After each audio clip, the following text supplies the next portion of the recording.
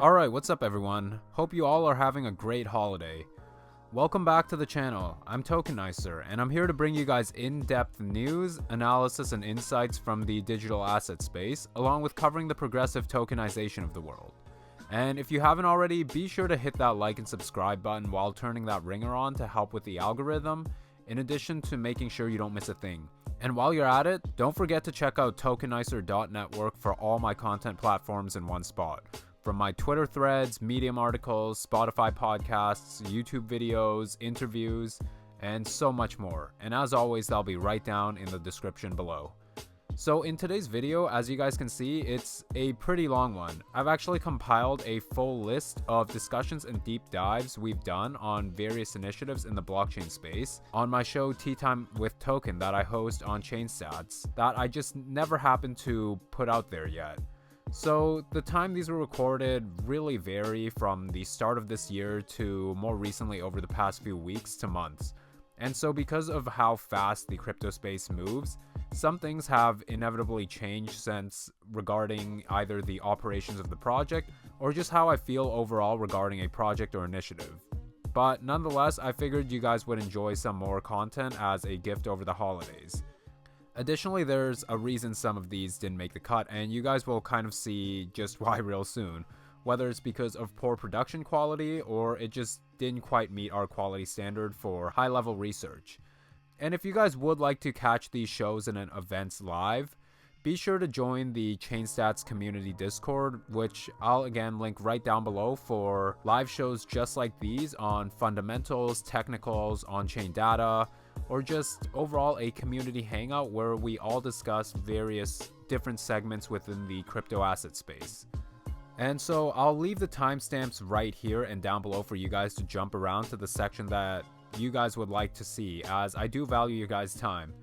And just before we get started, I just got to remind everyone real quick that I'm not a financial advisor, and therefore please don't take anything you ever hear or read from me as any sort of financial or investment advice. But now that we got that out of the way, let's get right into it.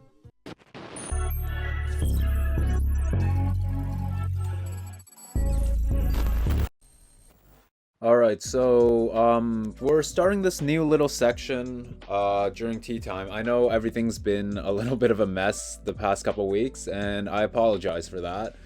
Large part of that is just due to me trying to rearrange everything with school coming back together. And it's, been a little bit of a mess, but I think we've kind of sorted it out for the most part. So we'll see how this goes. Tea time will be hosted at 1 p.m. Pacific Standard Time on Wednesdays for the time being. So yeah, I just wanted to let you guys know that. So this little new segment of what we're doing is we're gonna kind of be looking at some parts in the DLT ecosystem that, aren't quite talked about as much, and largely because you can't directly invest in these ecosystems. And we've talked about some of these previously. So these are like R3, Hyperledger, Ethereum Enterprise, and all these other branches off of it. So for example, Blockchain is a client of Hyperledger Besu, and DTCC's Ion is kind of a branch out of R3's Corda. And then, of course, there's other Ethereum Enterprise kind of clients that get branched out into their own little network with its own specific use cases, such as Finality with using Ethereum Enterprise. But anyways, so today we're just going to take a brief look into Corda.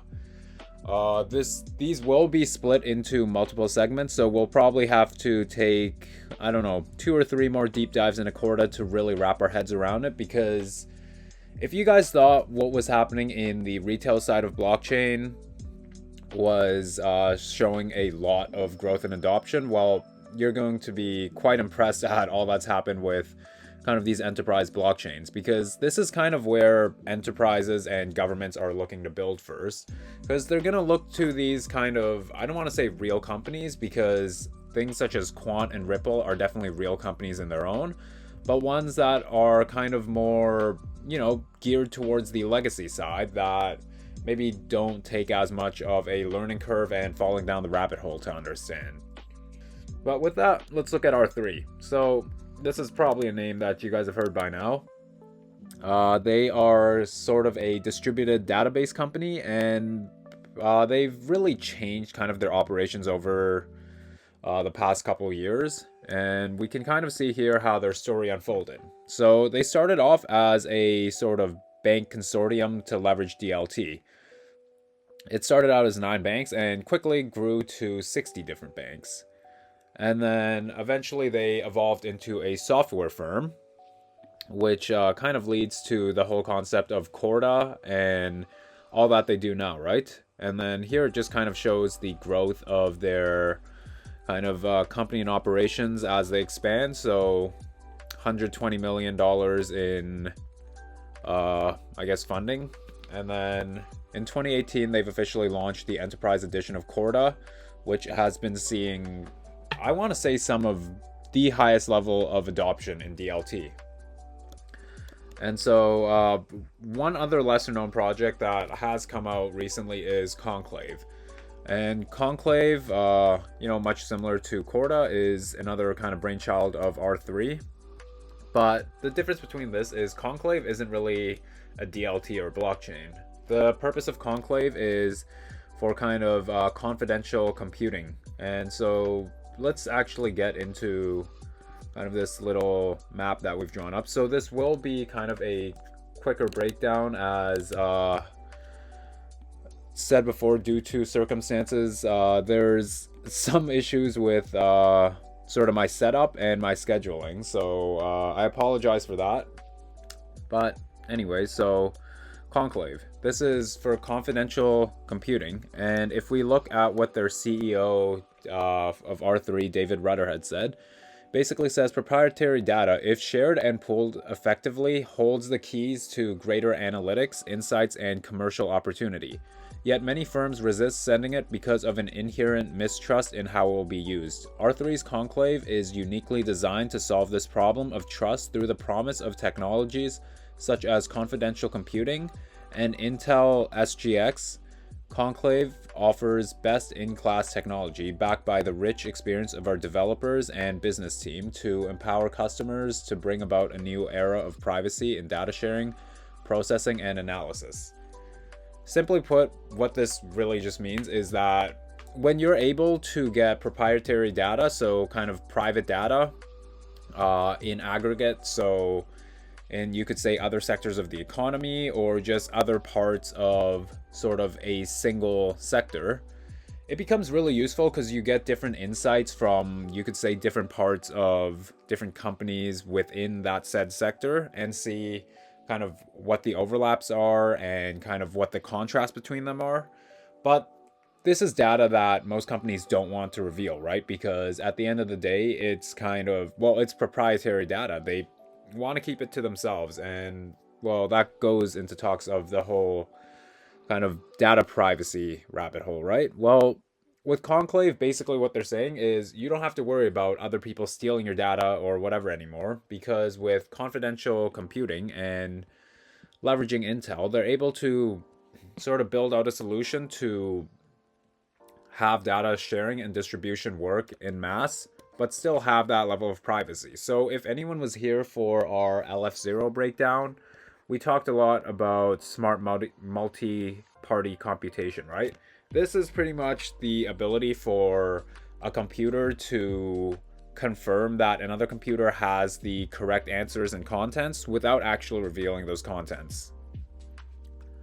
So this uses a kind of similar approach. I don't believe it actually uses multi-party computation, but the kind of use cases for these are rather similar. Now, let's look at Corda now, because this is kind of really where the highlight of R3 overall is, right? When you think R3, you think Corda. So Corda is a private and permissioned blockchain platform, and it's arguably the most adopted in terms of real enterprise and legacy use cases. So if we scroll down here, we see some of the kind of users of Corda, right? These are all massive names, and I'm sure you've seen most of these before. DTCC, this stands for the Depository Trust and Clearing Corporation. And this is one of the biggest and most essential companies in our financial system. Because here it says, in 2021, approximately 643 million securities valued at $152 trillion were settled at DTCC. So that's a lot of trust and power given to a single entity, right? There's also ING Group. This is a European bank, and I believe last time I checked they held over 1.1 trillion in total assets under management. So that's fairly impressive, right? Anytime you see an institution with over $1 trillion in assets under management, well, they're probably fairly big and up there, right? There's also Accenture. This is another really big blockchain and tech consulting firm, and we've seen them kind of all around the place, right? From the Digital Pound Foundation to across various CBDC projects such as Jasper and Ubin. They both had mentions of Accenture working with them. We also got the NASDAQ. I don't think I really have to say all that much about the NASDAQ. And then we've also got HSBC. This is a top financial institution, and they were actually one of the first, well, they were the first enterprise to adopt Corda on Google Cloud. We've also got STX. This is a digital exchange that Six had created, and we've done a deep dive on this previously. And then Contour, this is a global trade network with a bunch of other sort of financial institutions within there. And Spunta, which we've also discussed previously when we've talked about Quant. This was the project to kind of connect 100 Italian banks onto a DLT. And this was, of course, done through SIA and R3's partnership. But if we look here now, we've also seen this before, right? This is kind of the diversified use cases in various ecosystems for SIA chain. So these are all the different applications that SIA is considering to build. And we see here, some of these require multiple blockchain platforms, right? We see Ethereum, Hyperledger, and Corda. But interestingly enough, if anyone remembers, we were briefly talking about Project Ion from DTCC and R3 recently, along with Finality. So this was a collaboration mainly between DTCC and Finality. And pretty much how this worked is they're collaborating on Project Ion. And kind of the highlight and why we kind of care about this is that DTCC leverages Corda. We've talked about that. And then it also says Finality payment system is an Ethereum-based system. So we know Corda is private and permissioned, right? And then we also know from here that Finality says they're Ethereum-based. So this is a permission network from Corda, a private permission one, with a public permissionless one. Now, these aren't supposed to interoperate, not even with blockchain bridges, because these are two completely different ecosystems in essentially walled gardens. So there are a lot of talks that they are using something like API gateways or standardization for kind of having these work together. But that's kind of, aside the point. It's hard for me not to occasionally drop the little hints of Quant in there, but let's look back at specifically Corda. So, as I was saying, these private permission networks are seeing much more adoption than these kind of public permissionless ones that are kind of operating in the crypto space.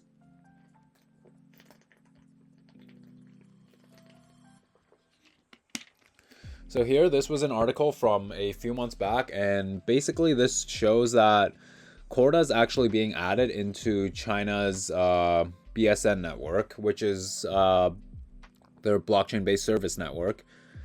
And so they've already seen Hyperledger Fabric and Fisco BCOS added to their BSN.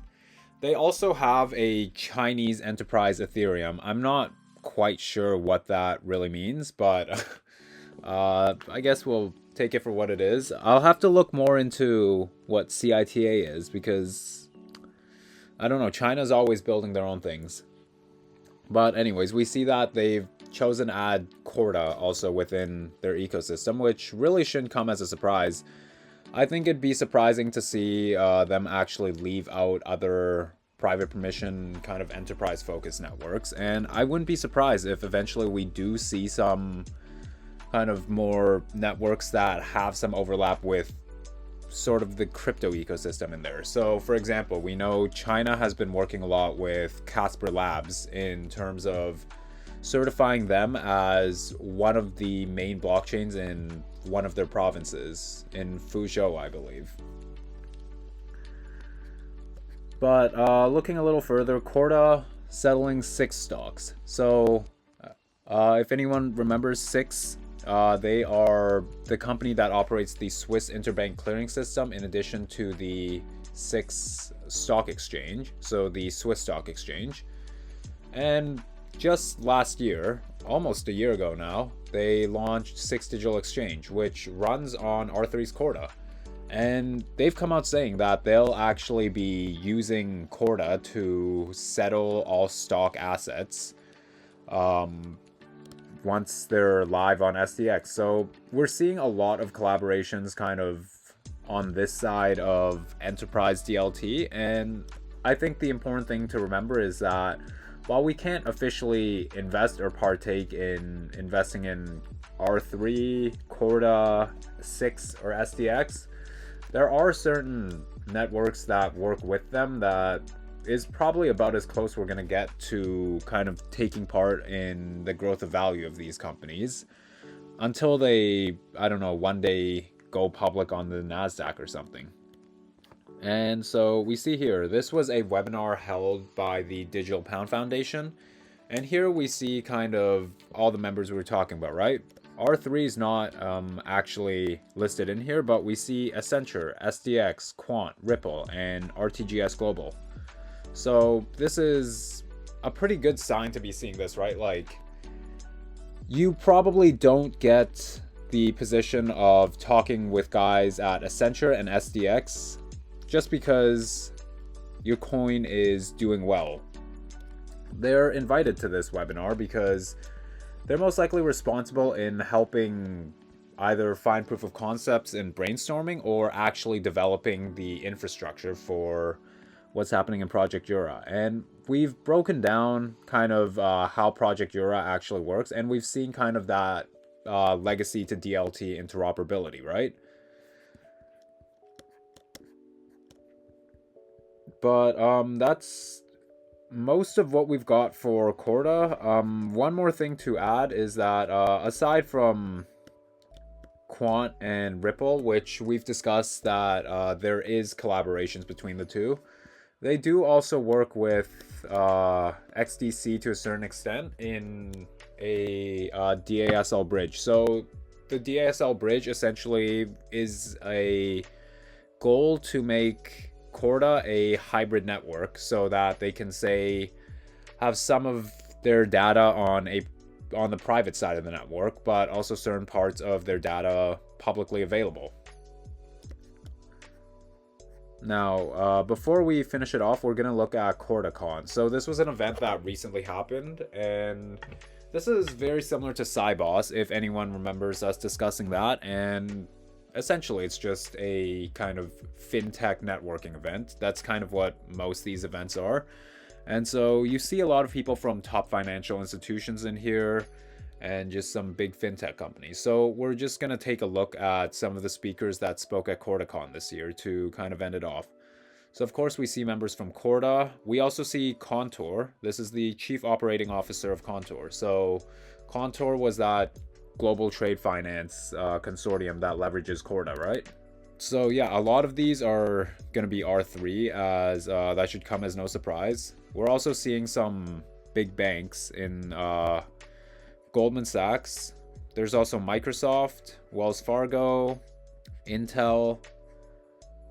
So you guys kind of get the point. There's, just a lot of big fintech players that actually matter. They're not your small kind of crypto startups in these. Like, really, the only crypto startup we see in here is, so far that I've found, is Quant. And well, we know they they kind of have an asterisk to them in terms of being a crypto startup, as they don't just work within kind of the private sector space of, well, I shouldn't say private sector space, but the retail space of DLT. But that's for the most part what we've got for today's breakdown in terms of breaking down part 1 of R3. Next week we're going to continue a little further on R3, and since we've looked a lot on the partnerships, we're going to actually look into the application and kind of why they're choosing to build on Corda. But we'll also take a look into Hyperledger, some of the adoption they've shown, because there is some pretty interesting adoption that's gone on in both the Hyperledger Foundation, which is the consortium that they've kind of built up by that's actually done by the Linux Foundation, in addition to directly some application through some of the Hyperledger projects. So most notably Hyperledger Fabric. That's kind of one of the other top enterprise blockchain choices right now. And we'll also touch up a bit further on Ethereum Enterprise Alliance and just kind of branch out further on, projects that are building on these but not quite, well, kind of their own spin-off of it. So for example, Finality with Ethereum Enterprise, or LackChain with Hyperledger Besu. But anyways, hopefully you guys enjoyed this short episode of Tea Time today. As usual, this was recorded and I will have this up on YouTube in the coming days. Anyways, thanks for coming on, everyone. If you hover your mouse over the screen, it says start an activity. Alright, I don't think that worked. I saw that. There's not much room in my hallway to run, but alright, welcome to Trick or Treat with Token. So this is our little Halloween special, and we're basically taking a deep dive. Well, we're getting a early view of my deep dive into Morpheus network. So we're just going to kind of look over some of their clients, kind of the new platform they've migrated to last year, ever since they've partnered with Golftainer, and then the operations within kind of their new platform, some of the standard setting bodies they're working with, and then some hints of them working with the Department of Homeland Security, which actually happened in 2019, but surprisingly no one's really talked about that yet. And then kind of just their work with the Blockchain and Transport Alliance, some more talks of Golftainer, and then we'll finish up with some talks of INAPA and key takeaways. So to start off, we'll look at some of their clients. A couple of these are just kind of family offices and very smaller enterprises, so there's not too much to go over kind of that I can talk about at least. But some of the bigger names we've noticed here are Dimitra, which is actually a project building in the crypto space. They're really focused on agriculture and kind of creating a more even playing field for farmers around the world. So kind of how their operations work, they record farming activities and create and receive detailed analytics and information on basically stuff that happens on the farm and the kind of conditions of their crops. So maybe, I don't know, how well those crops are growing relative to the industry standard. And then they utilize a lot of AI, blockchain, IoT sensors, and a lot of stuff around those areas to kind of, bring more industrialization to the agriculture industry. Because for the most part, it is still relatively behind in terms of technological innovation. And then Federated Co-op. This is a really big company in Canada, at least. I don't know if it's around in the States or other countries, but we can see they had a revenue of 10 billion in 2018, and they do a variety of things. They do marketing, administration, and I really only knew them as a gas company. We can see this gas station. This is actually right by my school, so it's cool to see a local project that's working with Morpheus Network. And something else you guys might have heard of is they've partnered with, well, not exactly partnered with, but through their partnership with Morpheus Network, they actually won the ISCEA, which is the International Supply Chain Education Alliance. They hand out multiple PATAC prizes, so these go towards a variety of things. They go to new innovators that are building the supply chain industry, young minds that enter this sector and kind of bring, their innovative thoughts. Well, Morpheus Network and Federated Co-op had won the one for bringing innovations to the supply chain industry. So that's pretty big to see, being, this is an alliance that's built of some of the top supply chain, not only workers, but also companies in the world. And they work with some companies and enterprises like the Department of Defense, UPS, Ford, a lot of others. And then there's Jiangsu APEC Machinery. So APEC stands for Asian Pacific Economic Cooperation. And this is pretty much an alliance that's built out between Asian Pacific regions. So you guys can see in this graph here, there's the APEC founding members. So we've got countries like Australia, Canada, Japan, the United States, and then some other countries on the Asian side. So there's China, Hong Kong, Vietnam, Russia, Peru. So it's a pretty big alliance, right? Well, the APEC machinery in Jiangsu, China, is basically focused on manufacturing for this alliance. So they do a lot of things. The main thing they do is kind of ironwork.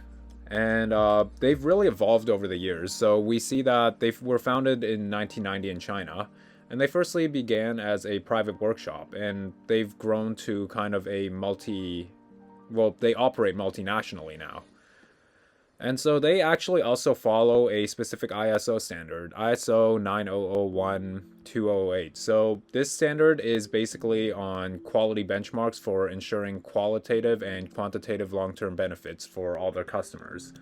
So there's not all too much information we can find about them exactly, largely because they are a company operating in China.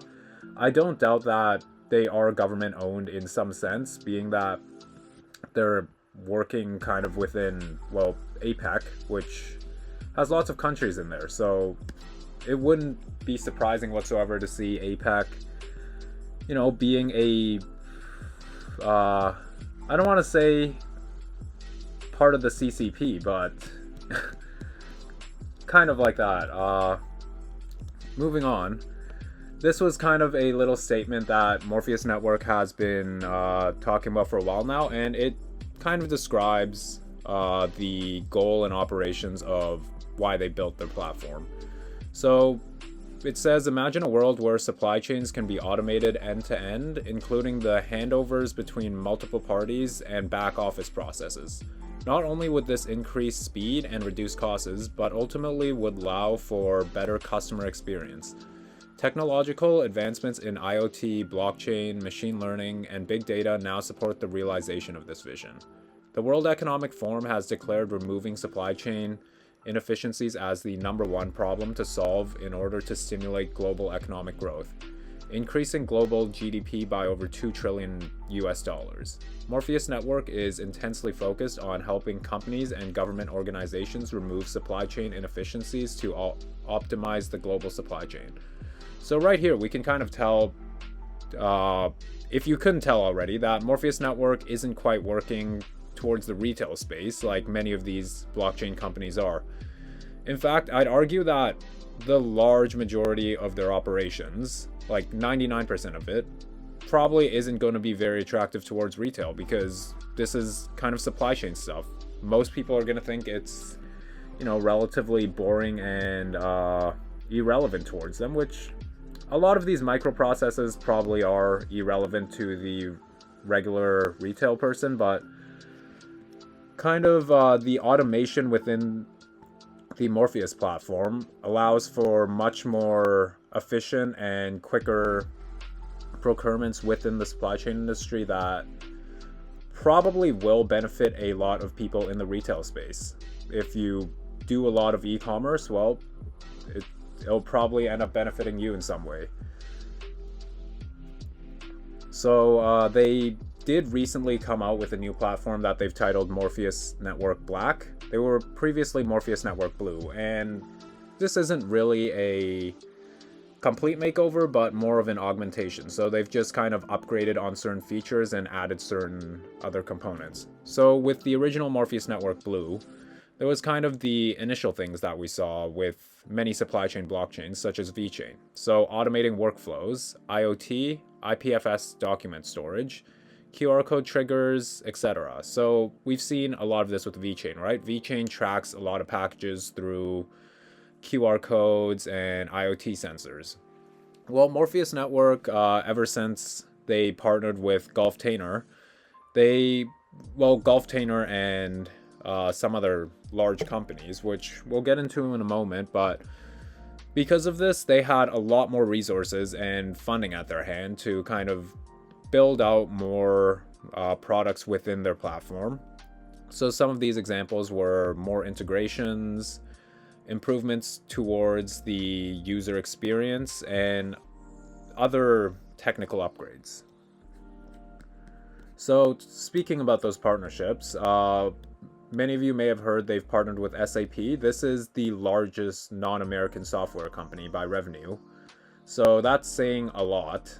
And basically how this partnership started out is Morpheus Network was added into the SAP partnership ecosystem. This kind of just gave them the resources and experience from the SAP team. They then joined the Co-Innovated with SAP program, and so this allows them even more resources, services, and certifications to really solidify and legitimize their partnership. And here's just a little, I guess you could say, key points about what this partnership is really going to be all about. So to certify its proprietary fraud protection protocol for pairing and scanning unique items to identify black market, gray market, or diversion tactics, counterfeit or contraband goods by creating an immutable digital footprint. So this is essentially a digital twin of the initial product within the supply chain procedure. And we've heard a lot about this, right? This kind of allows you to directly track and trace the authenticity and movements of a specific asset or good that's being shipped. And then develop an API to SAP infrastructure and modules. Basically what this means is they'll develop a interconnection between SAP's infrastructure and the Morpheus platform. And we've seen them do this for a variety of other kind of companies out there, right? We know they have integrations towards companies like UPS, Stellar Lumens, Ripple, FedEx, a lot of other logistics and procurement companies around those lines. And then they also say they'll have enhanced track and trace to provide supply chain transparency using a unique QR code or smart RFID tag. So kind of what you'd expect out of a partnership out of two supply chain software companies, right? Though I think the exciting thing here is remembering that SAP is one of the largest software companies in the world. So to see Morpheus Network, a crypto startup that's relatively still unknown, partner with SAP, I think is pretty massive. And well, it really goes to show that these blockchain I guess SAP is not a blockchain company, but these big tech companies likely know of a variety of DLT solutions that are in the crypto markets.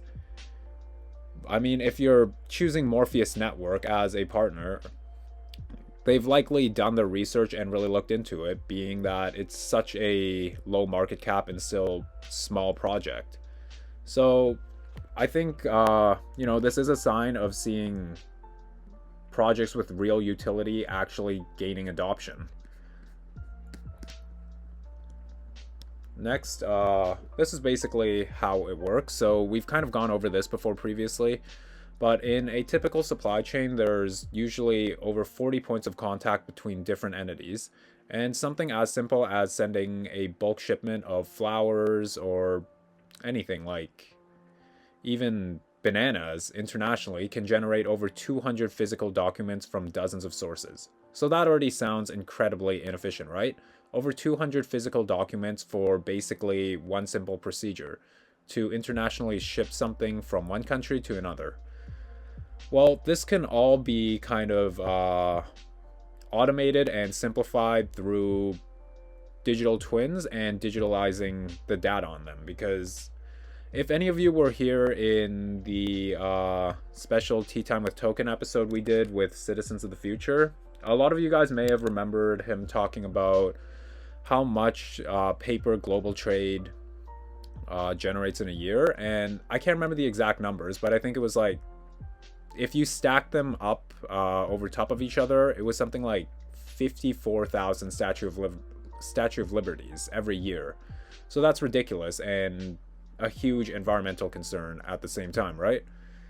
So a lot of the goals within these supply chain projects are simply just to digitalize a lot of these paper documents, because by law at the moment, they still need to be officially physical in paper, largely because in kind of the internet of information at the moment, it's very easy to tamper with certain documents, and there's no way to really trace back and look at the original copy of that, right? Now, moving on, we'll just touch briefly on how their operations really work. So this is a little infographic that the team had provided. I've labeled the steps 1, 2, 3, and 4 just for clarity purposes. But basically what we see here is the cycle of the agri-food supply chain. So it starts off with production, because you've got to produce the food somewhere, right?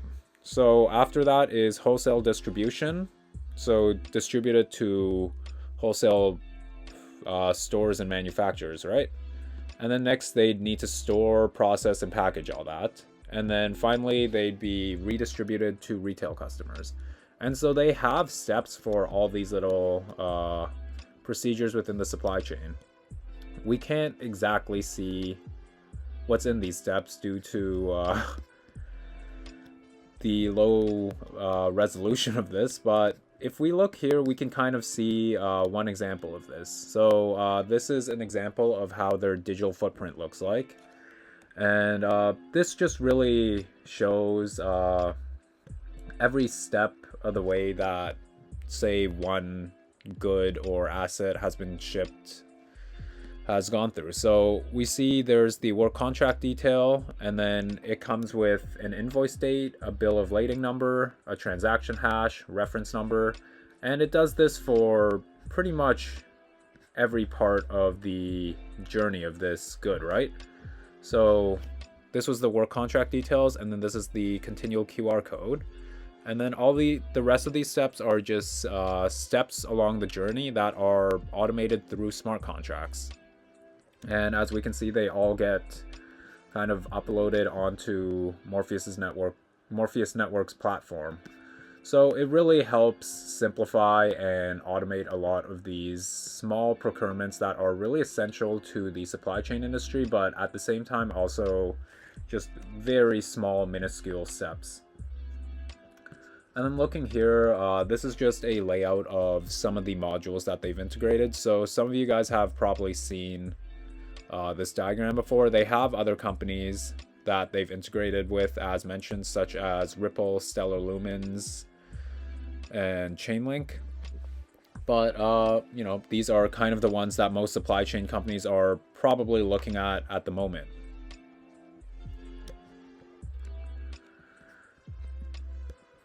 This was just a little explanation stripped out of their white paper, and I thought their way of wording this was pretty good for kind of the future of their operations. So they say, as a middleware platform, we do not seek to replace existing systems or services, but rather augment and enhance them. This means that our clients do not need to throw out their established technology infrastructure, but can utilize our platform to optimize and automate their current workflows in conjunction with existing IT infrastructure.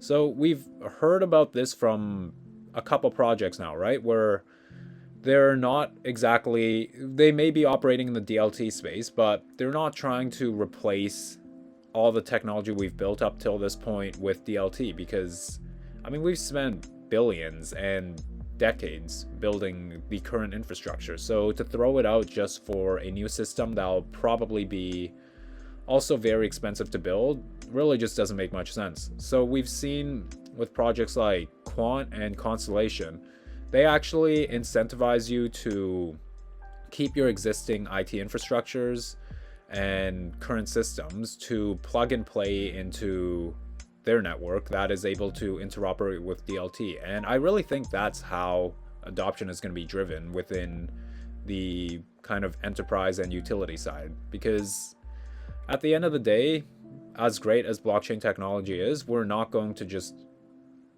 migrate everything over in a sense. Well, we will migrate everything over, but we'll do it in a way that's kind of like this and not like, okay, we'll just start from scratch with blockchain technology. So it also says here that instead of requiring companies to overhaul their entire software stack and set up blockchain networks themselves from scratch, Morpheus Network does the heavy lifting in the background.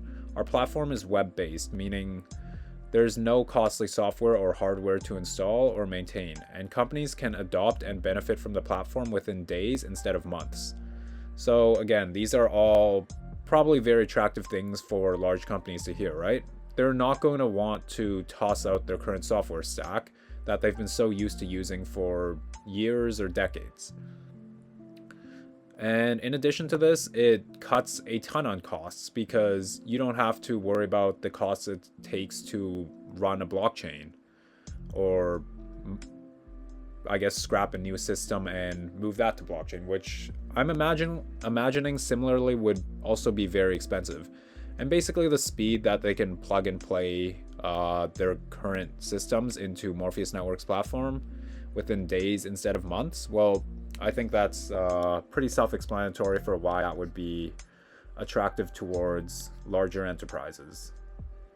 And now we're going to look at some of the work with their standard setting bodies. Largely, this is just with the UN. So we know that Dan Weinberger had spoke at the United Nations, or one of the United Nations conference on supply chain, right? And this was in, this event was in China just right before COVID. And so this is largely why they have these connections to China, right? This here, Jinan North, this is also another Chinese kind of exporting company. And so largely the reason they've landed these partnerships is probably because of Dan's presentation at Morpheus Network. And, you know, having him land a partnership with a company that's kind of working within APEC is really massive, because this is essentially another kind of intergovernmental organization. And as we know, any blockchain networks that are building with intergovernmental organizations are probably going to have their likes of surviving and thriving in this space post-regulations a lot better than ones that are just really another siloed walled garden.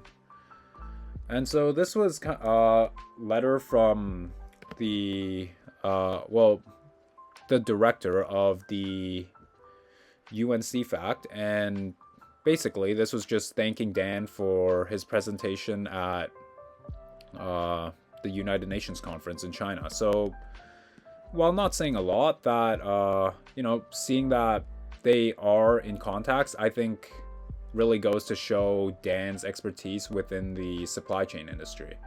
And so this was one of the more recent presentations that Dan did.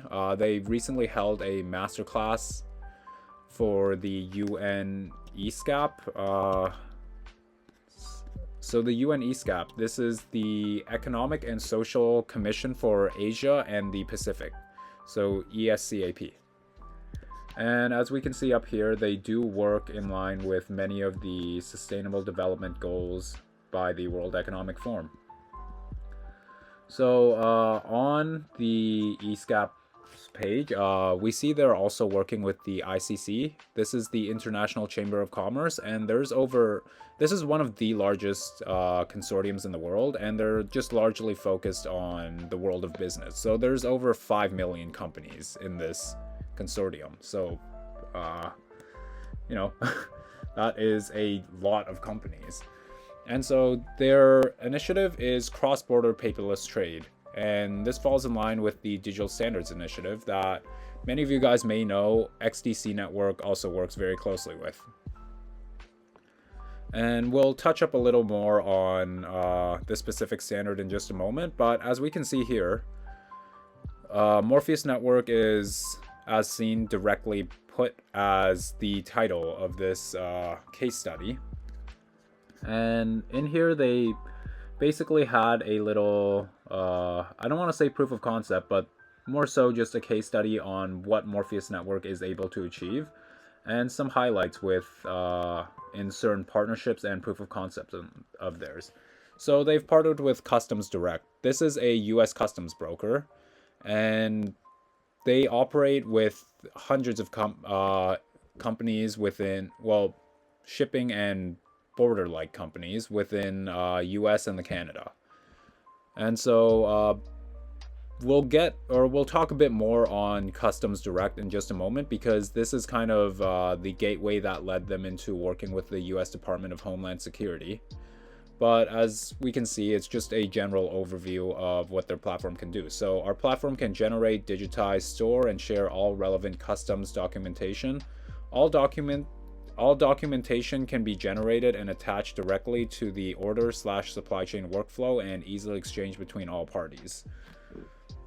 In addition, we've integrated our solution with the ACE portal to automate the process of cross-border compliance completely. The ACE portal connects Custom Border Protection, CBP, trade representatives, and government agencies involved in importing goods into the United States. So, one thing that may not be mentioned as much is that because Morpheus Network is a company that's working within supply chains and obviously shipping and logistics, to really do that and operate at the level of, well, ports, you are going to need to be working with regulators, right? Because if not, what's stopping someone from, say, using the Morpheus Network platform and shipping, I don't know, a pound of cocaine or something, right? So they need to be working with these regulators and working on these standards to thoroughly verify and validate what imports are coming into a specific country, and also what exports are being exported from a country, because there's a lot of counterparty risks to this if you're not working in a regulated manner. And then this section is on business needs. So they basically mention the same thing about digitalizing and automating workflows. And then this mentions the architecture and functionalities of how their platform's built. So it's a cloud-based architecture that integrates with producer backend. So a lot of ERP stuff. Shipping software used by 3PLs and custom officials. The front end is a document handling system that generates and stores all relevant digital documents and connects them to a specific shipment identifier.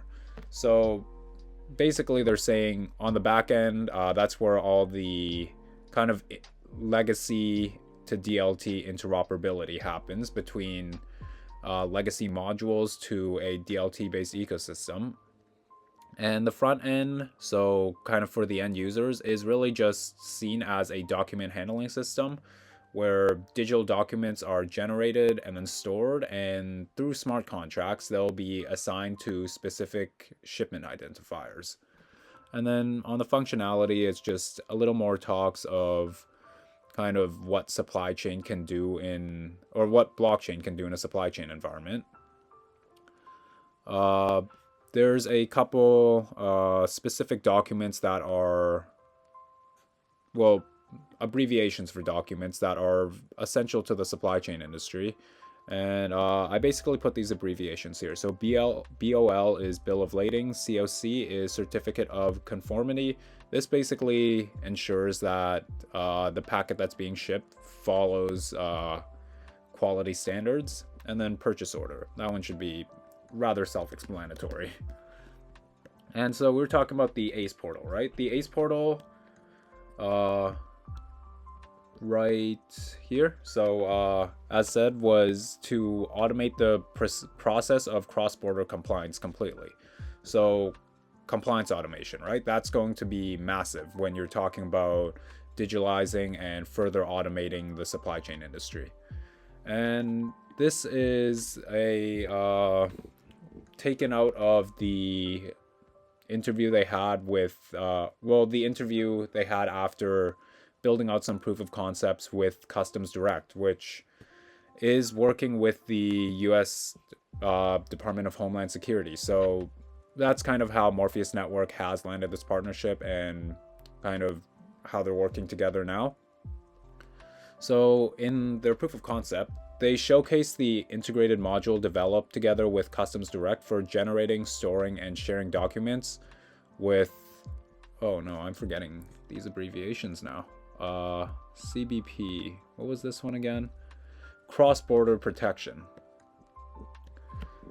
And automate cross-border logistics. This includes digitalization of documents for the US CMA region and all the process steps for the digital footprint. After receiving the documents, Jim in Sioux Falls, South Dakota is able to use Morpheus Network to automate workflows for electronic filing, which puts essential information on the distributed ledger, including the release documents. This saves time and prevents error from the manual creation of the bill of lading, commercial invoice, CBP forms 3461 and 7501. A key reason for holding up goods at all US entry points.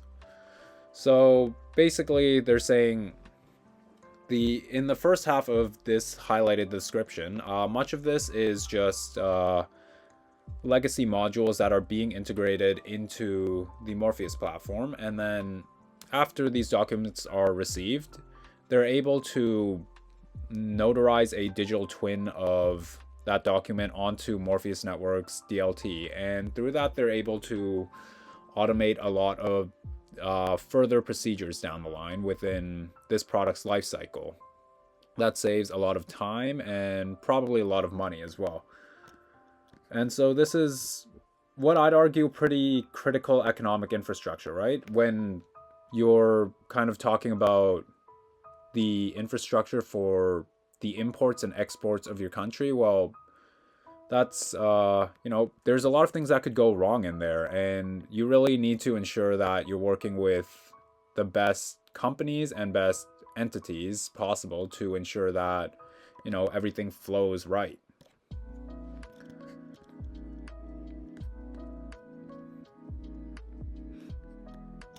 And now, before we talk on the name of the standard that they're likely working with the UN on, in their Q&A with Dan Weinberger, the Morpheus Network CEO, someone had asked about the work with the UN ESCAP, and basically Dan explained that ESCAP recently ran a UN masterclass on paperless trade that he was a part of.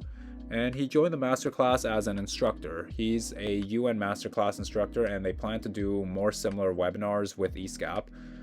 Their cross-border solution got added to the UN ESCAP solution database, which I think that is really massive. When you're seeing that a crypto startup's cross-border solution through their middleware is added to the UN ESCAP's database, because I mean, how many not even crypto startups, but just startups out there really do you think are on a United Nations solution database?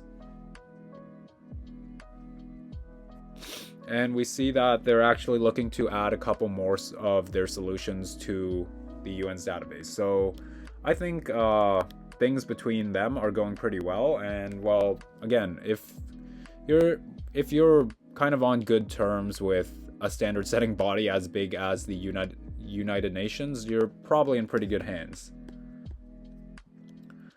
Now, the ICC, this is what we were talking about, right? And we see the ICC here, so the International Chamber of Commerce. And so they work with the United Nations.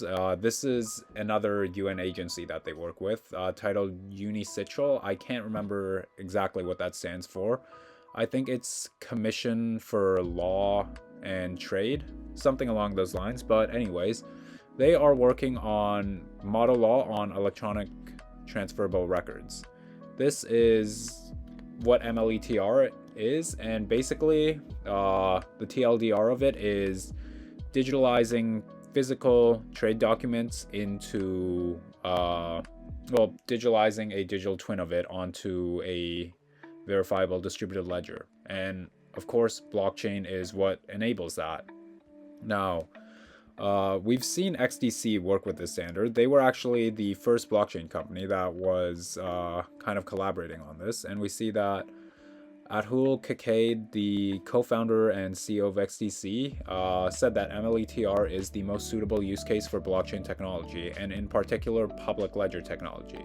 XDC network brings the needed blockchain infrastructure to support interoperability across financial institutions, platforms, and ecosystems. We're delighted to work with members of the DNI initiative and Inigio in particular to bring MLETR to life in the most interoperable, secure, and cost-efficient way.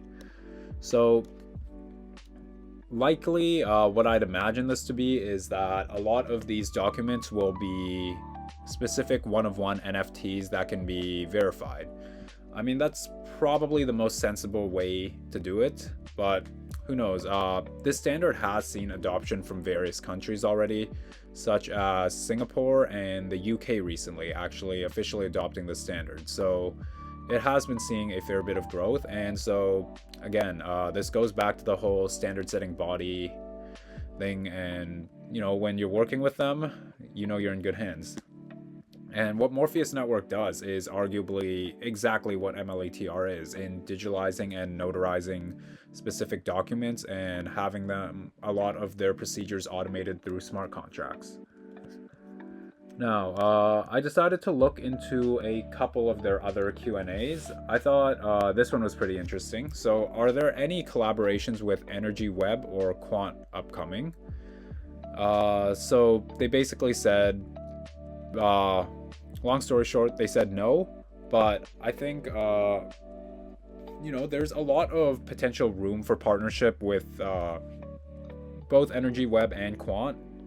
Not singling these two out, there's probably a lot of other possible collaborations with other networks. I can see them, for example, migrating some of the workflow over to the hypergraph.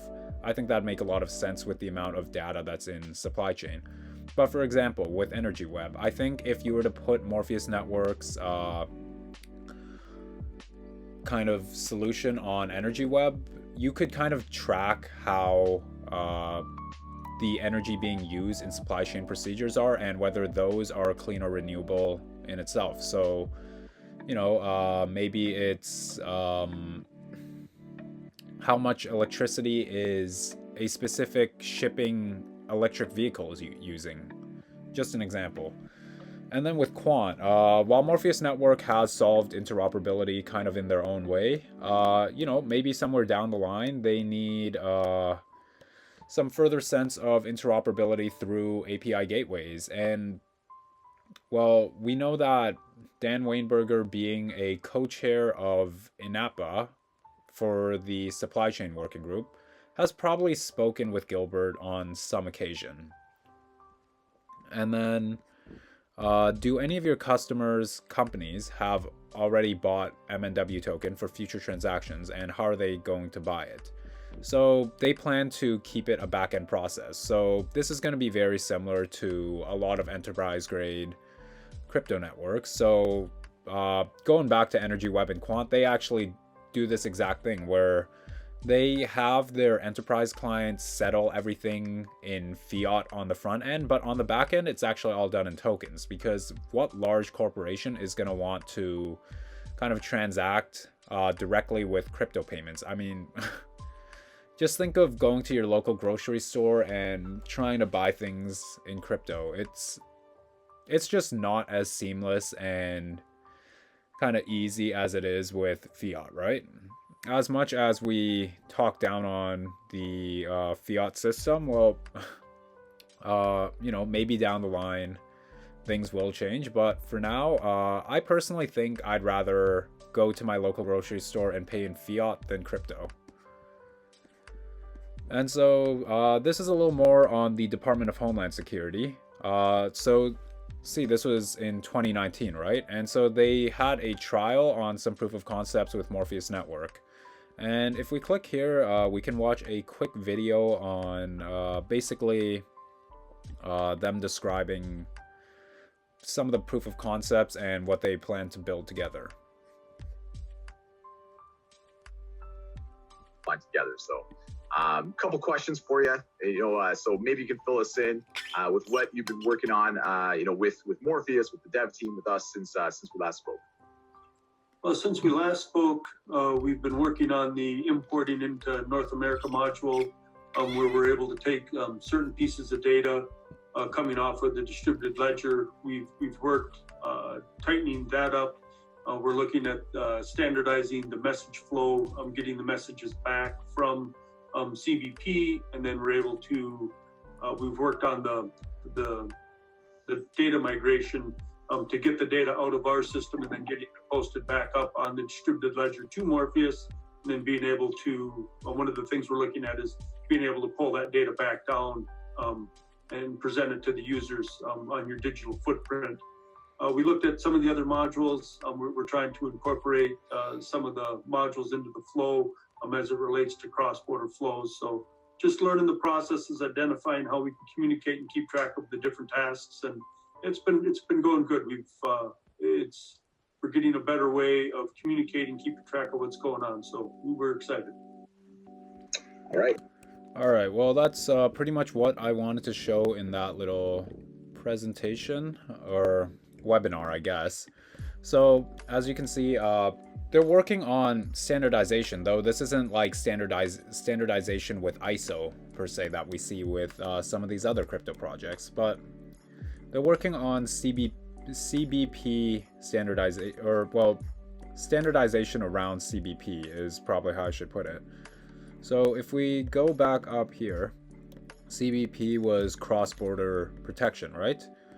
Well, this is probably a universal standard, but to see them working with, Customs Direct specifically works, the majority of their operations are between Canada and the US. So to see them working on a standard that's universal, but on a company that's working directly with the Department of Defense on certain shipments and logistics, well, I think that's saying a lot in terms of how these other standard setting bodies and legacy companies within this industry are looking at Morpheus network, right? Because if you're not a very strong solution, or not seen as a really strong solution, they're probably not going to have you working on these specific standards with them. Now, we're getting towards the latter end of this little deep dive, but I just want to talk about the Blockchain and Transport Alliance again. They have changed their logo for anyone who noticed, but we've spoken on this before, but this is likely the consortium that's landed Morpheus Network so many of their integrations. I mean, in here we can see Salesforce, FedEx, UPS. These are all essential parts of the world of logistics and supply chain today. And well, Morpheus Network is probably one of the smaller companies in there. Some of the things they're working on within the Blockchain and Transport Alliance are more standards. So there's technical committees within standards and working groups. So they operate kind of similar to how ISO is working with standards. And I really wouldn't be surprised if there was some form of license committee between the Blockchain and Transport Alliance and ISO. But anyways, they have multiple standards they're working with, and specific working groups for that. So the data format technical committee. So this will be for bills of lading, location, shipment, and they have an implementation technical committee. So data format, that should be pretty self-explanatory, right? It's the format of how all this data is going to fit within kind of blockchains, and then implementation is the direct implementation of DLT within these specific businesses. So with data format, Morpheus Network potentially has some work to do with that, but I think data format will be fairly standardized, and it probably won't have much effect on Morpheus Network's specific fundamentals, but more so to the overall world of supply chain. But on implementation, I can really see Morpheus Network having a lot of work to do there, because, well, we've talked about how easy it is to integrate their platform into legacy modules, right? I think that's how the majority of supply chain companies are going to want to operate with DLT moving forward. They're not going to want to scrap everything and start new building on blockchain. They're going to want to move things over. So I think with implementation, Morpheus Network potentially has a lot of work with the rest of the members in the consortium. Now let's just touch up on Golftainer real quick. So Golftainer, this was another one of Morpheus Network's partnerships, and this wasn't like one of those partnerships where you just like call up or email the head of operations for that company, but they actually had to win this partnership against 2,000 other supply chain companies out there. So there were a total of 4 companies that won, but Morpheus Network, I believe, was the only blockchain specialized platform. And to give a little summary of Golftainer, they're one of the largest ports in the world. They do an annual throughput of about 6.5 million TEUs. I can't exactly remember what TEUs stood for, but they basically mean shipping containers. Like, you guys know those big metal containers by shipping ports? That's kind of what TEUs defines as. So they do 6.5 million. We can see here that Canada, remember, this is the entire country of Canada versus one shipping port company. They do about 3 million more, or 300,000 more per year. So that's, relatively might not be that much. Well, it's still a fair bit, looking relatively. But that really goes to show how big Golftainer is, and they operate mainly across the UAE. So with their Golftainer partnership, their 3 main points were to make Golftainer the go-to port in each region they operate.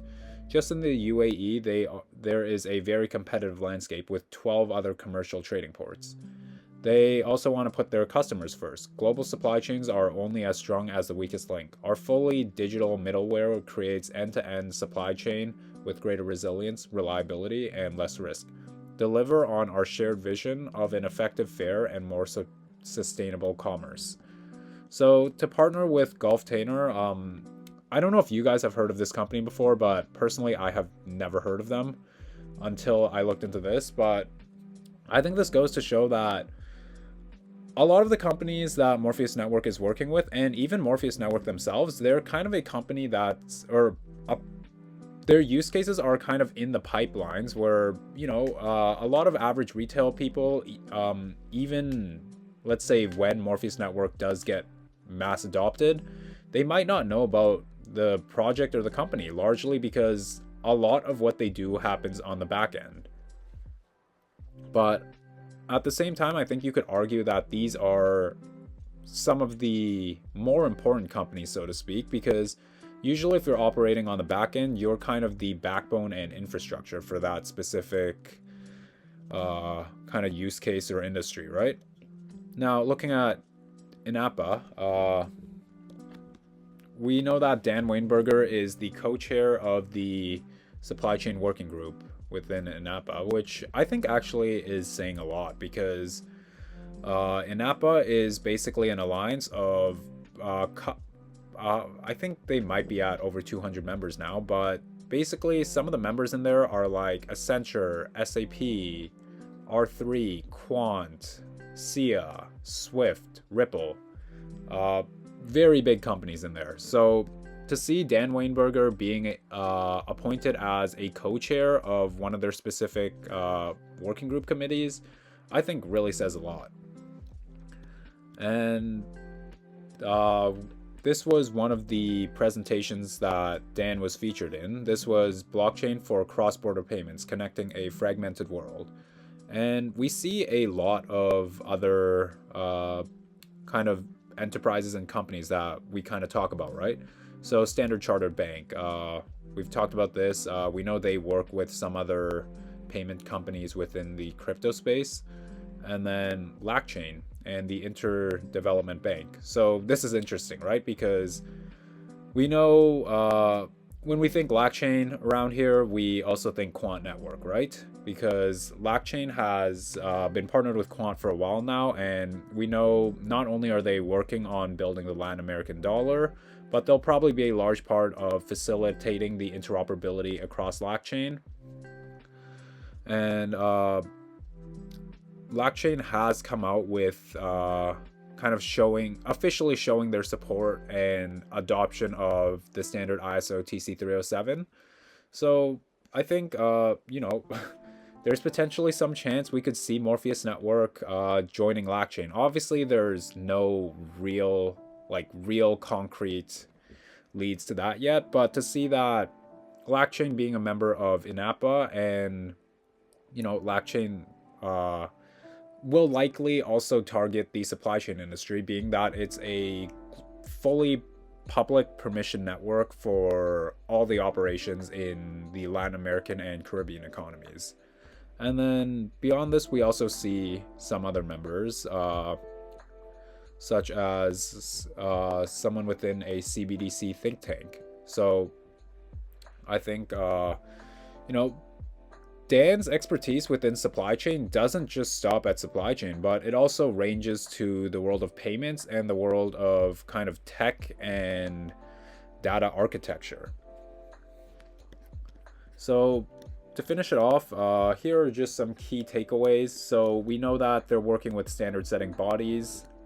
That was mentioned a lot in this little presentation, right? But I think that's a very important point to drive home, because I'm not saying you can't succeed as a project if you're not working with standard setting bodies, but it really makes it that much harder to succeed. And I mean, if a standard setting body is looking at your solutions and wanting to collaborate with you, you're definitely doing something right. Next up, tech agnostic middleware. We've also mentioned this a lot previously. Tech agnostic middleware, that's going to be really big for kind of larger companies that don't want to migrate all of their operations over onto blockchain, right? And in addition to this, it just cuts a lot of cost and a lot of time. And so because they're agnostic, they're also, of course, not competing versus other blockchains or even other legacy module systems. One thing to point out though, this isn't the first supply chain middleware. There have been other previous supply chain middlewares to connect other modules, though as far as I know, this is the only one that's really looking to connect it to the future via blockchain technology. By that I mean like a middleware system that is able to support legacy modules and DLT. It's following the MLETR standard, so goes back to the working with standard setting bodies point, right? Again, this is massive. MLETR being a standard that's built by the UN, and the UN being one of the largest and oldest actually I don't think they're the oldest, but they're one of the older and more prestigious ones that are, well, they have multiple what do I call them? Agencies. So we know the ITU. We've mentioned that and their work on ISO TC307 and collaborating with ISO on that. That's another UN specialized agency. So ESCAP 75, that's just another one of them. And so seeing that the ICC the UN and the World Trade Organization, in addition to a lot of other standard-setting bodies that are working within global trade, are all pushing MLETR, which is pretty much one of the many functions of how Morpheus Network uses their operations. Well, I think that's, again, a very good sign in the sense that they're, whether by accident or by design, they're working very well within, well, the future of regulations, and then adopted by a lot of small and medium enterprises, as we could see in the first slide that we talked on. So this would be a lot of these other companies that aren't highlighted, right? These are a lot smaller of companies, and while, you know, they might not generate the revenue that something like an SAP or UPS does, they are still very essential critical pieces to the economy. In fact, I think something over like 90% of the US working economy is from small and medium enterprises. And then we know they operate fairly globally. I mean, if we look here, we see operations in Canada. This is actually where Morpheus Network is based too. We see operations across Asia Pacific and in a lot in China, again, largely because of the UN CFAC meeting in China. And then with Gulf Tainer, we see operations in the United Arabs. So really, they are really operating relatively globally compared to other supply chain networks out there. Like, I'm not talking down on any other projects, but for example, we know VeChain, a large problem with them is that they operate in China, and for better or for worse, a lot of times that leads you to being a big silo from a large part of the world. Obviously, there's some cases of Chinese companies operating multinationally, but there's, I'd imagine, a lot of other companies that are based in China, but maybe they want to expand their operations, but due to regulations around that part of the world, they can't really do so without facing a lot of risk. And there are some companies that have kind of faced this dilemma before in China. For example, there was a ride-sharing company. It was supposed to be China's version of Uber, but they tried to expand their operations into the US, and China basically took out all their support for them, and everything was downhill for them afterwards. But that's kind of getting away from the topic of Morpheus Network. But this is kind of what we had for this session's deep dive. I didn't want to reveal all too much because the official deep dive is coming to YouTube very soon, and they'll have a lot more talks on their master nodes and the tokenomics behind everything, in addition to some other goods with the team. But for now, this is kind of what we've got. So hopefully everyone enjoyed this special edition of Trick or Treat with Token. And if anyone has any questions now, you can go ahead and fire away. Alright, so today we're doing a little introduction and breakdown into Algorand. We've talked about Algorand once or twice in some of our previous shows, but none of it directly breaking down what Algorand is. So we've looked at ALGO in one of our ISO breakdowns, as Algorand is an ISO 20022 compliant project, meaning they're basically connected to the legacy financial system. So when ISO 20022 does come into full swing and it's fully adopted, which they presume will be by 2025 or so, that a financial institution could then send a financial message, so a financial transaction, and Algorand could be used as an asset within these financial messages because it complies to that ISO standard.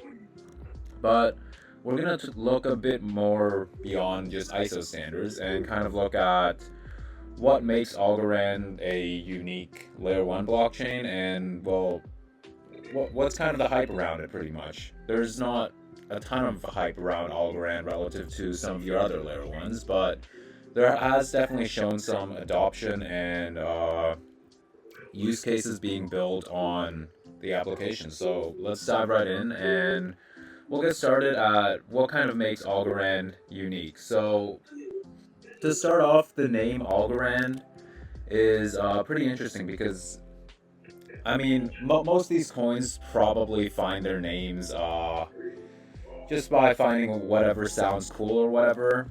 The way Algorand has done it is there's actually meaning behind their name. So algo meaning algorithm, and then rand meaning random. And the reasoning behind this is because the way Algorand's consensus and entire network really works is through a random algorithm that kind of selects validators and essentially network validators for transactions of blocks. And we'll get more into exactly how this works in just a moment, but I did just want to point out that Algorand's name is rather unique. And so let's first dive into Sylvia Macaulay. So this is the guy who had created Algorand. And prior to Algorand, we can see here his experiences. He won the Turing Award in 2012, and this was largely for his work in cryptography. He's one of the biggest world leaders when it comes to cryptography, with many of the projects we see today, such as Cardano, Polkadot, Avalanche, Ethereum. They all work on a sort of algorithmic randomness, and this was actually all done by, developed by Sylvia Macaulay initially, just that over time there's been other kind of tweaks to it within these other networks such as Ethereum in them. But overall, the fundamental use case of it says here, verifiable random functions. So as we see here, this is developed by Sylvia Macaulay, along with the knowledge complexity of interactive proof systems, also developed by Sylvia Macaulay. And this is actually commonly referred to as ZK proofs. ZK proofs, for anyone unaware, is pretty much, say you want to access an application, but let's say it's only available to people for 19 years old or older. Well, most cases you'd have to show your full ID and verify it that way, right? Expose all your information, your age, where you live, where you were born, your name, everything like that. ZK proofs, zero knowledges, pretty much allow this to kind of be verified, but not have you expose all of your other information. In fact, it's done to the point where, let's say you do want to buy something online, but there needs to be an age verification. It doesn't even need to know what your exact age is. So it doesn't need to know if you're 25, 26, 21, or 14. All it needs to know is that you are above the age of, I don't remember what number we used, but let's say it was 19. All it needs to know is that you're over the age of 19. It doesn't need to know your name, your date of birth, your address, anything like that. All it has to know is it verifies you're over the age of 19, because that's the only kind of component that really matters in this situation. Verifiable random functions, a easy way to kind of describe this is that it's pretty much a public key version of a keyed cryptographic hash. So only the holder of the private key can compute the hash. This kind of makes sense, right? So think of like your wallet address. You're the only one with that private key, so you can compute the hash and basically send transactions back and forth on there. But anyone with the public key, so your public address key, can verify the hash, right? They can go on any blockchain explorer and see every transaction you've done since that wallet's inception. And so both of these functions were actually, Sylvia Macaulay had quite a significant role in developing these, which is pretty huge, right? These are both very big pillars within the blockchain and DLT space that are pretty much used in every single application and every network. All right, but let's look into the network consensus model itself now. So they run on proof of stake, only they kind of have their own little sort of spin off of this. So there's your usual proof of stake where you stake into large liquidity pools, either into a pool where it's designated between multiple validators, or you stake on a specific validator that you choose. Algorand's a little different in this sense.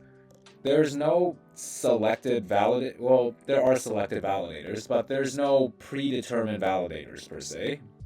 So what they use is called pure proof of stake, and this is where the randomness kind of comes in. So pretty much, if we look here, this is kind of their consensus model.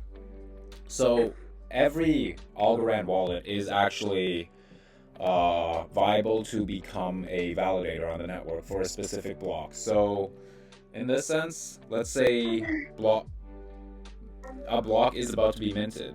Well, if you hold an Algorand wallet, you could be one of those potential validators for this specific block. And so we can see here, one account is chosen to propose block. So it picks out this account, and then the committee chosen to soft vote on the proposal is here. And then eventually a new committee is chosen to vote and finalize on certifying the block. So we see that here. And then these members are also all chosen at random. So really it does operate, I don't want to say perfectly, but it is really efficient in the sense that one, anyone can be a validator, and two, it's trusted in the sense that because of the randomness, the only participants that could, well, verify transactions on the network are the ones that are selected. And so the odds of selecting only malicious actors through this consensus mechanism would be very, very low. And especially with other committee members coming on within certain parts of the consensus process, that makes the odds for, let's say, a malicious attack or a bad actor all that much harder to really execute. So let's go back here now and kind of look at the trilemma, because with a lot of layer ones, especially the ones that were kind of developed pre, I want to say 2020-ish, there's a lot of talks around the blockchain trilemma, right? Out of the three, there's decentralization, scalability, and security. And most times you can only pick two of the three. So decentralization, meaning there's not a single point of failure, right? And it's not controlled within a certain entity. Security, meaning the network can't easily be hacked or shut down.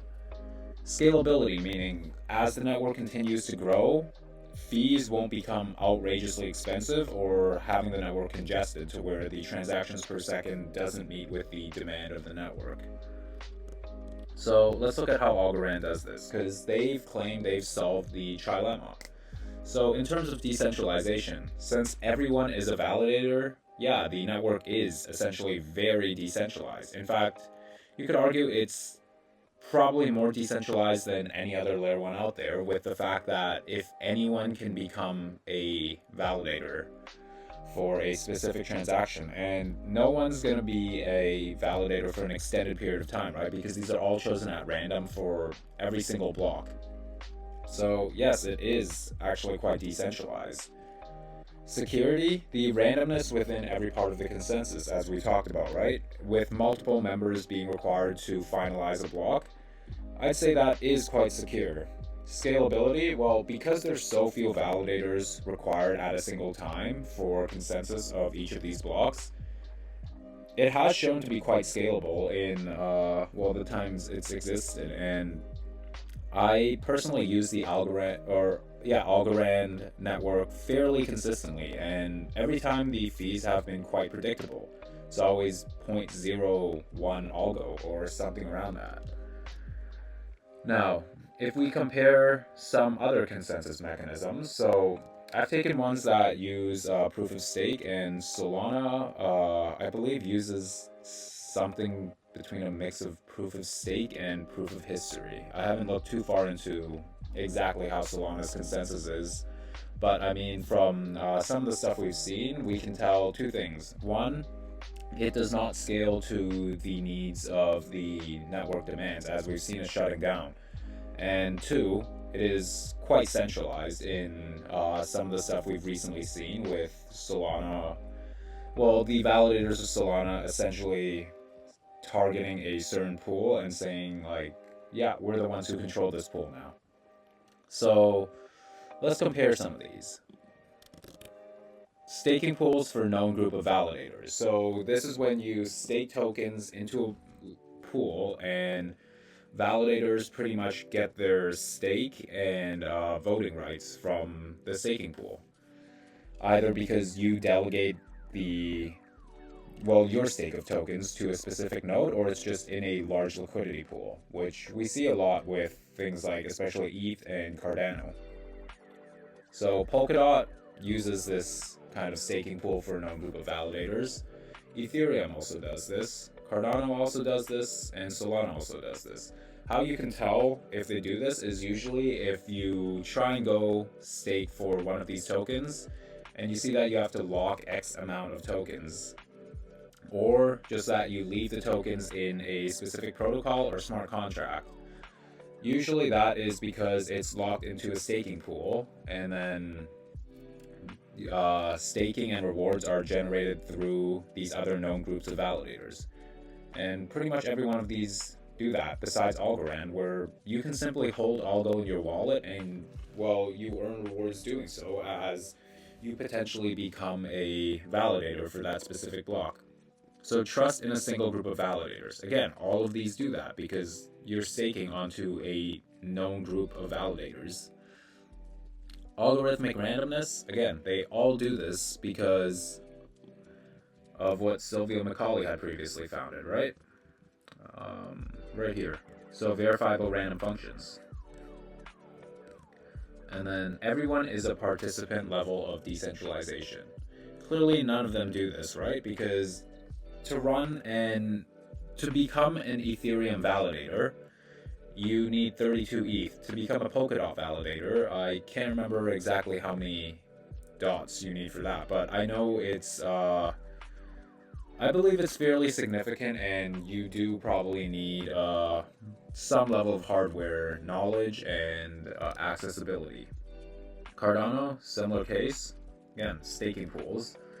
Solana, another similar case. And then Algorand is different because everyone can be a validator, right? And there's not really I guess there is a price ceiling or a price floor to being a validator, as you need a minimum of one Algorand to start validating transactions in the ALGO wallet. But if we look at the price of Algorand,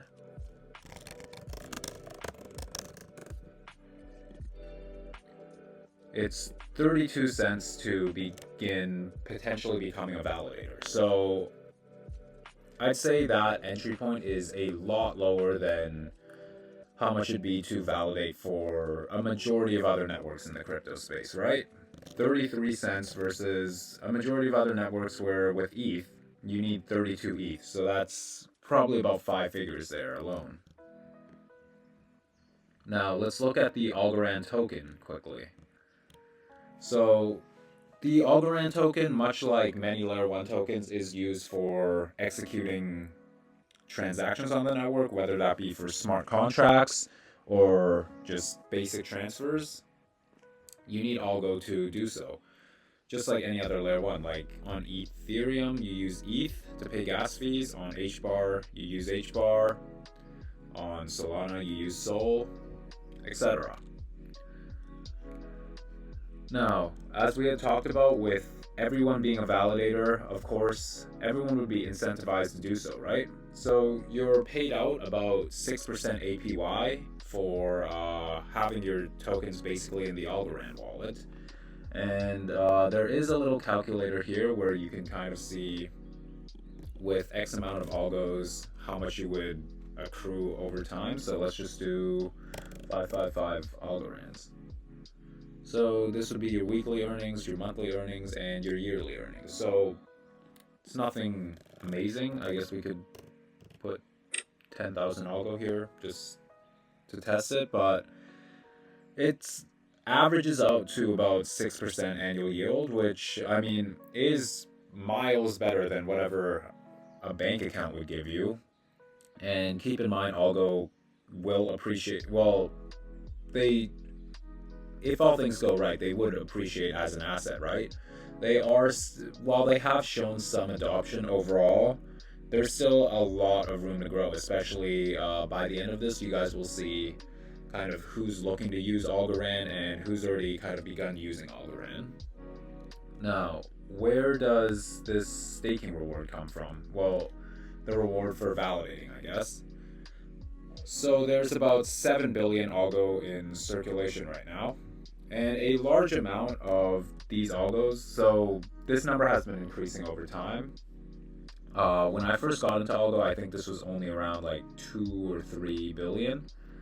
So how this number increases is due to this little timetable, or not timetable, but this little distribution schedule we've got here. So there's community incentives, ecosystem support, and from initial allocation towards the team. So community incentives are like community rewards, right? This is given out to people staking on the Algorand network and leaving their coins in the exchange or in the Algorand wallet to potentially be selected to become a validator. Here is for more research and development collaborations and grants, and a lot of these are largely academia focused, which we'll get into very shortly. But as we had talked about here, Sylvia Macaulay has spent the last 40 or so years of his at MIT as a computer scientist professor, so he definitely has a ton of connections to that sort of industry of, well, computer sciences. And so there's been a bunch of academias that have begun working with Algorand to kind of develop this out, and we'll take a look at which these academias are very shortly, but just know that most blockchains don't have this kind of connections to them where they have a ton of academic backing, and that's actually really important because, well, we'll talk more about this again later, but with blockchain and DLT becoming more and more mainstream, it is becoming offered as courses in many mainstream academias. And well, if you can get these future builders in the blockchain space to familiarize themselves with Algorand as when they begin learning, well, I think that gives Algorand a pretty big competitive advantage over a majority of layer ones.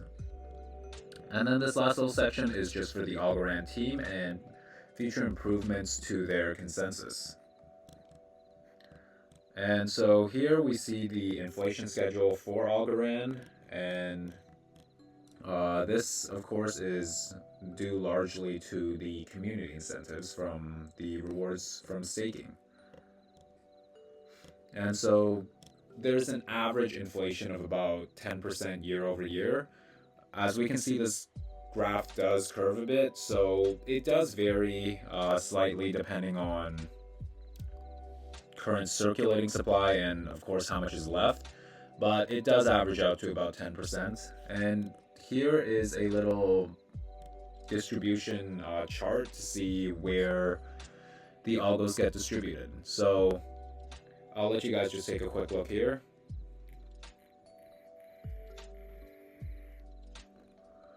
But we can see a large majority of this is for early backers and nodes, and then over time the Algorand Foundation themselves kind of gets, well, I'd say a decent stake in the distribution, and then for participation incentives, which of course is from the staking.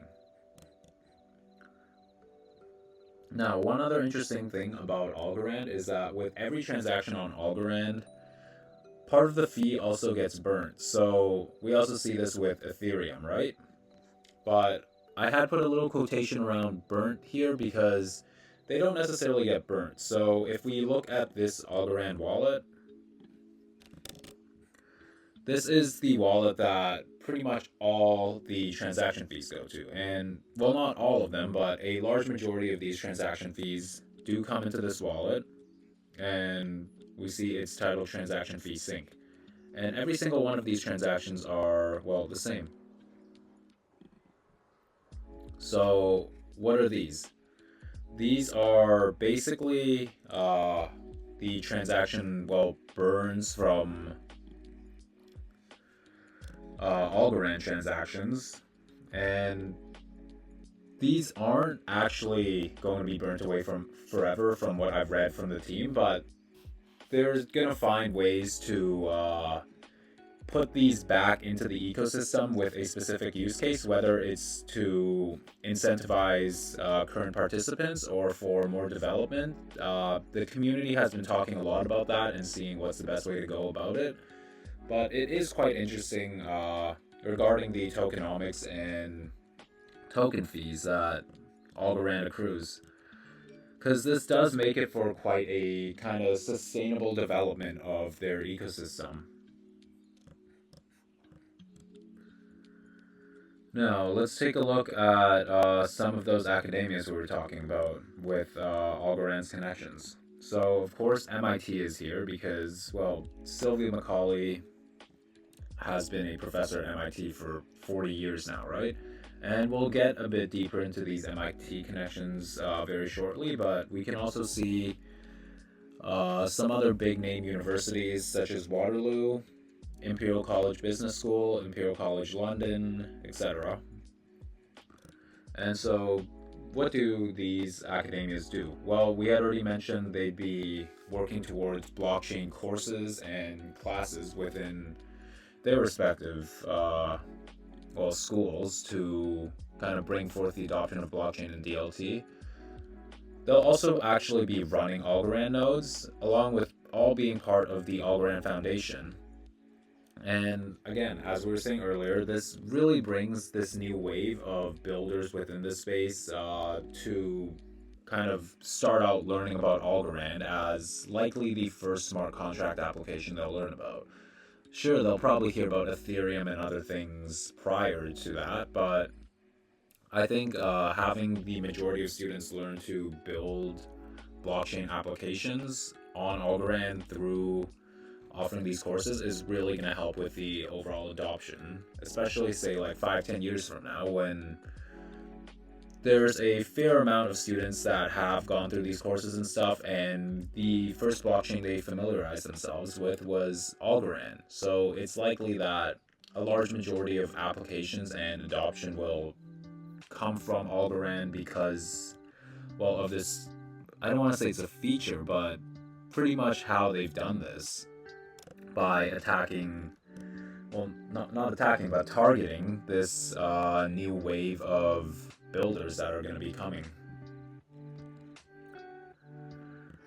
Now, let's take a quick look into their team. So we had already mentioned Sylvia Macaulay. So let's mention 3 other very key members to Algorand. So first there's Yossi. Yossi is the Chief Technology Officer and Head of Systems Research at Algorand, but prior to this, we also see he's had quite some relevant experience regarding, well, blockchain research and overall building. So we see experience at IBM as an intern for about 3 months, and then Google as an intern for another 4 months. So those aren't really groundbreaking per se, but those are some pretty solid intern positions to be landing, right? IBM and Google. He then worked a good 2 years as their research staff member at IBM Research, which that's fairly notable. IBM is one of the top Fortune 500 companies out there. And then at MIT for 2 years as a postdoctoral researcher. So again, more MIT connections. Then some experience at Boston University before Algorand. And currently he's also working at the Hebrew University of Jerusalem. So we see some experience within academia here too, right? At the Ben Gurion University and the Hebrew University. There's also Chris Pikert. This guy is a world leader in post-quantum computing and cryptography, and this has been quite an area of concern in certain parts of blockchain technology, right? There's a lot of talks of how if post-quantum computers are mass integrated, they could pretty much hack every single blockchain out there, and well, that's probably not what we want to hear, right? So Chris Pikert, he's also had experience working in MIT. As we can see here, in 2006, I received my PhD from MIT Computer Science and Artificial Intelligence Laboratory, and his advisor was Sylvia Macaulay. And he had also spent some time here as a professor, including winning multiple awards and having multiple publications. So one thing I did kind of realize is that this team does work kind of similarly to how vector space AI does it, in the sense that, sure, these guys may not have the coolest connections to, well, they have some connections to some Fortune 500s, right? Through their team's connections, but a large part of this is built with really smart people from around the world, and in this case specifically MIT, where Vector Space Biosciences was a subsidiary of Lawrence Berkeley National Labs, and MIT might as well be Algorand, might as well be a subsidiary of MIT with all the connections here that we're seeing. And then Nikolai, he had also taught at MIT. As we can see here, he's a professor of electrical engineering and computer sciences at MIT. And he was also a member of the Computer Science and Artificial Intelligence Laboratory. And if we look here, we see just a small list of some of his publications that he's done over his years. And well, it's quite impressive, right? So these guys, rather than having previous experience working within blockchain or just big tech, these guys were kind of the ones teaching these courses and bringing that knowledge to the future generation of builders, right? So I think it's fair to say they are very knowledgeable. And then this is kind of the overall partner ecosystem for Algorand. Many of these logos I don't even recognize. I'm sure many of you guys probably don't recognize a large majority of these logos too, but some of the notable ones here we'll talk about are like Securitize. So these are all regarding securities. So every single partnership here is regarding securities, and pretty much securities are like stocks, ETFs, index funds, etc. They're financial instruments pretty much, and well, there's one issue within the securities market. It's incredibly inefficient, and you guys may have probably heard this before, but part of the reason behind why it's so inefficient is because of intermediaries and middlemen. So for example, when you go buy a stock on your stockbroker, it settles instantly on the platform likely, but there's a lot of stuff on the back end that we don't realize. Like, for example, the stockbroker has to go see if this asset can actually, well, be purchased by or through another stockbroker or through a bank, pretty much where they're going to get this asset. And then, well, you guys have heard from the whole GameStop incident last year that many of these assets are actually traded 16 times at once, which is kind of ridiculous and poses a ton of risks that we've seen, like with the '08 financial crisis, to where one, people don't know who owned what, because, well, if you own this stock and 15 other people also own it, who actually owns the stock when everyone wants to redeem it? So blockchain can obviously solve that, right, with the proof of ownership. And so a lot of these applications are, well, not applications, but companies are beginning to build on Algorand to basically allow digital securities. So Securitize is one of these. Archax, another big one. And these are all doing the kind of security offerings in their own little unique ways. but all doing so based on the Algorand network, right? And reason being for this is because of their scalability, their compliance, and the knowledge within the team. And of course, well, the security of their consensus. Next, these are some of the kind of bigger name partnerships that they've landed. So we'll talk about Monerium first. We had mentioned Monerium in our LCX breakdown when we had talked about those two respective partnerships, to where they offer a tokenized euro on LCX that can be settled on their platform. So how does Monerium plan to leverage Algorand? Well, Monerium pretty much is a company that's looking to integrate international bank account numbers and offer e-money. So they plan to actually use the Algorand blockchain because the provenance and settlement for finality on blockchains are much better than our legacy systems, right? So what they plan to do is add fully programmable and redeemable e-money across the EU, Iceland, Norway, and Liechtenstein in US dollars, euro, British pounds, and Icelandic krona for regulatory compliance, but also just ease of kind of settlement between different assets or different currencies. Sorry. InfoCert, this is a top identity certificate provider within the EU. And what they plan to do with this is pretty much have their Disney platform run on Algorand, in addition to have digital identity certificates on the Algorand blockchain, which makes sense, right? We hear a lot of talks around self-sovereign identities and digital identities nowadays. And well, this is just kind of one of those pushes towards digitalizing identities. SIA, I'm not sure how to say this, so I'll just refer to this as SIA, but this is a top issuer of music copyrights globally.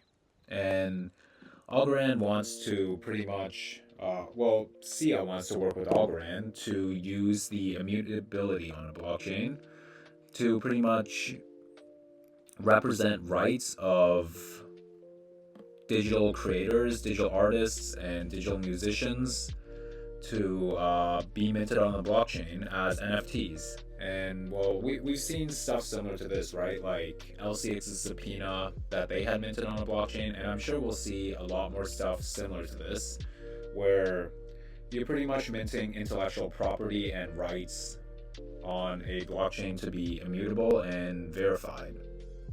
So we're seeing some development across multiple parts of the blockchain use case economy, right? So there's banking and finances, there's also digital identities, and then there's, well, legal and intellectual property. There's also SAP that has partnered with them. So SAP is the third largest software company by revenue, and basically what they had done is open a blockchain API connector from Algorand to SAP. So pretty much now the clients using SAP have access to the Algorand blockchain. So they can do things like write smart contracts, tokenize assets, have payments settle nearly instantly, etc. So Algorand being integrated into one of the biggest software companies in the world is pretty huge. And while SAP is massive within the supply chain industry, like I think they might be one of the biggest companies when it comes to that specific sector. So to see Algorand being integrated to a company like this and be available, like have their network and services available to, well, a plethora of clients on SAP is going to be huge in terms of adoption and just driving overall recognition for the overall Algorand network. And then if we're talking about adoption and driving more exposure, let's look at FIFA. So FIFA had also chosen to partner with Algorand, and A large part of this will be Algorand providing blockchain-supported wallets and Algorand helping FIFA with creating, well, FIFA assets, whatever that may be. So I'd imagine a lot of that would have to do with NFTs. We'll see soon enough in 2023 when the World Cup is hosted next year what exactly this will pan out to be, but this is pretty exciting, right? FIFA is a global household name, and to have Algorand partner with them towards things like, let's say, if anyone has seen what NBA Top Shot, created by Dapper Labs, had kind of done, well, I think seeing something like that created by Algorand, well, between Algorand and FIFA, would be massive in terms of gaining overall recognition and adoption.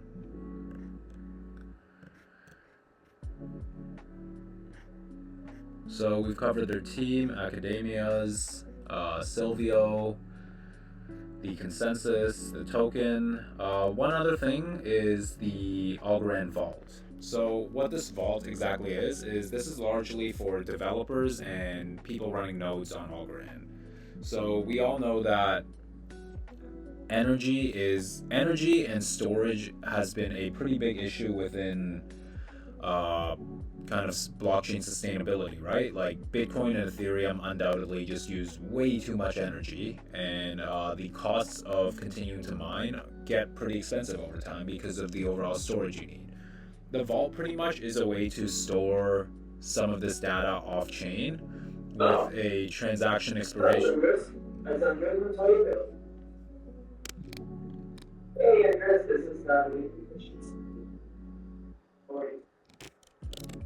Alright, so the vault pretty much lets you store data off chain after it reaches an expiration within the protocol. So this isn't necessarily destroying data, it's more storing data off chain because it's not necessarily needed for, well, the time being. And then distribute the storage costs of the Algorand blockchain across different parts of the network by sharding without sacrificing security. So we've seen sharding in some networks like Ethereum mentioning it in ETH2, and then Elrond is also very popular for sharding. This is just another example of this, of basically distributing the data across the network to other shard chains within the network. So this helps with not just scalability and, well, not hurting security either, but also just helping with costs and efficiency within the network. And eventually that's going to lead to better sustainability down the line as the network continues to grow. And then reduce the bandwidth required to join the network by allowing new nodes to avoid checking every block since day one, since they're all stored in the vault, right? Because all the transactions in the vault will be pre-verified prior to entering the vault. But the importance of this is that one of the kind of downsides to begin validating and mining for Bitcoin is that you need to store every single transaction since inception, which is pretty ridiculous, right? Like there are tons of transactions since then, and storing all those transactions is not only costly, but it's also very inefficient and arguably not needed. There's probably better ways to go about that. So Algorand doing this, I think, will incentivize node participants to come in and actually want to secure the network. Well, I guess Bitcoin participants also do want to secure the network, that's why they do it, but there's much more of a reason to do so with a lot less requirements and prerequisites. Now, before we close off this little breakdown of Algorand, this was a little shorter than some of our previous ones, largely just because I wanted this to be a fairly introductory breakdown into Algorand. We are going to be talking more about them in the near future, as they do have a fair amount of strong connections to a lot of the projects that we talk about, and a lot of consortias that have projects that we look at in common.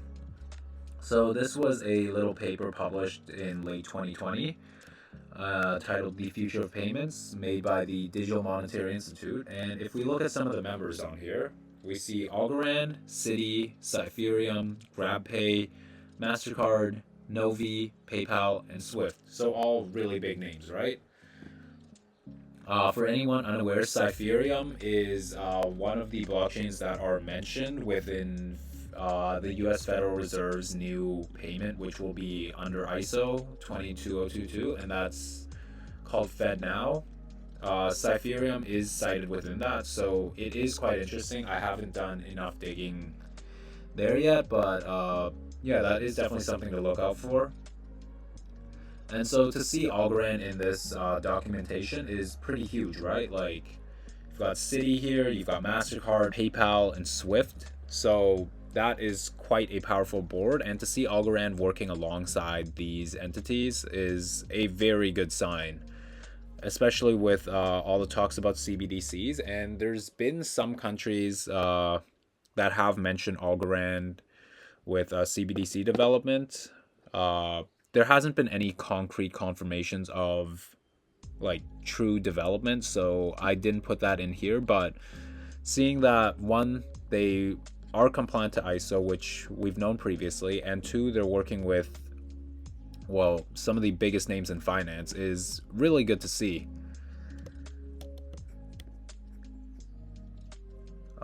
Is there anything else we have not covered yet? I think that makes up the majority for it. So some key takeaways regarding Algorand. We know they have a super strong technical team, right? Pretty much everyone we highlighted here has worked at MIT and, well, has some level of knowledge within either AI, quantum computing, and cryptography. Something we didn't mention about Yossi is that aside from here, in some of his other honors and rewards, we also see he worked in the Israel Ministry of Science, Cybersecurity Research, and also Israel Ministry of Education. So their team, again, similar to Vector Space AI, while not massive in terms of having connections. I mean, there are definitely some prominent connections here. Kind of the highlights and key factors of the team is that they're all super technically smart and, well, have very strong connections to academias, which I've mentioned why are a key gateway to kind of driving adoption. They're compliant and connections to legacy finance, which we just mentioned. Always good to see, especially in an ISO compliant project, right? You kind of need that to be ISO compliant anyways. Patented protocol, but very decentralized through their peer proof of stake. Their peer proof of stake is what we highlighted here, right? Where validators are pretty much chosen at random. And then it's everyone is a validator and everyone can earn a yield. So it's very inclusive and very incentivized for more users to come in. And it's a very easily usable blockchain. It's scalable, it's fast, it's secure. This is more of just a personal preference, I guess, but I've used, as I said, I use Algorand, I want to say almost weekly, and I've never run into any problems with their network. Nothing with fees being too high, transactions not settling quick enough. Yeah, it's I have no complaints using Algorand. And the fact they're preparing for post-quantum cryptography, I think should say a lot in terms of how seriously they're taking this and the approach that they're taking. And of course, this is a large reason why you want people like, well, the team at Algorand, who's had decades of experience at MIT on your team, because they can see and understand things that a lot of other teams might not, because of potential inexperience within working in, well, technology. Now, the red here are just improvements that I would like to see from Algorand. So I think they could see more legacy partnerships. We did highlight here with Swift, MasterCard, PayPal, and Citi and Cypherum, which of course is great, but we haven't seen any really core partnerships regarding certain financial institutions or payment railways, which, I mean, uh, could make sense to integrate Algorand with, and I think would really help with boosting kind of their legitimacy in that side of, well, blockchain development. Not that they really need any with how their team is, but I do think if you're going to be ISO compliant and talking about CBDCs being hosted on your platform, it wouldn't be a bad idea to have other, say, banks or payment railways within your ecosystem. And then I basically highlighted this twice here, saying more adoption from financial sector for 20022 compliance, and then interoperability to other ecosystems. So interoperability hasn't been that big of a focus regarding Algorand.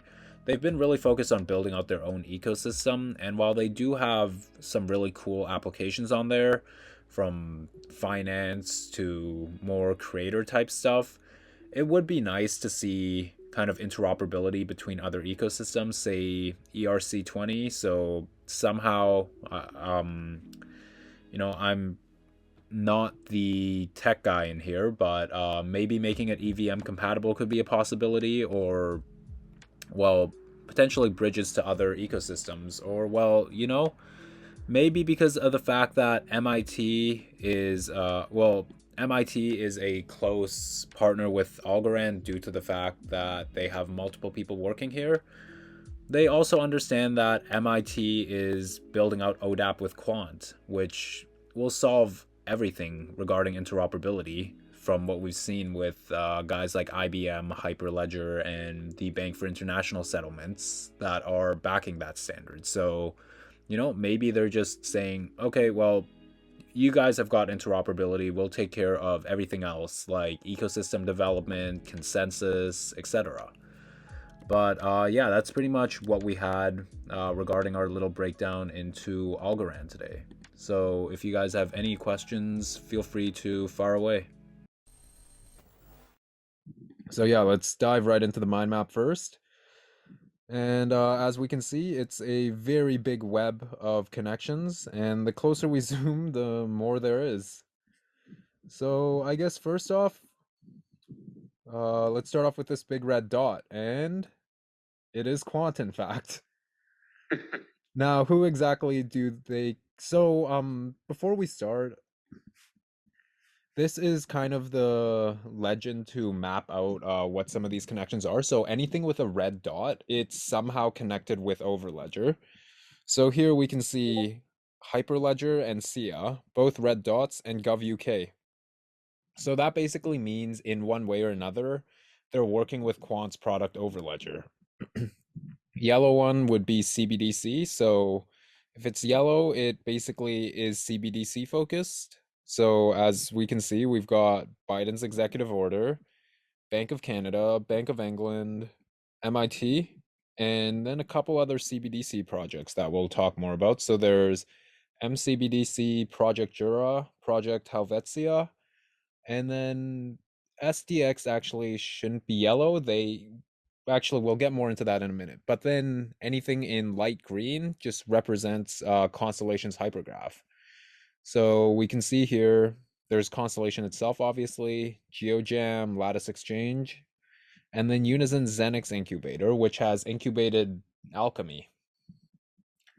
Then anything in this light turquoise blue will represent basically the initiatives that the ITFA is forming, where if you guys remember when Citizens came on, he was talking a lot about XDC and their connections with the ITFA, which is the International Trade and Forfeiting Association. And they're basically like really focused on setting proper standards to advance the trade finance industry. So yeah, with that said, let's get started and dive into our first connection, which would be Quant. And seeing here, Quant is obviously connected to a lot of things. So we've got kind of their general crypto partnerships that we've talked about, like LCX, Constellation, and Unison. But then also this shows kind of their connections with other organizations and stuff. And well, if we go here, this is kind of just like the main tab. These are some of the organizations I've mapped out so far. And so Quant actually works with a majority of these. So Digital Pound Foundation, they're a part of. Hyperledger Foundation, they're a part of. MIT, they've worked really closely with for ODAP. They're not directly working with the ITFA as far as I know, nor are they with the Blockchain Research Institute, though they are a part of MOBI. ODAP perfectly connects with MIT, as we just said. World Economic Forum, that would be more of LCX's area. And then ISO, of course, Quant is... Oh shit, Brian, what's up? What's up, man? Sorry for coming in a little late. It's all good. We started a little later anyways. But yeah, Nice. we just basically started out. We're talking about this little mind map you see we got going on up here. Okay, so yeah, back to Quant. So if we look here, we see they're connected with SDX, this little yellow dot on our far right side, far right middle. And well, when we talked last time, SDX is a DLT platform, and it's basically the Swiss digital exchange, and it's a company based off of the Swiss international exchange. So not the digital one, but the initial legacy based one, which I'm actually going to note down right now. But basically what Six is they're like, think London Stock Exchange or New York Stock Exchange. Well, it's the one for the Swiss, and they were the first ones back earlier on when everything was still traded on paper to take their stock exchange digitally. So to see them also now being the first ones to take their stock exchange not just digitally now, but to kind of tokenize everything on there is really interesting to see, because they've made the right move jumping, kind of taking that leap of faith into tech innovation once. So to see them being the first ones to do it again, well, they really seem to be ahead of the game. And so if we look here, we also see SDX is being used for a couple CBDC projects, namely Helvetia and Jura. So that's actually something I wanted to dive pretty deep on today. And it's basically how all these CBDC projects are kind of working and indirectly connected to Quant and at times some other projects. So first off, we'll start off with Project Dunbar. So basically what this is they're exploring to have a common platform for multiple CBDCs to work on there, and to be offered these CBDCs to be offered and issued by multiple central banks on a single platform, which enables much faster cross-border systems, because at the moment they're all basically siloed infrastructures.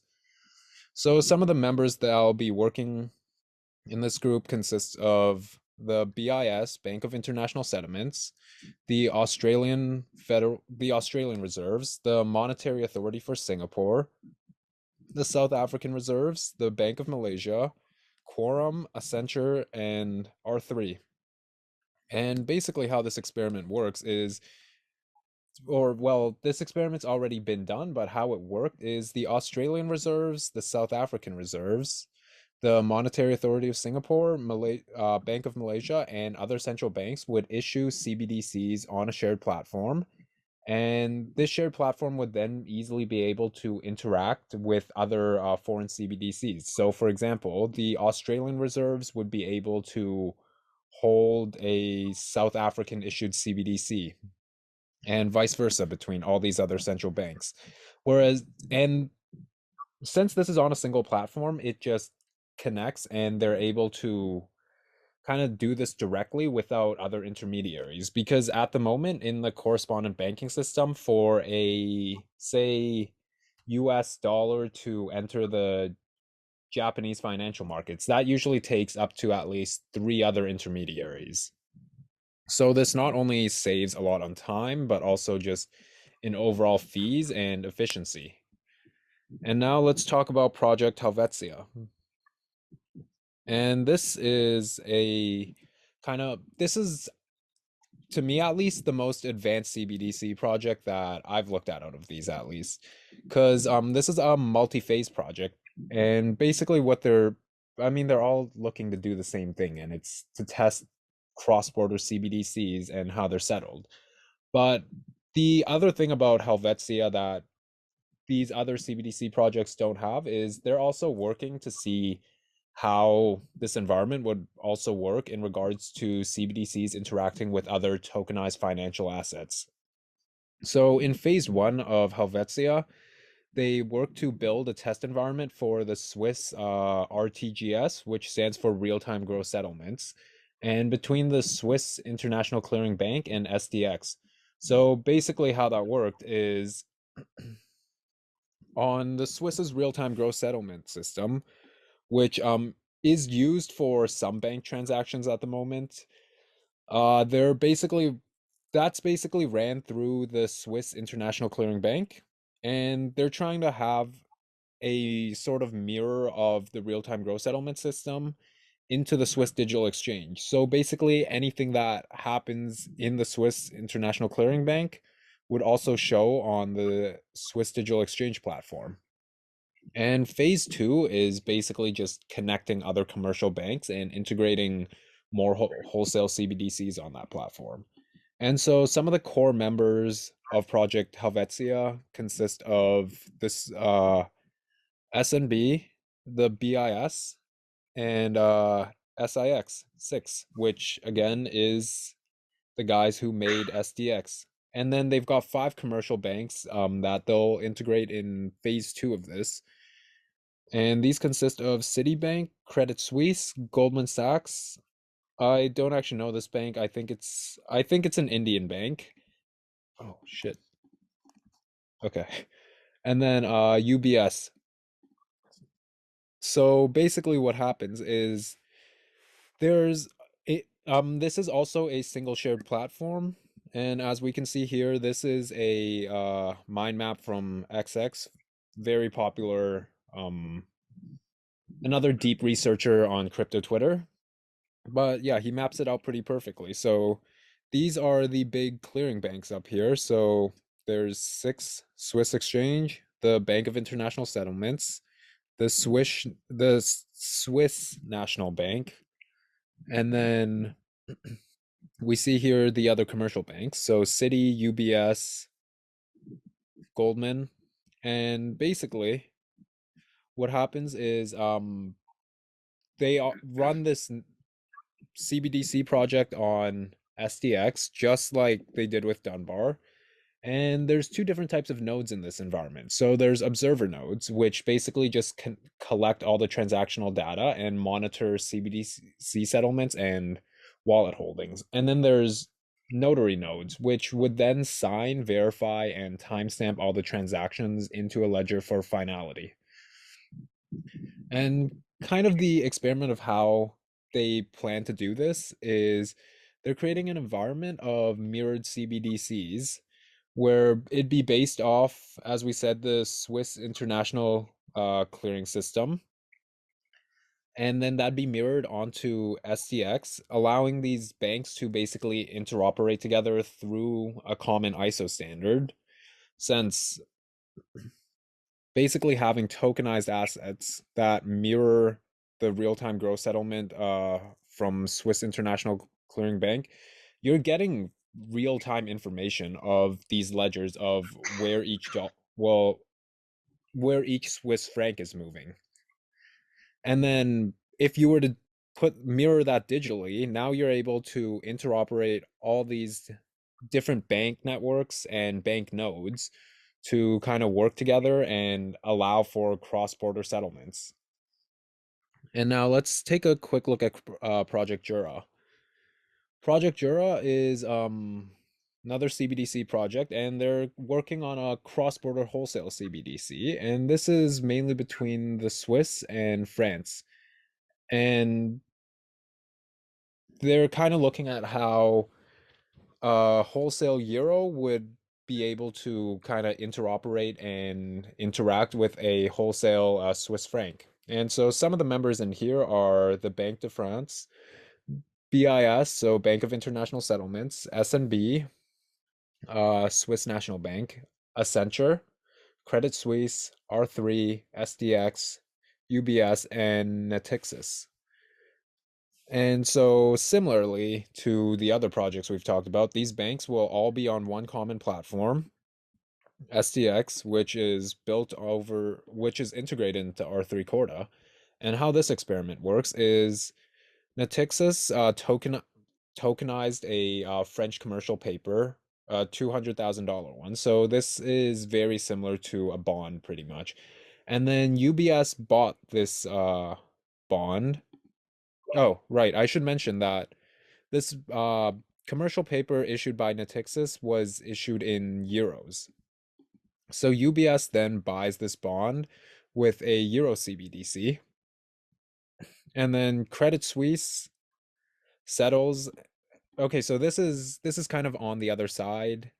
So Credit Suisse then settles another cross-border payment with Natixis, where they bought Euro wholesale CBDCs with Swiss franc CBDCs. And then later on in the experiment, UBS sold that same commercial paper that they bought from Natixis to Credit Suisse. So it's kind of almost done a full circle now. And that was bought with a Euro CBDC. And then Credit Suisse then redeems that commercial paper to Natixis, swapping it from euros to Swiss CBDCs. And then here we kind of just got the mind map of how this works. And we can see all these other kind of fintech firms that I've been talking about. And then Project MCBDC. So this one I haven't done as much diving into, but this is more looking into China, Hong Kong, and the UAE. And they're basically testing the real-time gross settlement system and trying to have a more efficient cross-border transactions through a MCBDC bridge that would operate on a 24/7 basis. And so some of the members here are like the Bank of International Settlements, the Hong Kong Monetary Authority, the Bank of Thailand, the Bank of China, and the Central Bank of UAE. And something interesting about Thailand is they're also working to build out their own their own digital exchange. But the way they're doing it is also through their I guess correspondent exchange system for legacy finance, and they're basing that exactly off of Swiss Digital Exchange. And well, if you guys didn't remember when we were talking about Quant in one of our previous tea times, Quant does have some pretty deep ties to SDX. I don't know why this photo zoomed in so much, but so this is just one of them, but this was one of the tweets that they deleted 20 minutes after, but as we see here, they did hashtag Quant, which is really interesting because the only other thing they did put down is Bitcoin. And well, Bitcoin really isn't saying much because pretty much any celebrity is probably kind of shouted out Bitcoin like that. But to see Quant up here, and then obviously, if we go back here,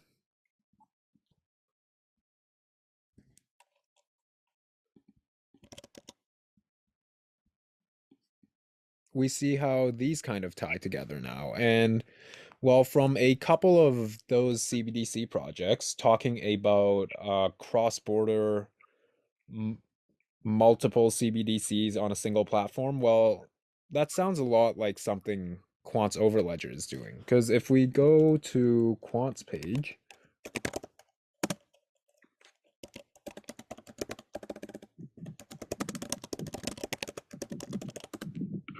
Sorry, guys. I have to go. I would love to stay, but I really need to go. So It's all good. I Sorry. think, yeah, I'm recording this anyways. Yeah, no worries. talk to you later, boys. See ya. Good night. See ya. Okay, but yeah, so if we look here. Multi-ledger tokens, minting multi-DLT stablecoins from fiat funds. And who's it for? Central banks, fintechs, trading consortias, closed-loop payments, marketplaces, and micropayment platforms. And, well, they do mention central bank digital currencies here. And so this quant solution implements the IMF's semi-decentralized model for CBDCs.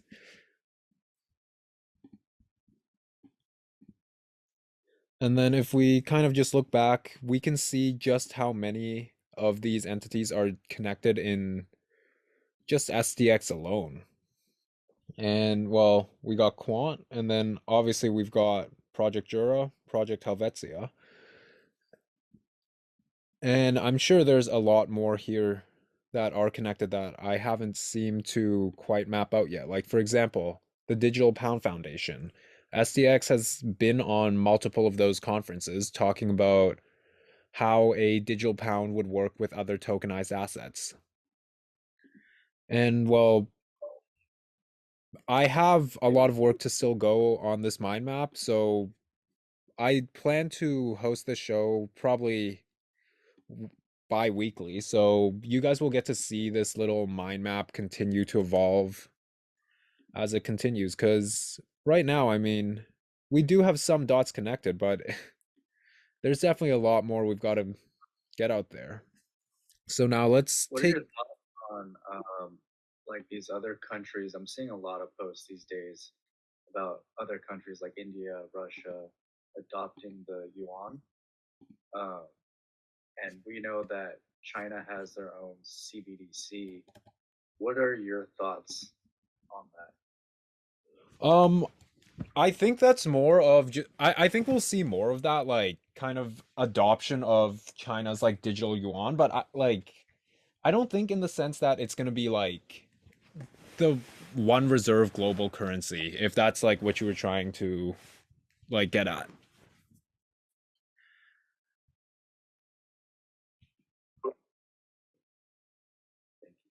Did you say something?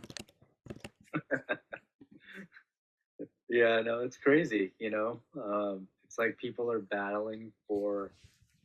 they're battling to try to dethrone the dollar. It seems like that's what's kind of going on right now. Yeah, no, that's definitely. I think that's definitely part of what's happening. People are like, other countries just like don't want the dollar as their reserve currency anymore. Yeah. All right, but now let's take a look at, so we've honestly covered a lot of these in the tea times already, so I'll find a couple things that I haven't quite talked about yet.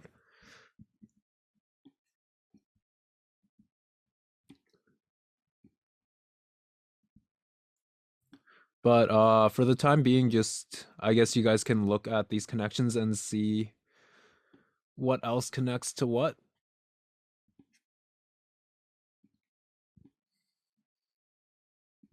So obviously we've talked a lot about Constellation. This is just kind of what I have written down for them as a short little summary. So obviously we went really deep into their connections with the DoD, Splunk, and Konami. And then some of their crypto connections, so their collaborations with Helium and the Door Traffic Miner. And then LCX using Constellation's hypergraph for their centralized exchange, in addition to building out a state channel and offering legal support for these L0 tokens. And then Quant, they're working with smart cities and IoT automation. And then with Unison, they won their tournament of alts, so eventually they'll be getting a listing onto their exchange in addition to their Supernode program. And then we also know Mike Sigil, he's the founder of 2200 Labs. And that is basically a consortium working to spread the adoption of ISO 2200 faster. And basically what ISO 2200 is kind of the new financial messaging layer that's supposed to replace Swift's GPI. And it basically allows for much richer data and context to flow into it. And actually, there is a better way to explain this.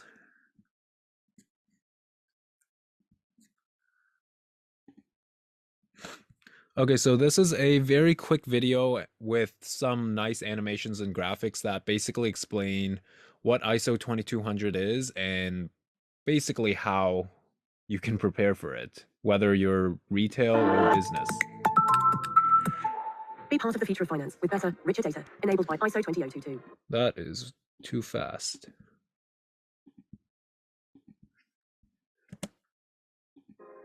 In modern financial markets, success is built on accurate, real-time data. Being able to efficiently exchange data is key to providing cheaper, better services today and building bigger, more profitable businesses in the future. That's where ISO 20022 can help. ISO 20022 isn't just a messaging format. It's an open global standard for financial information. It provides consistent, rich, and structured data that can be understood by anyone and used for every kind of financial business transaction. And the benefits? Increased operational efficiency through greater automation, more reliable customer due diligence, reducing financial crime, significant savings in managing cash, collateral, and credit, better customer experience, like real-time reporting, rapid onboarding, and instant payments, data-driven insights that cut costs and boost revenues, reduced compliance risk through richer, faster regulatory reports, and best of all, invisible interoperability between markets, irrespective of the underlying technology. These are just some of the reasons why ISO 20022 as a major market initiative is also at the heart of our strategy to enable frictionless and instant transactions based on richer data. It's why the payments industry is migrating to ISO 20022 over the next 5 years, and why financial market infrastructures all over the world have already adopted ISO 20022 as a way to help their users do more business at lower cost. But ISO 20022 isn't just about doing better what is done today. Adopting ISO 20022 will ensure you don't miss out on the growing data-driven markets enabled by APIs. These include open finance and digital assets. APIs are growing fast, not just as the basis of today's platform economy, but as the foundation for tomorrow's data-led economy. And if APIs use a common language too, we can reach that future faster. That's why Swift is extending the ISO 20022 data model to APIs, so developers can build a common language into every API they design. So, to make sure your business is ready to seize new opportunities, be part of the future of finance. Be part of the move to ISO 20022. To learn more, visit www.swift.com. So basically, ISO 20022 is to replace the current Swift financial messaging system. So to see even Swift put this on their website, well, they might have removed one of the articles, but basically Swift was talking about how it was a proposal for coexistence of both Swift GPI and ISO 2200. And the other interesting thing is, I don't know if you guys caught that, but at one point they mentioned digital assets. So Swift is basically saying the future is going to be ISO 2200, and one way you can take advantage of all the changes that's going to happen and all the inflow of value that will flow into this new system is by participating in open finance and digital assets. And so what projects are ISO 2200 compliant? Well, let's take a quick look. So anything in pink. So we don't have all of them mapped out at the moment, and there is some overlap between them, but we know Ripple is ISO 2200 compliant along with XLM. And then we got Algorand here. Zinfin, also ISO 2200 compliant. And then there is also IOTA, which I haven't quite mapped out on here yet. And I think I'm missing one more. XLM, XRP, XDC, Algorand, IOTA. Okay, no, that's about it. But then, so that probably leaves you guys thinking, what about Quant? Because Quant is working with all these standards, but they're not ISO 2200 compliant. Well, they're ISO TC 307 compliant. And basically what that is basically the standard requirement for, the standard requirement for interoperability between blockchains and networks. So basically what that would mean is that it should, in a sense, be ISO 2200 compliant, as well as it can interoperate to those networks and those financial messaging standards. And I think this is a very similar thing with Constellation's DAG, actually, because again, Mike Sigil, the founder of 2200 Labs, I don't think he'd just randomly be working at a data company, because this guy's background was all in finance. I mean, he worked at like Swift for, I think, 10 plus years, and then he founded ISO 2200 Labs. Like, this guy is a born finance guy, and he decides to work in something that, I mean, you could say it's still relative to kind of like fintech, but Constellation, I don't really see as fintech per se, even though there is kind of money and value in there. They're more of just a, like, primarily a cybersecurity and big data company. So I think potentially one day maybe we could see some payment railways in the form of tokenized data on Constellation's hypergraph.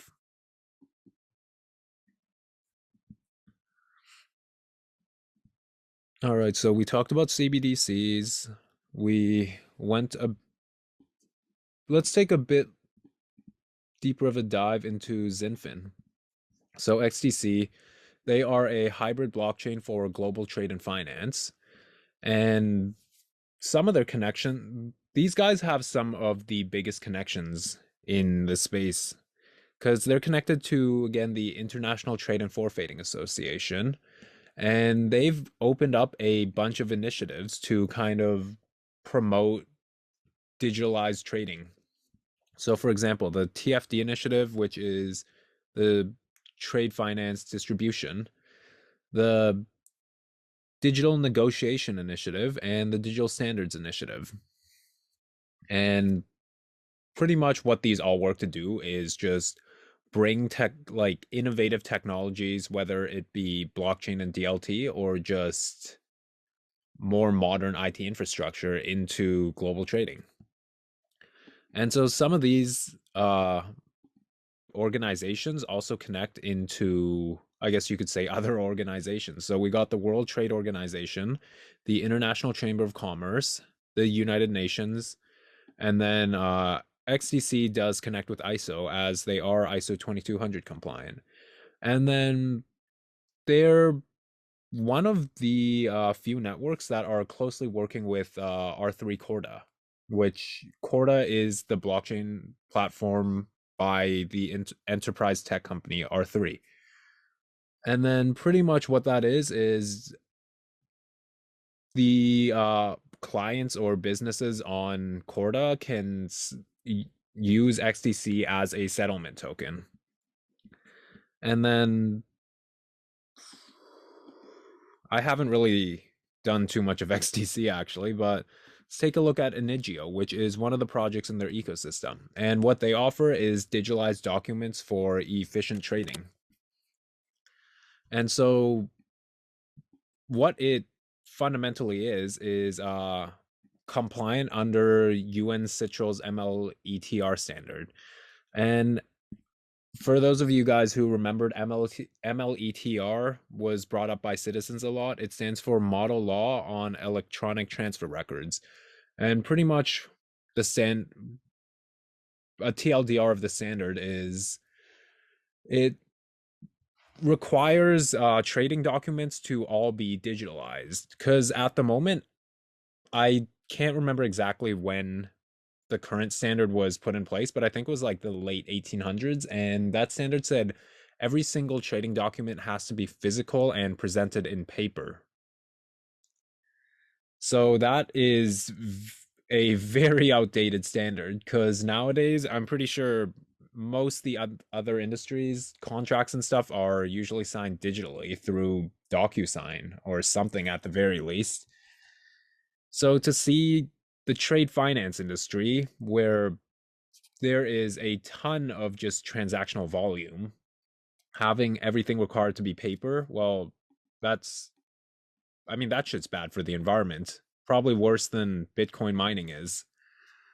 And so the DNI initiative, the Digital Negotiations Initiative, I don't know why I wrote initiative twice there, but yeah, the DNI initiative is very focused on pushing this out, and not only is XDC a part of the DNI, but Enigio, as this is kind of the key component in XDC's core ecosystem to have them further push for this standard. And this standard's already seen adoption from countries like the UK and Singapore.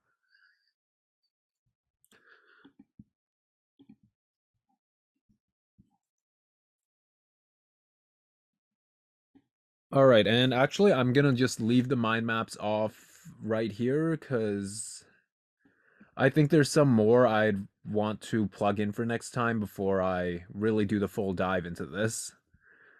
But for now, I wanted to kind of talk about collateralized loans and stuff because it seemed like something of interest. So I've taken a screenshot of just one of my collateralized loans just to kind of show you guys how it works. So yeah, you can't really interact with it or anything. It's a screenshot. But so this is on the Celsius platform, and it's basically a centralized I wouldn't say it's similar to a Coinbase, but you can buy and swap digital assets on there, but what they're most known for is you can basically leave your assets in there and earn a certain yield on them. So for example, if you had say 2 Bitcoin and you didn't want to keep them all in your cold wallet because then they're kind of just there not doing anything. You could put a portion of that into one of these lending and borrowing platforms. And there is at times some risk to it, as pretty much how they generate this yield is by loaning your assets out. So in a sense, it's not too different from a usual central bank, only the rates you get are way better. And we'll get into those rates in a minute, but let's just take a quick look at this. So the loan was worth 1,325 USDC, and so I borrowed it at a loan to value of 25%, meaning if I wanted to borrow $1,000, or no, if I want to borrow $250, I'd have to have $1,000 in collateral, meaning the asset would have my collateral, so the underlying asset would have to drop 75% for this loan to basically be closed and liquidated. And as you guys can see, it doesn't show the monthly interest, but the interest is basically at 1%. So that's pretty much near zero. And so yeah, as you guys can see, the total interest I'll be paying on this is $16. And then if we go to the loan details, we can kind of see a little more about it. So yeah, annual interest rate 1%. And so the amount of collateral I locked was 1.6 Ethereum. And they are variable terms. So let's say you let's say you have this loan and you expect to pay it back within 6 months, but it's at 5 months now and you're like, oh shit, I didn't generate as much money as I thought. Well, you can easily just extend the loan. So it's very flexible to how you want to use it. And then they give you kind of the kind of the points you should be looking at. So if ETH drops below $1,259, I'll get a notification asking for additional collateral to make sure I have enough assets backing my loan. And then if ETH drops below $1,023, they start selling to liquidate my assets as it doesn't back my loan anymore. So that's sort of a quick general rundown of collateralized loans.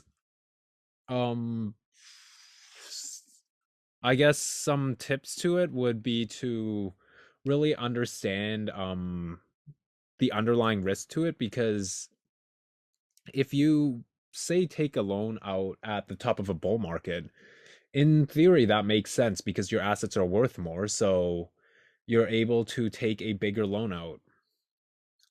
But you also have to realize 75% falling 75% from the top is a lot more likely than seeing a 75% drop after already seeing a 50% drop. And if we just take a quick look at Celsius, are either of you guys familiar with these lending platforms by any chance? Like BlockFi, Celsius, Nexo? I know them. I just haven't taken a. Okay, so yeah, okay. I'm not actually gonna log in here. I don't know it. You don't know it? Okay. So they're actually pretty interesting, and for example, if you guys have heard of stablecoin farming on like US Terra or something, this also does a similar, well, it provides you a similar thing, only on US Terra there is I believe some risk of impermanent losses you have to watch out for with their Anchor UST. So what Celsius does is you don't really have to bother with that, because all you got to really do is deposit stable coins or whatever tokens you want in here, and you can earn a yield of up to at times 10%. Wait. Oh, they changed the rates. But yeah. So these rates do vary a bit. In a bull market, I've seen these stablecoin rates go up to as much as 12%, which is pretty ridiculous because the average market return from the S&P 500, which is kind of how most macro financial analysts look at how a market did in a year, is 7%. And right now, this is also yielding 7%. Now, we also know the market doesn't always return exactly 7%. Like, for example, in 2020, when COVID hit, which caused the money printing to just go absolutely wild, the S&P returned, I think, 38% on the year. But then there's also years where it's down, I don't know, 2% or something. So basically what this is a guaranteed 7% rate, which obviously isn't great in the world of crypto, but for people who are very low risk and just starting out, this is usually what I introduce people to first, because this is kind of a guaranteed way to make money. Sure, it's a bit slower, but if you want low risk, you're probably going to have low reward, right? And so basically this just kind of gets people used to understanding how generating passive yields work, because stuff like this in a sense is kind of offered in your usual legacy commercial banks, only they yield you 0.5% a year, so it's very not noticeable. And then they've even got some gold tokens for anyone potentially holding those, and then crypto assets. So this is really where the rates start to vary depending on your token, and you can get some pretty insane rates. So SNX Synthetics, for example, they offer up to 14%. And this is so if you guys see these higher rates, this is being paid in Cell tokens. So Celsius has their own tokens, and if you choose for your rewards to be yielded in Celsius tokens, you get about 2%. Oh, it says 30% bonus. And while that sounds nice, you have to remember, Cell tokens are a crypto asset, meaning they do fluctuate in value. So it's definitely a bit higher risk, higher reward. But so yeah, we see here, if you choose to get Cell tokens as your reward for SNX, you get 18%. And so yeah, they have a bunch of the larger cap crypto assets here. So we got SNX, DOT, Polygon, BNB, Luna, AVAX, Banker, Solana. Interesting they have Songbird. But so yeah, they've got a bunch of these, and for anyone holding large cap assets, like I've been using this for a good year and a half now, and really I've had no issues. And just one thing about the loan I forgot to mention, you can have multiple loans opened. I don't know if I had brought that up before, but I do have, I think, 3 loans open at the moment. And basically how you pay these loans is because they are also a lending platform. What I do is I usually lend about half to 75% of the assets I have on Celsius. And then with the other half to 25%, I'm continuing to generate yields on those. And usually the only assets I've kept in there are Bitcoin and Ethereum.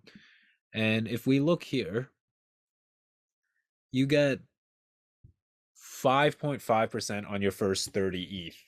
And well, I'll make it clear, I don't have 30 ETH. Not in Celsius, not overall in total either, but oh shit, that's not where I wanted to go.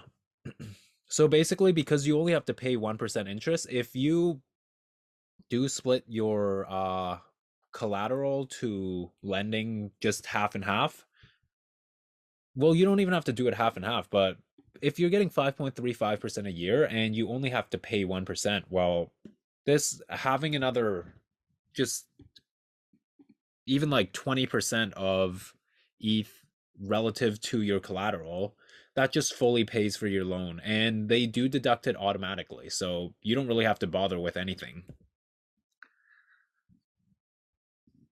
So yeah, that's Celsius for you guys. There's also BlockFi and Nexo and Abra, which all do really similar things. You can't really go wrong with any one of them, though.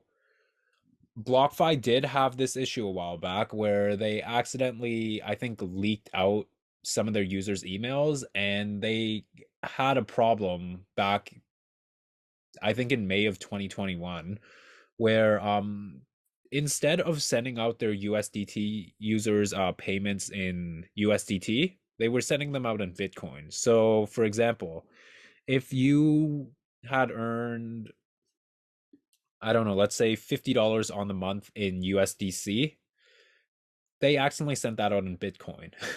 And then they were just basically going around chasing people trying to get their Bitcoin back. So that was a bit of a mess, and one of the reasons why I chose Celsius over BlockFi. And so before we move on, I just want to share a little trick that I call an infinite money glitch here. But pretty much what it is if we look back here at the loan, so I took this out for 1%, right? Well, what does USDC yield you on their platform? 7%, 9.3% if you're being paid out in cell tokens. So let's say I don't want to be paid out in cell tokens, I just want to be paid out in USDC. If I had, what the hell? If I had put my USDC in here that I loan, I'm pretty much making 6.1% because take off the 1% for the interest on money that's not mine. And to me, that just sounds insane. I mean, theoretically, what you could do is if you, let's say, do have a big long-term bag that you don't plan to touch, you could loan a portion of that and then just have that in stables. And what you can do with that is buy strong fundamental projects or stake it in something like this. And if you really wanted, you could migrate this over to US Terra, which yields you 20% on the year roughly.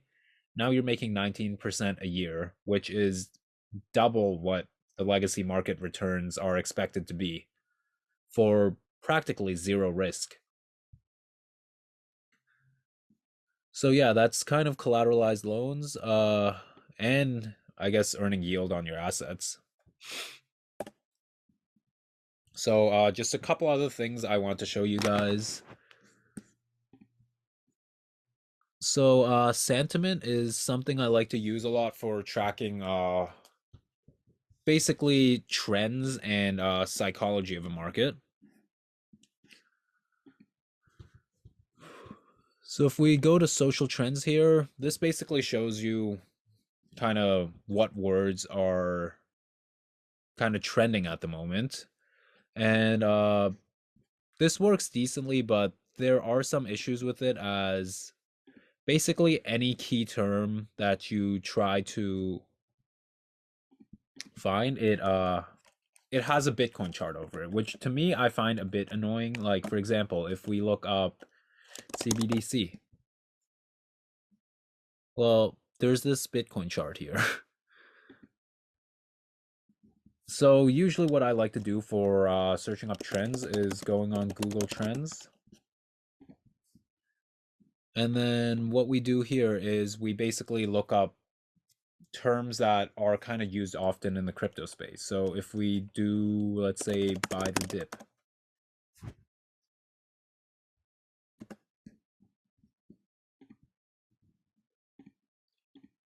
Now, this probably wasn't the best term to pick just because buying the dip doesn't just refer to crypto assets. So let's put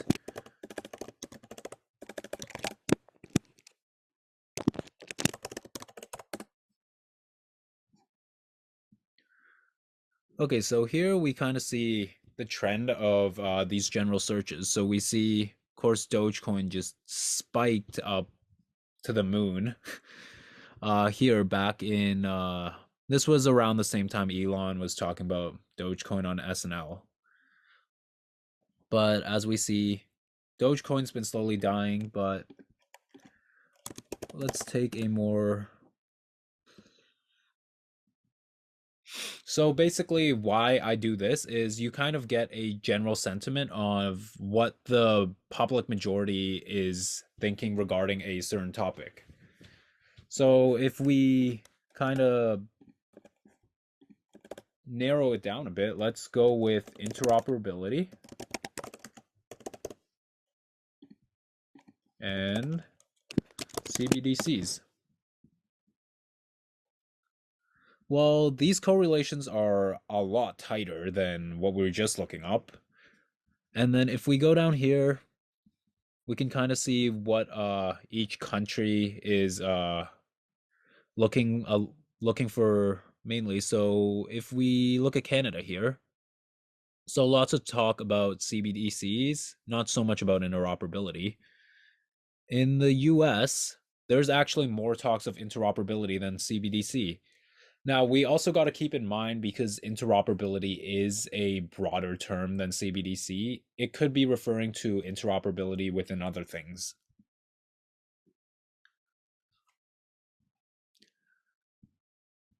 Now, were there any words or keywords that you guys might want to suggest to plug into here? Just as kind of like a demo.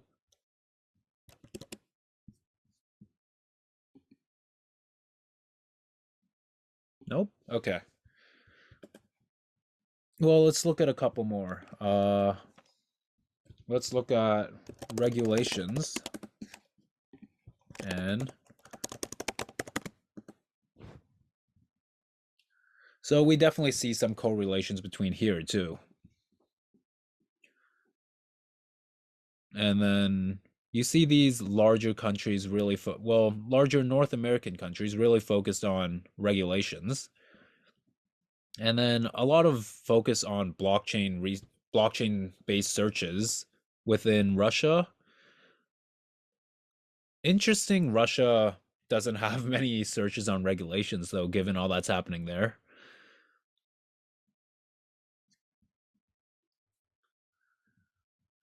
Okay, so yeah, that was Google Trends, and let's hop back on a Sandbase.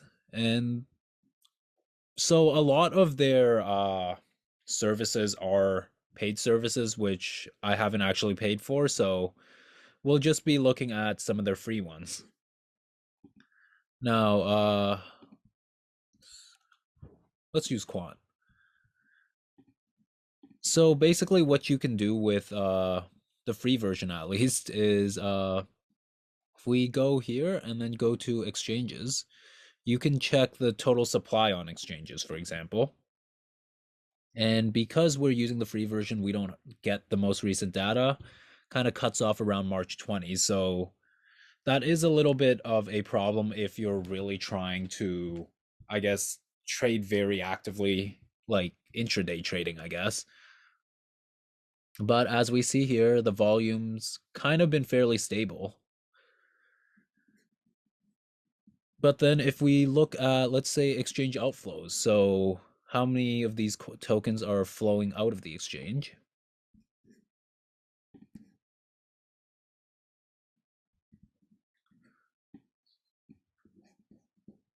Well, it seemed like it kind of hit a little bottom in late March. But I believe there are a couple trackers that you can use that give you real-time data. So let's check social volume, for example. Okay, yeah, so we're getting basically near real-time data here.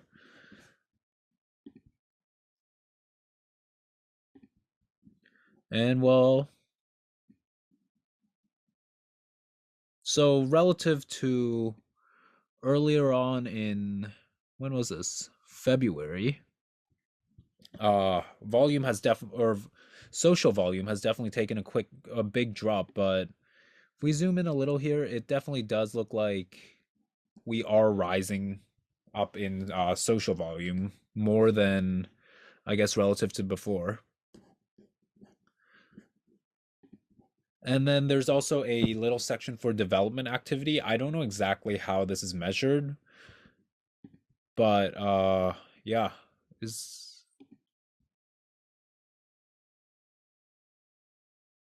okay, so it's based on the project's GitHub from what it says here.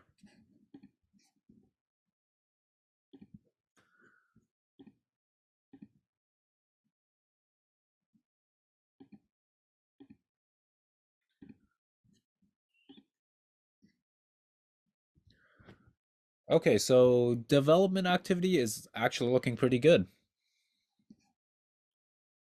Okay, it looked pretty good zoomed in, but yeah, as we can see, zoomed out, development activity definitely has gone down a little bit. And now let's take a look at Constellation now.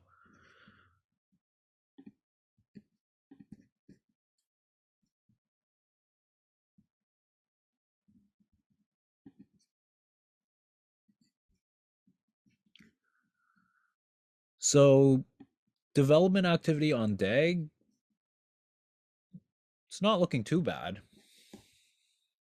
And then as we can see, social volume on DAG, pretty solid. There definitely are some big swings, but yeah, so Sentiment is another really nice tool I like to use just for kind of tracking the sentiment between certain projects. And then if we go to active social users on Twitter, I think this chart should be looking pretty good, I think.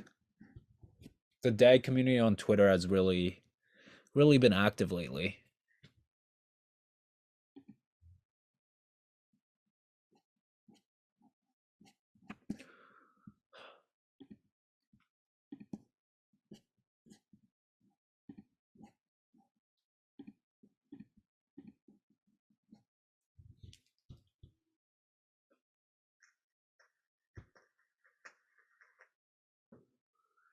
Okay, so I don't know what's up with this. Guess it's just not loading today. But so let's take a look at Cryptometer now. This is another nice, I guess, exchange inflow outflow tool that I like to use. So if we go to KuCoin, Let's take a look at DAG. So DAG USDT, we can kind of see within 24 hour how the overall trade book looks. And then as we can see here on the 1 hour, the bulls are really trying to push.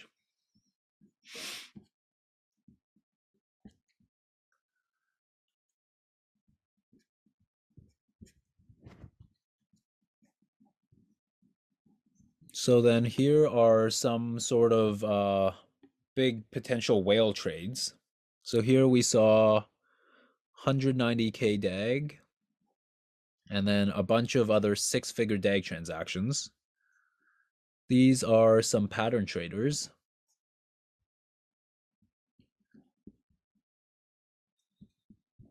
And then I guess while we're on the topic of charts, I don't know how many of you guys know about this, but this is basically DEX tools. So if you guys have any projects you're looking to buy into that maybe aren't on other big exchanges yet and in return not on TradingView, pretty much anything on I guess Ethereum, so anything on Uniswap, BSC, Polygon, and a bunch of these other networks. So a lot of the smaller cap ones, you can all pretty much chart on DEX tools here. So for example, let's take I can't think of a coin that's not listed, but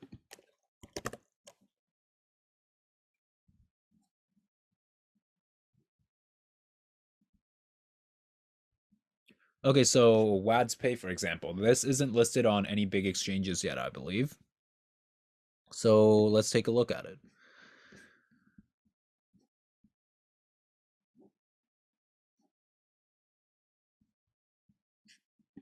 Okay, so not the prettiest chart, but wow, that is not a pretty chart.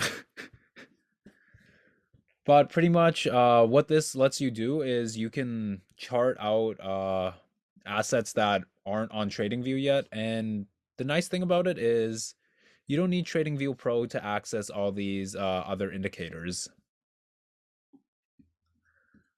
Okay, now I also wanted to show you guys Masari. This is basically you could, I guess, say an all-in-one platform for just basic crypto market updates and research. So you got news here that kind of just aggregates all the news for you, and it even shows you what kind of tokens they talk about in this in each specific piece of news. And then research around different sectors within the market. So here you've got just full library of research, Web3 specific, DeFi, infrastructure, macro, and kind of just valuations and finances. And here, if you go to their asset screener, you kind of just get a little update of what and how each token's been doing. And what I really like is how they sort these into certain sectors. Now, some of them probably aren't put in the right sectors. Like, I don't know if I'd exactly say Bitcoin should be listed directly as currency. But so yeah, Masari, another really good one. And then market cap of, I post about this one a lot on crypto Twitter, and basically what I like to do on it is, for example, if we go LCX and then let's go multiple. So LCX is a crypto asset exchange, right? So let's compare it relative to how it'll do versus other respective crypto exchanges. So let's take Binance.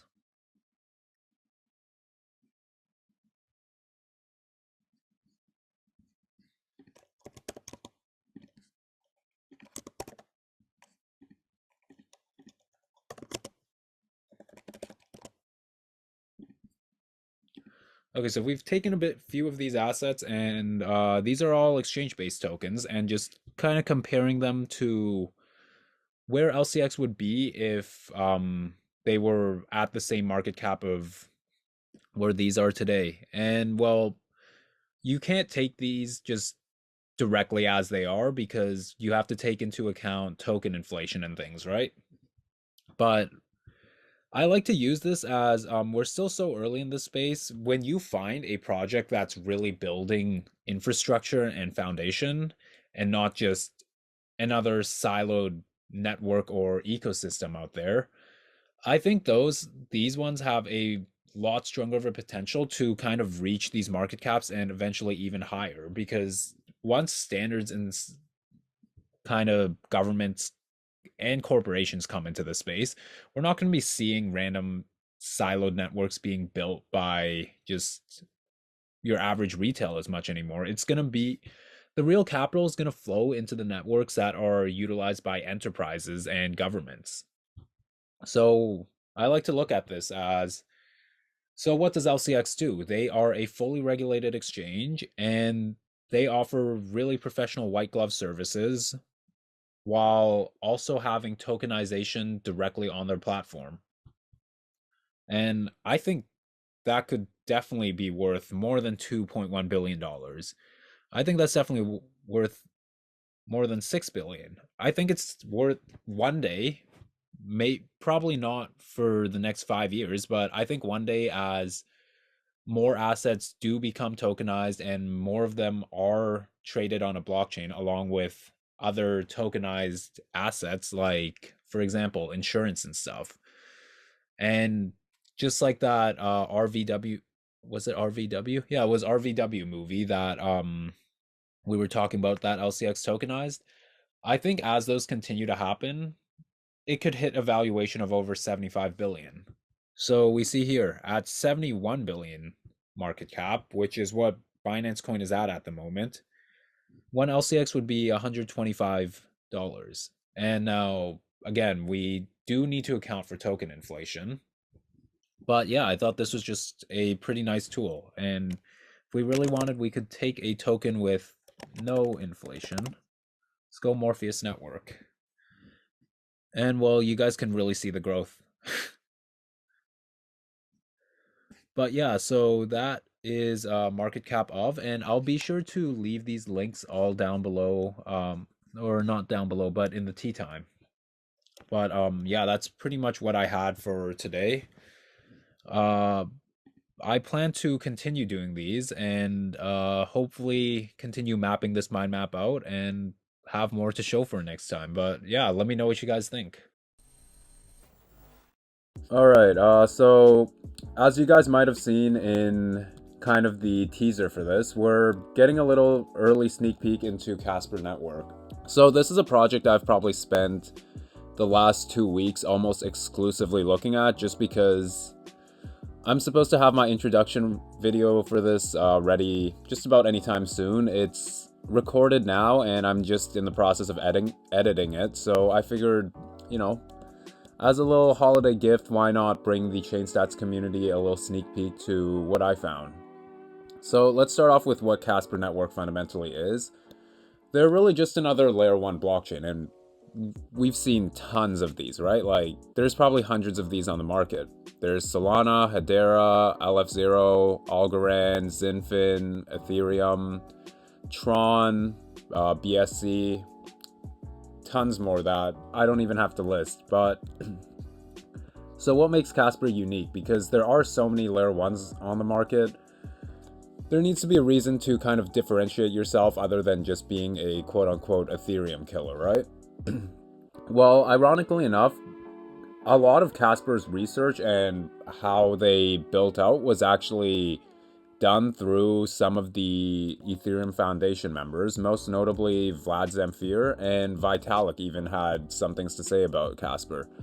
So one function of the Casper network is called CBC Casper, which is kind of a method to further perfect the proof of stake mechanism, because at the moment we see a lot of issues with it due to things like centralization and Byzantine fault tolerance, right?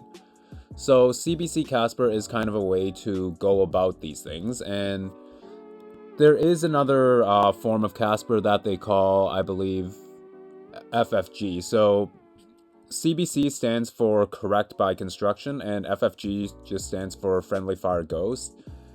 I'm not too familiar with FFG at the moment yet, to be real with you guys, so we'll mainly look into CBC today, as this is kind of the function that Casper is using.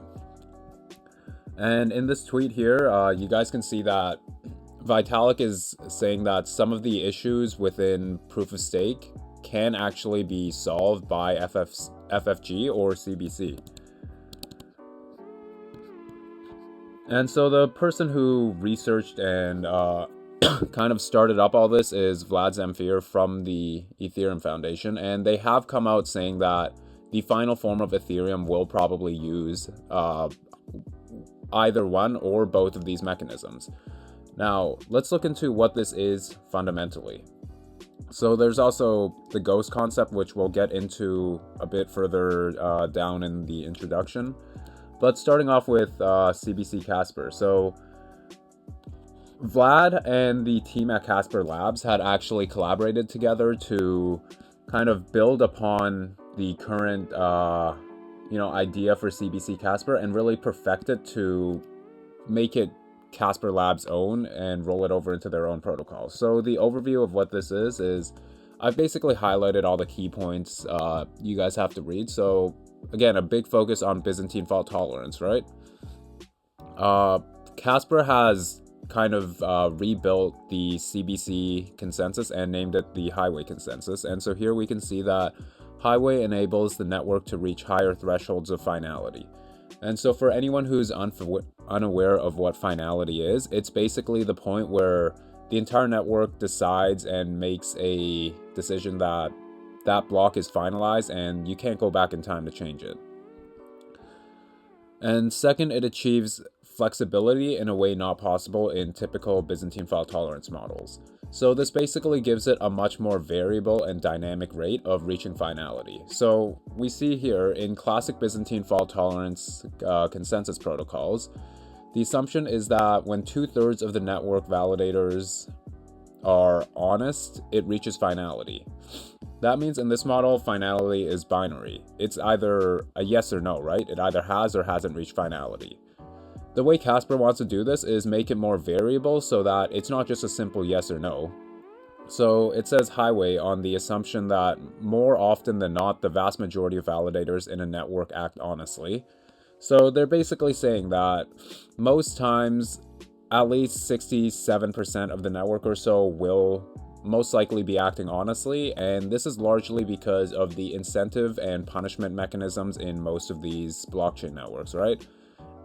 You guys probably know how it goes, where you put your stake up for collateral to secure the network, and if you're acting honestly and in the benefit of the network, you get rewarded in the native token doing so. If not, many times you can get your token slashed. So there is kind of this rule in place for people to act honestly just based on I want to say basic human behavior.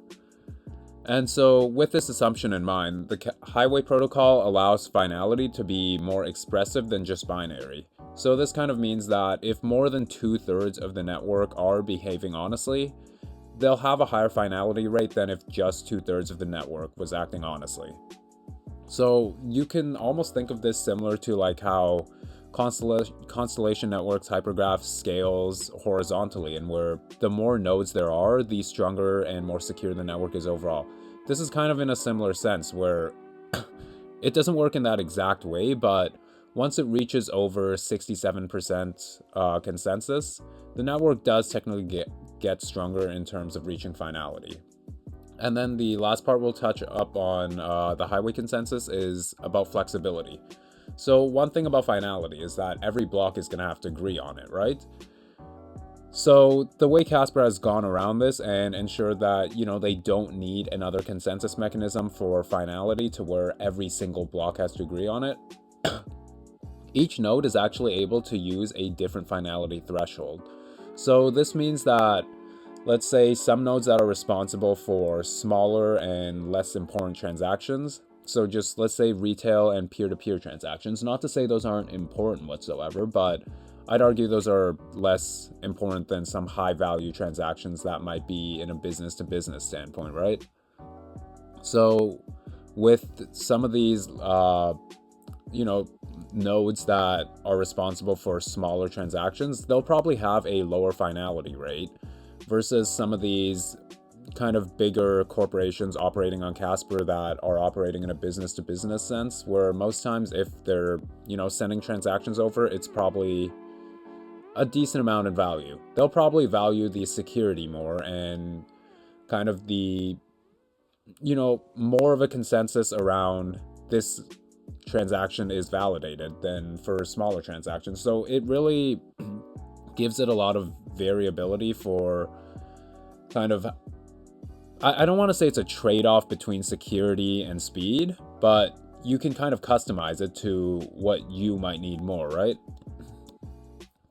So this is kind of just a little visualization of that. So they have an expressive finality, so it's no more just yes or no, but it could be like 0.2, 0.5, 0.8, and 1.0.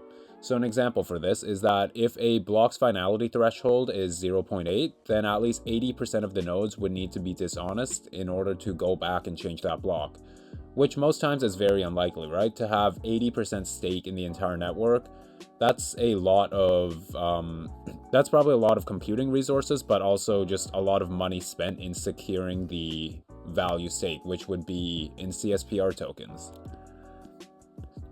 Next up, we'll just look at, these are just two of their kind of bigger connections that I wanted to highlight real quick. So in here we see that Casper Labs mints agreement NFT with China's BSN to become preferred blockchain for the city of Fuzhou. So one thing that really stands out right away is we see China, right? And we know China's stance on crypto and a lot of blockchain as a whole. And well, for a while now, they've been a very closed economy. So to see them collaborate and partner with Casper Labs to have Casper be one of the primary blockchains within one of their larger cities is kind of unique to see. And then down here, we also see that Casper Labs is to provide open permission network for implementation of government in Telangana for blockchain initiatives. I hope I didn't butcher that name, but anyways, this is a city in India, I believe. It's either a city or a state. But again, very similar case. We're seeing pretty high levels of government adoption with Casper Labs, which, I'm sure we can all agree that most blockchain projects don't see government adoption of this level. And this is usually the best, in my opinion, this is the best level of adoption you could get when a government kind of agrees to partner and utilize your technology. I'd say it's right up there with, let's say, someone as big as like Microsoft adopting your solutions. Now, since we were kind of mentioning about connections on Fortune 500s, we'll look at some of the work they've had with IBM, and they've had quite a fair bit. So it first started off with Casper Labs joining IBM's Global Partner Program, and before we do continue on, Casper, I think there's probably at least 4 or 5 members in the Casper Labs team that have some really close ties to IBM, so that does kind of explain, how they're working so closely together, in addition to some of the work that you guys will see highlighted in the introduction video. But yeah, this started off with the Global Partner Program, and then eventually led to Casper and IBM actually co-presenting together at Blockchain Hub Davos this year. So, as you guys know, there's the World Economic Forum's version of Davos, right? This is kind of the event they hold every single year and talk about all these mass surveillance and global population control things. They actually, for the first time, also opened up a side event at Davos that ran at the same time in parallel to the main event. And this was called Blockchain Hub Davos. And this was actually co-hosted by CV Labs, which is Crypto Valley, and Casper Labs. So that's really big to see, right? When you're co-hosting a kind of World Economic Forum based event around blockchain, that's really saying a lot. So let's kind of look further into some of the work they've had with IBM. So some of the work they did was work to build out a hybrid blockchain together, and at the Davos event, they actually demonstrated the first atomic cross-chain swap of fungible and non-fungible tokens between Hyperledger Fabric and Casper network. Now, what's really interesting about this is that Casper is a public permissionless blockchain, meaning it's kind of like most other crypto networks out there where anyone can build on there and anyone can really launch a project, versus Hyperledger Fabric, which we've talked about a fair amount of times, we know is private and permissionless, meaning most times it's a consortium-based DLT where it's kind of another closed-off ecosystem. So to see a swap between a public permissionless blockchain and a private permission one is something we haven't really seen, and this is largely because there just hasn't been the tech to develop that. And so to see that Casper and Fabric interoperated really makes you wonder, what was the tech behind that? And it says Hyperledger Project Weaver.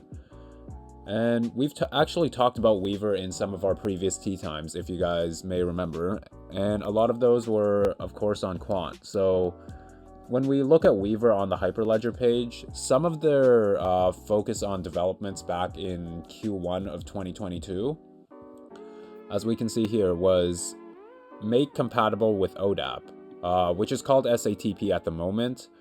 But for anyone who doesn't remember, ODAP is Open Digital Asset Protocol, and this is that interoperability standard that Quant and MIT have been working on for so long to, have API gateways be the standard through the IETF for interoperating economic value.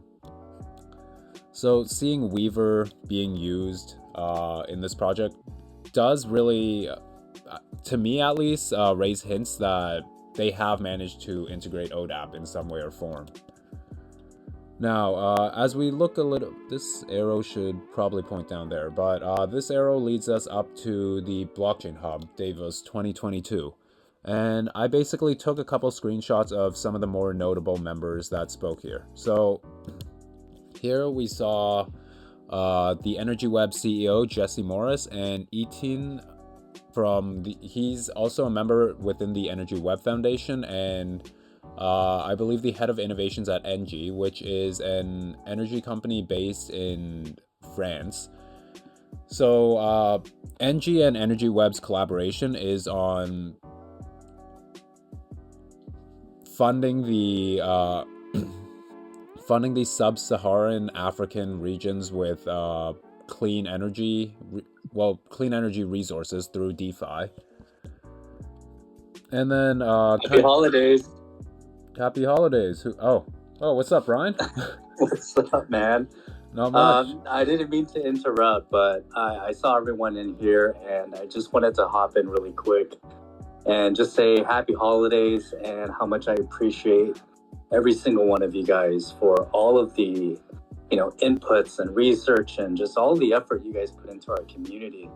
So just wanted to say that and not interrupt you too much. Yeah, no worries. Thanks for that. And hope you're having a good time in Brazil right now. Is it Christmas there right now, or is it still Christmas Eve? So apparently they celebrate Christmas on Christmas Eve. Okay. Yeah, I didn't know that. So I'm with Michelle and celebrating with her family right now. Nice. Yeah. How's everything going with you guys? It's been good, man. We definitely missed you, but we're managing. Yes. I left the island. I'm back in Sao Paulo, so back to our regularly scheduled program after today. Okay, nice. So wait, sorry, I missed that second half. Are you back soon then? Like back in I'm flying back to California on the 6th, but I'm in the city now, so basically no more spotty internet and stuff like that. Oh, so, yeah, I guess that's what was causing the issues with the internet, hey? Yeah, pretty much. Trip's been good though? Yeah, it's been good so far. I mean, it's when we went to Ilhabela, which is the island, it started pouring the whole time we were there. So it kind of, we made the best of what we could, with the situation. But other than that, it's nice to kind of get away and unplug a little bit, but I'm ready to get back. I couldn't stop thinking about you guys. We're glad to hear, man. All right, but just to I think we left off with Jesse Morris from the Energy Web Foundation, right? So to continue on a little more with this whole green energy thing, we also saw Brittany Kaiser, who was the founder of Griffin Mining, and she basically had a little speech on proof of green digital assets for a sustainable future. And if anyone's looked into kind of the functions and projects that Energy Web is building around, you would know this is very similar to one of the project initiatives that they have.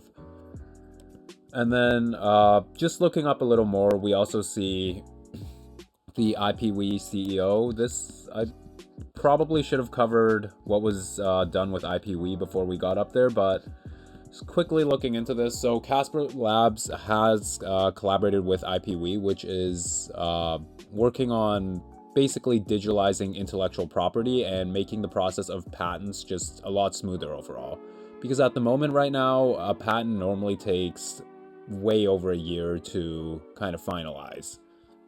So in this partnership, they've said Casper Labs built an NFT-based chain of custody solution for public patent records on the Casper blockchain. Patents are created and securely stored as NFTs so that they are traceable and tradable.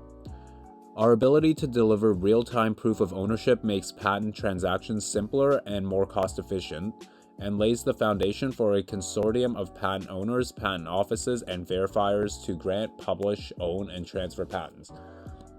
And so, beyond just the patent industry being really slow at the moment due to kind of, it requires human labor for the most part, right?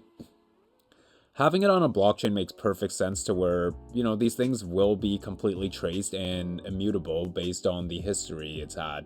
So I think this partnership really makes sense, and I think going forward, we're going to see a lot more of intellectual property being tokenized on a blockchain. Now, while we're at it, I'll just highlight their other kind of, this isn't really like a core partnership of theirs, but this, I would say, is rather unique. And basically what they've done with this company called MetaCask is they're building NFTs to represent whiskey casks. So if anyone's been following some of the stuff I've been posting about Galileo Protocol and seen some of the collaborations I've had with them, this is really similar to what they're doing, and where they're tokenizing a physical asset into an NFT so it can be traded digitally. And so this really opens up the markets to kind of a new segment of investors, and also different regions, right? Because back then, if you wanted to say, well, a lot of people buy, I'm not much of a drinker myself, so I don't know how accurate this is, but I know that people buy aged whiskey and different drinks and store it almost as a form of investment. So this really opens the borders, breaks down the borders for allowing different regions and people of different jurisdictions to jump into this asset class. But now back to Davos. So as we were talking on this board, we also see the Casper marketing lead and the CEO of IPWE. So seeing some more talks and collaborations with what they're doing beyond, just collaborating earlier on. And then we also saw Rashida Jaja, the CEO of Alliance Block, up on Davos, where he talked about basically how we could use NFTs as a standard for decentralized technologies going forward. And then looking up a bit more, we also saw some IBM executives present with Casper Labs. And then we actually even saw the EU Parliament Vice President making a little appearance to this event. And one thing to highlight with these IBM CEOs is, well, they're also up here, which I did put the highlights to. So the lady sitting here is Medha Parlikar. She's the CTO of Casper Labs, and as we can see, she has some really high-level members on board with her. So this is the AWS Senior Business Developer for Blockchain. And then we also have a Hedera Board of Director, who was also previously an IBM executive in blockchain and the metaverse. And then another sort of IBM executive who was actually IBM's blockchain ecosystem founder, and he'd been there for 22 years before actually just earlier on this year in April taking a position as head of digital assets at State Street. So definitely a pretty powerful board up there, and of course all across everything that happened at Davos. And this event was actually so successful that they're hosting a Davos 2023, and this actually happens next month in January 2023, where the World Economic Forum also hosts their usual annual Davos. And again, we see some pretty high-level members at this event, right? We see the Chief Policy Officer of Coinbase, Anthony Scaramucci of Skybridge Capital. I'm sure a lot of you guys have heard of that name by now. And then we see some repeating members, such as this is the president of IPWE, so not the CEO that was here. And then the Amazon Managed Blockchain Senior Business Developer, as we were speaking about, and IBM's executive partner. So definitely keep an eye out on Davos 2023 coming next month. But now that we kind of looked at Davos as a whole, in addition to some of their more, I don't want to say more unique partnerships, but ones that are kind of closer towards everything happening in crypto rather than kind of back-end development with enterprises. And this was something I shared to Twitter kind of recently, and what we saw here was, so this guy Patrick, he was actually on the Ethereum Foundation team, but beyond this, he's actually the chairman of the Casper Association. And we also saw he's a council member of the Energy Web Foundation. So that's really massive, right? And this guy, all at the same time, is the owner and manager of his own legal consulting firm called PST Legal and Consulting. So being quite a mastermind in the legal world and working alongside Casper and Energy Web, I think is really saying a lot, especially because his history kind of started out at the Ethereum Foundation. And regardless how you feel about Ethereum, they're kind of, seen as the biggest, well, aside from Bitcoin obviously, but Bitcoin doesn't really have any people to look to. Ethereum is kind of seen as that biggest name and the original team that really opened up the possibilities of blockchain utility.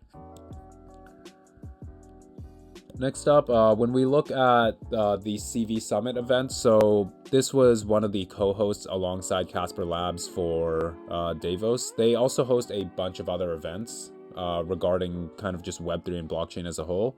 We see some projects that we talk about pretty often, along with some connections to projects we talk about regularly. So we see Alliance Block, we see Casper and LCX, but then we also see Visa and SDX.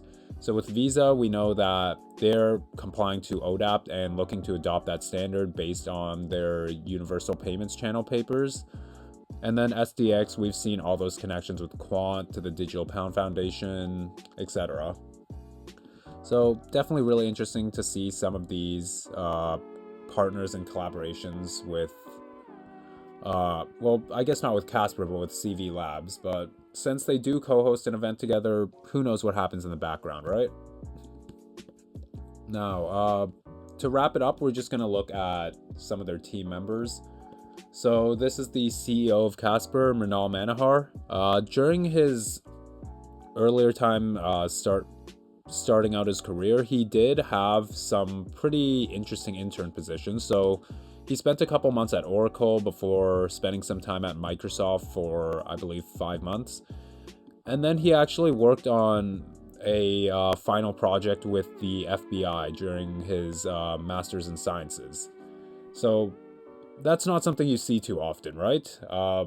Blockchain startup CEO having experience working with the FBI, and I know this is a pretty small scale position in the grand scheme of things, as this was an intern project, but hey, how many crypto CEOs have gone to work and collaborate with the FBI?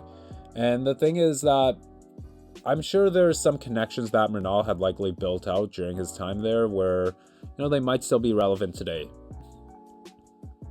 And then as he first started in, I guess, his actual career, he started off as an associate at Bain & Company. And we've talked about Bain & Company when we looked into Morpheus Network before, where their team lead for logistics, Roger Cook, is actually the strategic advisor for Bain & Company. They're one of the largest consultancy companies out there in the world.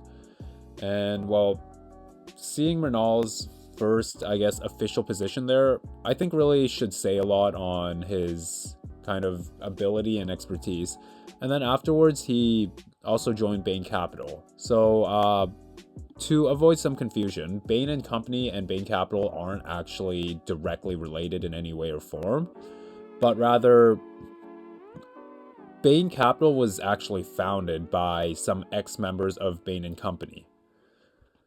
He also worked at Sagard Holdings. This is another private equity firm, much like Bain Capital. And then he basically had some time working, well, I don't want to say working, but as an investor. So we see he was an investor for Splendid Spoon, along with an angel investor for some things like Ethereum, Tezos, Filecoin, Maker, Blockstacks, Basis, Snapchat, and many more. And then finally, he made his way into Casper Labs as the CEO and co-founder. So definitely a pretty interesting background in both kind of the world of private equity and finance, and also consultancy, and some pretty major experience just as an intern at some pretty large tech companies. Next up, we'll look at Meta Parlikar. So she's their CTO and also co-founder of Casper Labs. She was at Adobe Systems for a good 4.2 years. So for anyone who's unaware of what Adobe is, they're kind of a multimedia software company, and the way you guys view most of my content, whether it's through a video or through a mind map, is actually most times done thanks to Adobe. She also spent some time at Avalara for a good 5.5 years. This is a kind of another software and tech company, and they provide a really wide variety of things, from things like organization management, licensing management, tax software. I don't really have a word to categorize them as what their services are around, so I'm just gonna say they operate in multiple industries and they offer various tech solutions. And then she was a program manager at Pyrofex Corp. Pyrofex Corp isn't something I've really ever heard of before, so when I took a look into it, I was kind of, maybe not quite blown away, but really shocked at how nobody really knew about this. So Pyrofex you can kind of think of as like a very small scale of R3. Most of you guys probably know what R3 is by now. They're the company who's behind Corda, and Corda has basically seen the most adoption out of any enterprise-grade DLT out there. So Pyrofex's version of Corda is what they call Silvermint. And within Silvermint, it's built by some really high-level people that actually have a really similar background to many of the members within Casper, from places like Oracle, Google, and Microsoft. And so I will be showing that a little more when we deep dive Casper, but for the moment, maybe some of you guys might be interested in looking into Pyrofex and the team behind Silvermint. And then two more members we'll highlight real quick is Joel Corrado. So he's the managing director and head for business development at Casper Labs. And as we see here, he actually spent about 15 years at Cisco prior to this. And this one position was really interesting. If we take a look at it, head of digital transformation, smart cities. So when we think about smart cities, we know that it's kind of a novel concept that's really been talked about by standard setting bodies like the World Economic Forum, and there are some hints of this coming to life in places like Japan, but you've got to be crazy rich to live in those places right now. But the goal is to kind of, interconnect every physical city with IoT and blockchain in the near future. But if you think about head of digital transformation in smart cities, blockchain is one of those technologies that will enable for things like this. And if we look at what Casper is doing with Fuzhou, they're going to be the preferred blockchain for the city of Fuzhou, right? So if you think about it, especially with how China operates, it could be very likely that Casper network will be the preferred blockchain to transform Fuzhou into a smart city, just with how forward-thinking China's technology is. But that's a lot of speculation, and we'll have to see how exactly that partnership continues to pan out. And then the last person we'll cover is Ross McKay. So he actually, quite literally just joined Casper Labs as the chief operating officer. As we can see, he started his position in December 2022, and as we know, it's December 2022 right now. So two very interesting positions he held was at Dropbox for 3 years for the European and Middle Eastern Africa regions for head of sales strategy and chief to staff to vice president. And then he also spent about 7 years at Accenture. So we've also talked a bunch on Accenture, right? Accenture, very similar to R3, is focused on kind of enterprise-grade blockchains, though Accenture is much more focused on consulting and business development compared to R3, that's really focused on actually providing the technology and infrastructure itself. So overall, some really strong experience with the Casper team overall in a really wide array of sections. You've got private equity and finances, you've got business and consultancy, you've got some legal with what Patrick has done, and you've got connections to other ecosystems like the Energy Web ecosystem, Alliance Block, etc. And overall, I'd say, but I guess I didn't cover tokenomics here. I wanted to leave the tokenomics for the actual video itself, but aside from tokenomics, just based on everything we covered, I'd say Casper seems like a pretty solid project and one I'm definitely going to be keeping an eye on.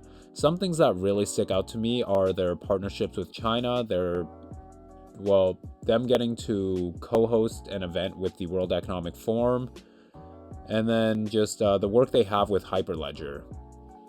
So yeah, that's kind of what we've got for our introduction into Casper Labs. So if anyone's got any questions, you guys can feel free to fire away, or we can just enjoy the holidays. Okay, so this is gonna be what we're covering today. This is basically a little mind map of predominantly ISO. So you guys have probably seen this little phrase or word thrown around on crypto Twitter, or just if you've been looking on any of the regulated side of crypto. And some of these terms are like ISO 2200-02, ISO TC307, etc. And there's a certain group of cryptos that kind of are really closely affiliated with this, and that would be XDC, XRP, XLM, IOTA, and Algorand. And what these guys are is they're ISO 22022 compliant.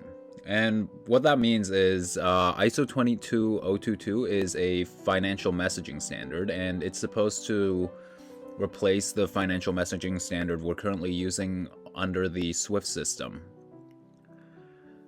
And pretty much we'll get more in depth into why this is happening, but pretty much these cryptos being ISO 22022 compliant essentially just means they work within that legacy financial messaging framework, and in return could be used in certain financial messages if certain banks or something choose to. And a financial message is, of course, just a financial transaction.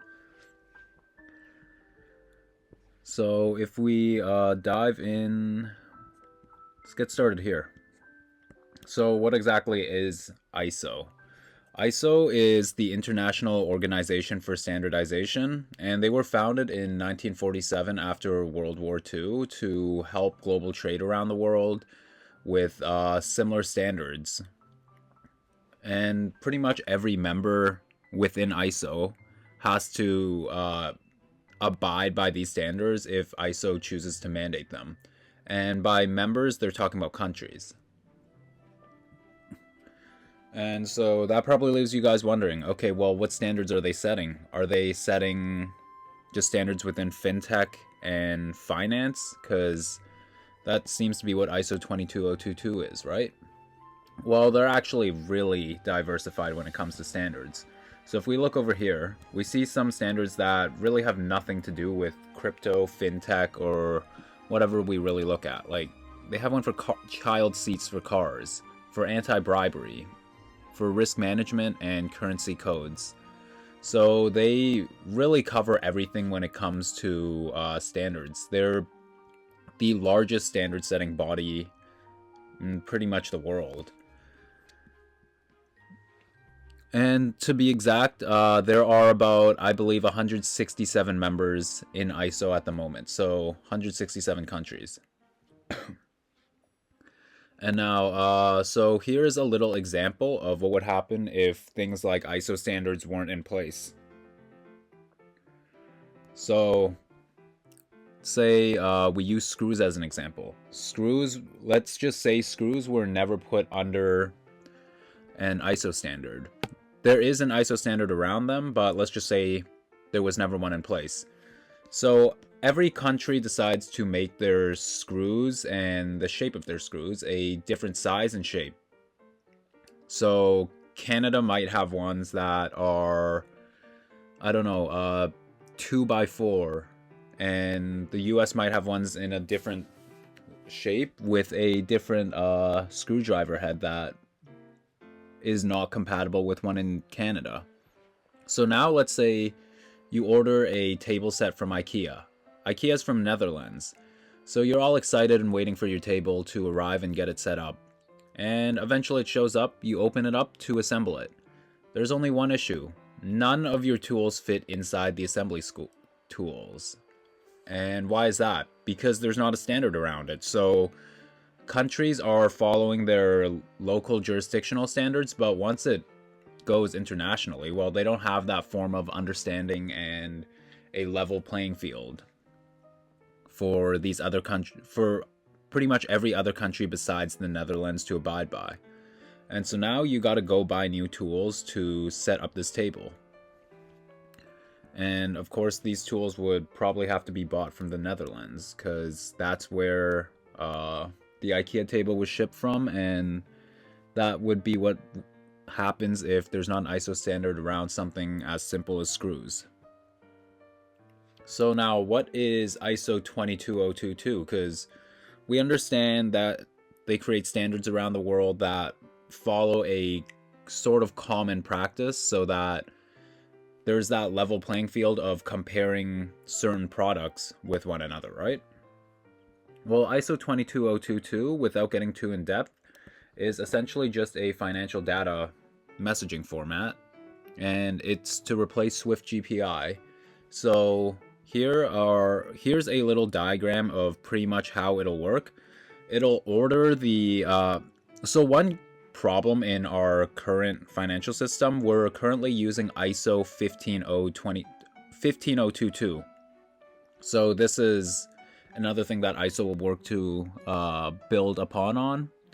And pretty much what you get out of these financial transactions, currently you can fit very limited amounts of data in there. So that's a problem when you're trying to explain where this financial transaction came from to another financial institution, right? Like if you're sending money from Canada to Japan, it's not just straight Canada to Japan. It goes through multiple correspondent banking systems. And every one of those is going to need a financial message under it to understand where to relay that to. And so there's other parts of a financial message beyond just Tim sent Bob $500. So here there's ASN1. ASN1 essentially just stands for Abstract Syntax Notation. And what this does is it serializes and deserializes data from one platform to another. So in other words, it provides interoperability. You're taking certain bytes of data from, say, one payment system and allowing it to be read and communicated through in another. So that's pretty understandable, right? You kind of need that across different banks, especially in different jurisdictions. XML, this is extensible markup language, and this is a file format for storing, transmitting, and reconstructing arbitrary data with a defined set of rules for encoding the documents in them. And these XML files are both human and machine readable. You guys may have seen XML files within some of your emails at work before. It's a pretty common file standard. FIX stands for Financial Information Exchange. And what this does is it's an international real-time exchange of information related to securities transactions and markets.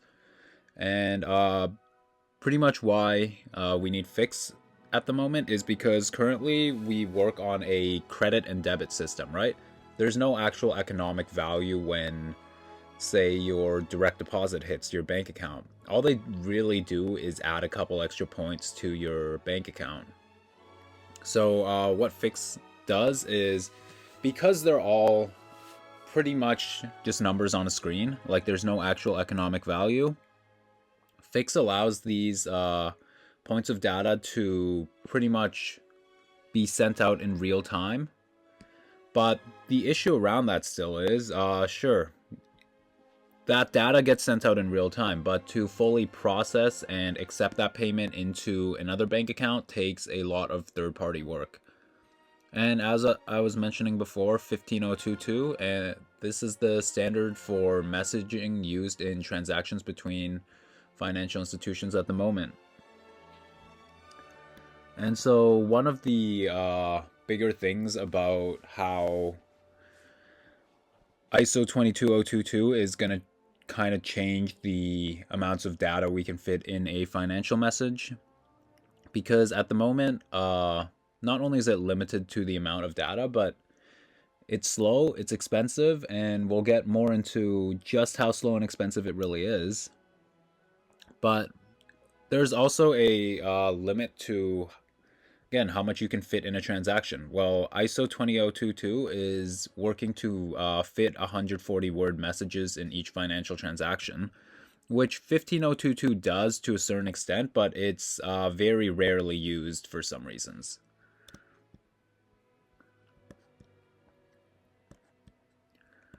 Now let's go back here.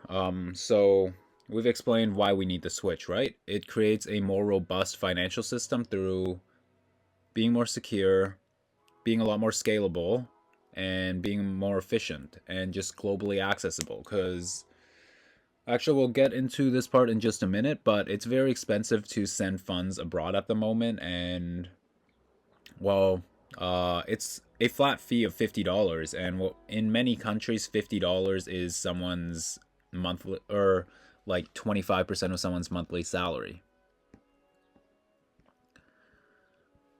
Okay, so we talked about why ISO standards are followed, but what happens if you don't follow them? Well, you're pretty much giving all of your competition in that industry a head start, because logically every company and services is going to follow by an ISO standard. It makes sense to, because now you're playing on the same common playing field as every other competitor you have out there. So essentially, if you choose not to abide by the rules, you're shooting yourself in the foot. And I mean, you're probably, I don't know about this for sure, but I feel like if you're not following an ISO standard and competing in that same market and industry, they might just be like, hey, you can't do this.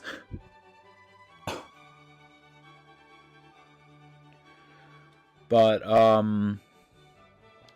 let's talk about some of the history behind ISO now. or ISO 22022. So the standard was first introduced way back in 2004 to reduce the time between financial messages. And this standard has since been mandated, and currently on the timeline, it's under the coexistence period. So this pretty much means that the previous ISO 15022 and the new ISO 22022 can still both be used. And this coexistence period ends in November 2025, where every financial institution has to switch over onto ISO 22022. So this brings us to the part that's actually relevant for us. These ISO 22022 coins, right? So what does it mean for a crypto to be ISO 22022 compliant? Well, we covered this a moment ago, but simply they're compliant to the financial standards that are in whichever financial system it'll be under. It'll be under a global one, but it just depends how fast we move. Like, our CBDC is going to be in full effect by the time ISO 22022 is going to be in full effect. No one can really tell, but we know cryptos that are under ISO 20022 will be compliant to whichever financial system, and in return can be used in financial messages if requested. So if a bank wants to send another bank XRP, well, they could do that as an ISO 22022 message. So is ISO in return going to lead to the mass adoption we've all been waiting for then, since it allows for crypto to be sent in a pretty much legacy finance sort of format? Well, not exactly. ISO 22022 is going to allow some crypto assets to be used in our financial system. But at the end of the day, this is a standard that changes the messaging format of a financial message. The whole backend infrastructure remains the same. It's literally just the formatting of the message that changes. So does this mean that all the ISO tokens that we know of are overrated and it doesn't actually matter? Well, not quite. I actually think the different. I don't think it's gonna make price go to the moon right away overnight, but I think this really gives some of these crypto assets that sense of legitimacy and acceptance, because when you're being used in pretty much the legacy financial system, I know it might not be legacy if we move to CBDCs, but just the banking system, right? If you're an asset that's being used in that industry, well, most times you're kind of seen as something that is kind of legitimate and regulated in a sense, and much less likely to die off than, say, your average speculative DeFi coin, right? So one more point before we move on. ISO TC307. This is another ISO standard. So this one's a lot earlier in its development phases. This was founded in 2016 by Gilbert Verdian, the CEO of Quant, and pretty much he built this from some inspirations and frustrations from both the siloed healthcare system and the innovations from ISO 22022. So it's more than likely that ISO TC307 will have a way to relay ISO 2200 messages in a blockchain, because remember, ISO TC307 is a blockchain and DLT standard. ISO 22022 is a financial messaging standard. So I think if Gilbert Verdian had built Quant, Overledger, and TC307 off some inspiration from 2022, I don't think it's too far-fetched to think that they'll also implement a way for blockchains to kind of relay and read these 2200 messages. And so if we go up to here now, there's actually a pretty similar case of this that we just mentioned. So this was in our little deep dive of Project Helvetia. I'm sure some of you guys were around for that. This proof of concept pretty much showed that before that actually, let's quickly go over what Project Helvetia is. So Project Helvetia is a CBDC project that is formed by the Bank of International Settlements, along with Six Group and some other commercial, I believe 5 other commercial banks. So the proof of concept in this project was to see how the settlement of tokenized assets through a CBDC issued by the Swiss National Bank onto the Swiss Digital Exchange, and see how the interoperability between these systems would kind of work together, or if they would even work together. So a commercial bank sends funds with legacy railways, which would trigger an ISO 2200 message, right? You're using legacy railways. And this goes from the Swiss Interbank Clearing System to the Swiss National Bank node, which is on the Swiss Digital Exchange. And this is kind of a little custom ISO gateway that translates the message from ISO 22022 to an SDX specific language. Because remember, 22022 is for legacy, and while some cryptos are compliant to it, they do need a way to read it in a blockchain kind of format. So once this message is received, the Swiss National Bank node will then issue equivalent value of wholesale CBDCs to that commercial bank. And once these CBDCs are issued, they can be used to transact with other banks for direct or delivery versus payment transactions. And then every single one of these transactions done so through a CBDC would of course be verified through SDX on their validator nodes, or regulator nodes, sorry. And then if we go here quickly, this is just a little diagram of kind of how Project Helvetia is going to work, and pretty much every one of these dark blue dotted lines you see will be an ISO 22022 message. And this is kind of where we see that relaying happen, where a commercial bank sends funds with legacy railways, which triggers the 2200 message from the Swiss Interbank Clearing System to the S&B node on Swiss Digital Exchange, right? So we've covered what, just how broad these ISO standards are. Just a couple other ISO standards. So 8583 is the legacy card payment standard. So when you go to a store and pay with any sort of card, like maybe it's MasterCard, maybe it's Visa, or I don't know, whatever cards are out there, but it runs on 8583. This is what allows every payment card to kind of work under a certain framework and that, I guess, payment system, right? Like every card, or yeah, every payments card kind of works the same in the sense that you insert it in this machine or tap it, and then it takes those points from your card's account and transfers it into the, well, companies. And then ISO 15022, we talked about this just earlier. And this is a little mind map from XX, and this just basically shows kind of the broadness of how ISO 22022 is working. So of course we have Ripple XRP. XRP is really focused on real-time cross-border settlements for financial institutions, because they send a lot of foreign exchange transactions around the world every single day. So XRP will be focused on the corporate and institutional side.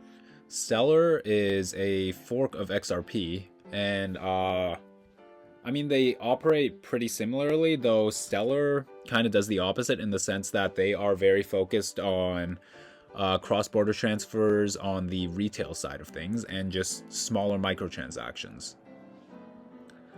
Algorand, this is a smart contract platform, and we'll dive deeper into all of these later, but just a quick summary. Algorand is a smart contract platform running on pure proof of stake, and therein works with multiple things. So they're working on CBDCs, but they're also working on some wallets. They're partnered with FIFA, and I shouldn't actually spoil too much, so we'll leave Algorand at there.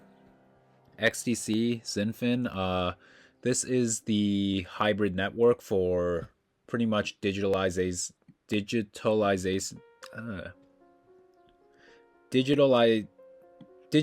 the supply chain industry. Wow.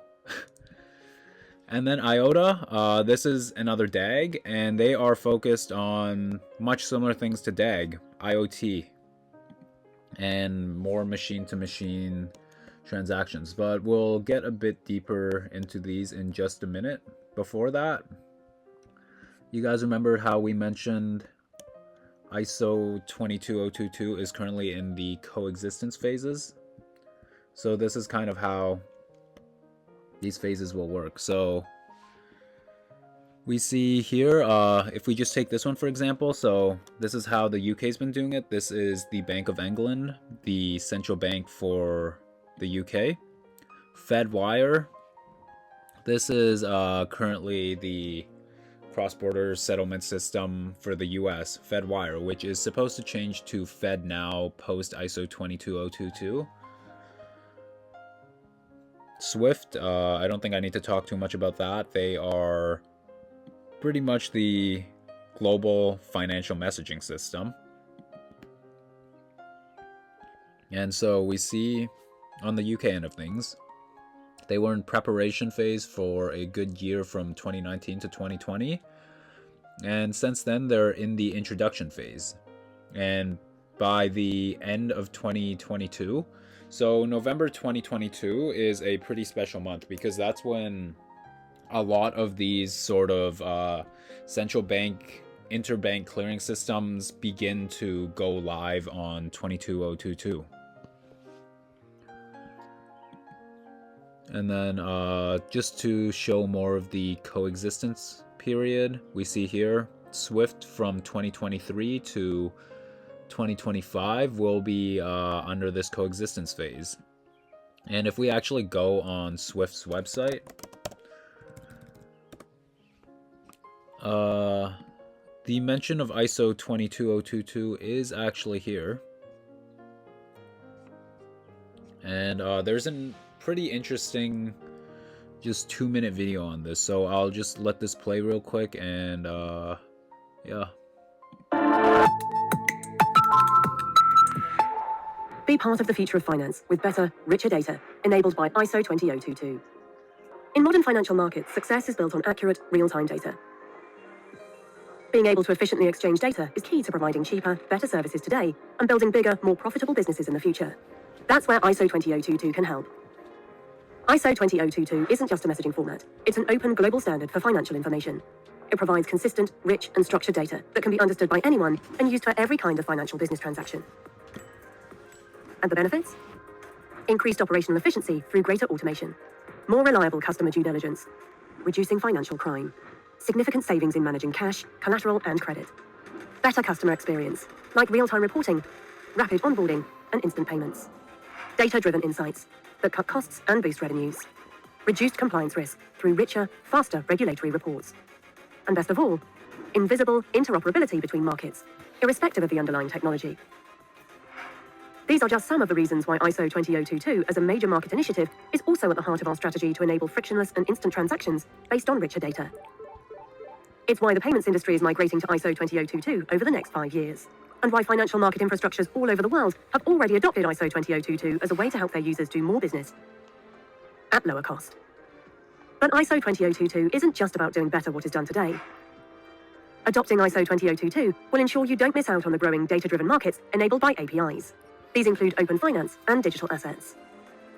APIs are growing fast, not just as the basis of today's platform economy, but as the foundation for tomorrow's data-led economy. And if APIs use a common language too, we can reach that future faster. That's why Swift is extending the ISO 20022 data model to APIs, so developers can build a common language into every API they design. So, to make sure your business is ready to seize new opportunities, be part of the future of finance. Be part of the move to ISO 20022. To learn more, visit www.swift.com.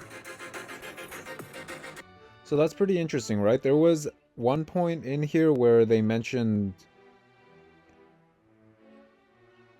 digital assets somewhere. Seems like I can't find exactly where it is, but that's pretty interesting because they're pretty much acknowledging that there are certain digital assets that run under the same compliance system. And they're pretty much saying, like, yeah, these will probably be used in the future of finance. And, well, if you want to capture some of that market value, now would be a pretty good time to take a look into what it's all about while it's still in its early adoption phases. And then here is just pretty much another breakdown of the ISO 20022 development based on certain countries. So yeah, these, you know, tell a pretty similar thing. They're just the timelines certain countries are moving at for ISO 22022 support.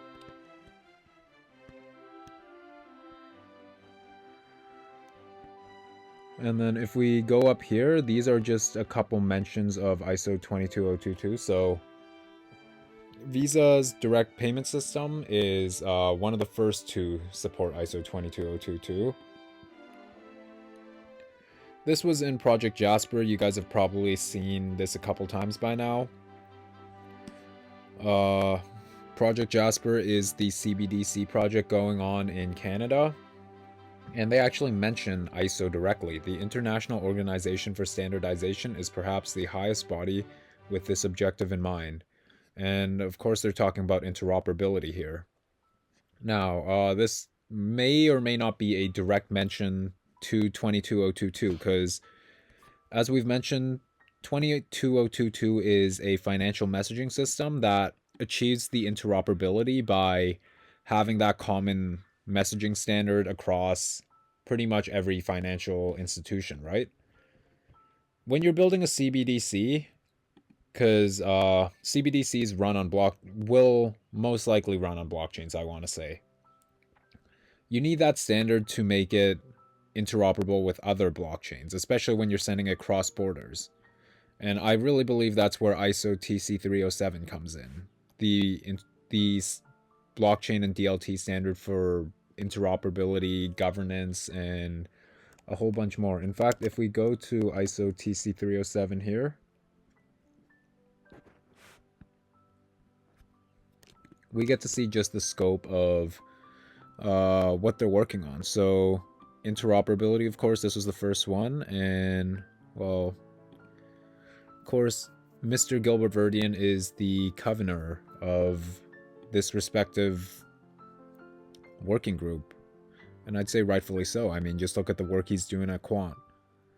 And then we've got some other ones. So we got governance, smart contracts, security, foundations, interoperability. Gilbert Verdian was also on this one previously, but seems like they've taken it off.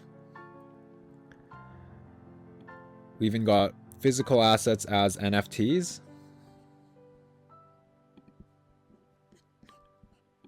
And now if we go back here, we also see Alliance Block. Alliance Block has mentioned ISO 22022, and they've said in the beginning they're probably not going to be ISO 2022 compliant, but as they continue to build their protocol out and onboard more financial institutions, they will, or they're expected to make the move to ISO 22022. And I honestly don't think this means the Alliance Block token will directly be 22022 compliant. It totally could be, and I'd love to be proven wrong, but I really think what they mean is the Alliance Block platform itself is going to be 22022 compliant, meaning, because we've broke down Alliance Block before, right? It's a pretty much financial market. It's a global financial market for essentially tokenized assets. And my guess is that some or pretty much all the transactions on Alliance Block will end up being 22022 messages. So that's kind of my take at how they intend to adopt this standard. And as we were talking about FedNow earlier, That is the US Federal Reserve's new cross-border payment system. And this is the one that's going to run on 22022. Because at the moment we're using FedWire, which is just not that efficient, especially in today's age. Then we look here. This is 22022 Labs. And they mention a long list of pretty much benefits and use cases that 2200 will bring. And I'm sure many of you guys know this, but if we check this connection here, well, who is the CEO of 2200 Labs? A founder of Constellation Labs. Interesting. So, you know, there might be some room for potential collaborations in maybe the FedNow payment system, because the US, or not the US, the Constellation already has well more than a foot in the door when it comes to the US government agencies, right? So yeah, that might be exciting to see in the near future if there's any synergies between that. Nexo, this is not the crypto platform Nexo that many of us are familiar with, but this is pretty similar to 2200 Labs in the sense that they are also another organization working on developing and pushing the adoption of ISO 22022. And so some of their members, some of their main members, Amex, BNP, Fiserv, MasterCard, Visa, Nexi. So yeah, they are, they're pretty big. They've got some really big names working in this organization. And, you know, when you're seeing an ISO standard being pushed, that's usually already a pretty big thing. But then you're seeing essentially consortiums form to even further push the standard to be adopted quicker. So I feel like when you see stuff like that, that's when you really know, like, okay, this is going to be, like, much bigger than we think. And it's not going to be big in the sense that, like, it's going to completely change the way we go about our daily lives. It's going to be a pretty seamless integration, but when you look at it in complete aggregate on a global scale, I mean, you're saving probably trillions of dollars a year, and probably, I don't know, days, well, probably more than days, but you're saving a lot of time.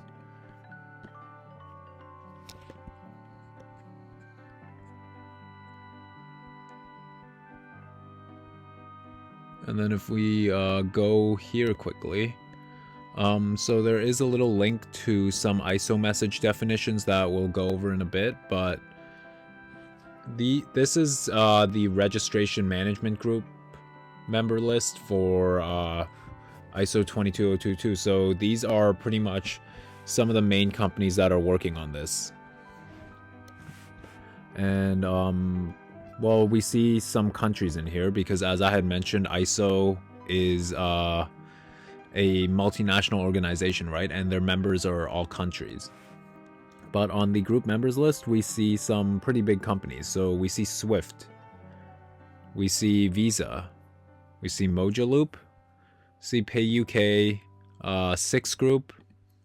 So pretty much 1, 2, 3, all four of these, they have very close connections to Quant. And of course, so does the UK, in the fact that Overledger is offered as a software solution on the Crown UK's I forget what it's called.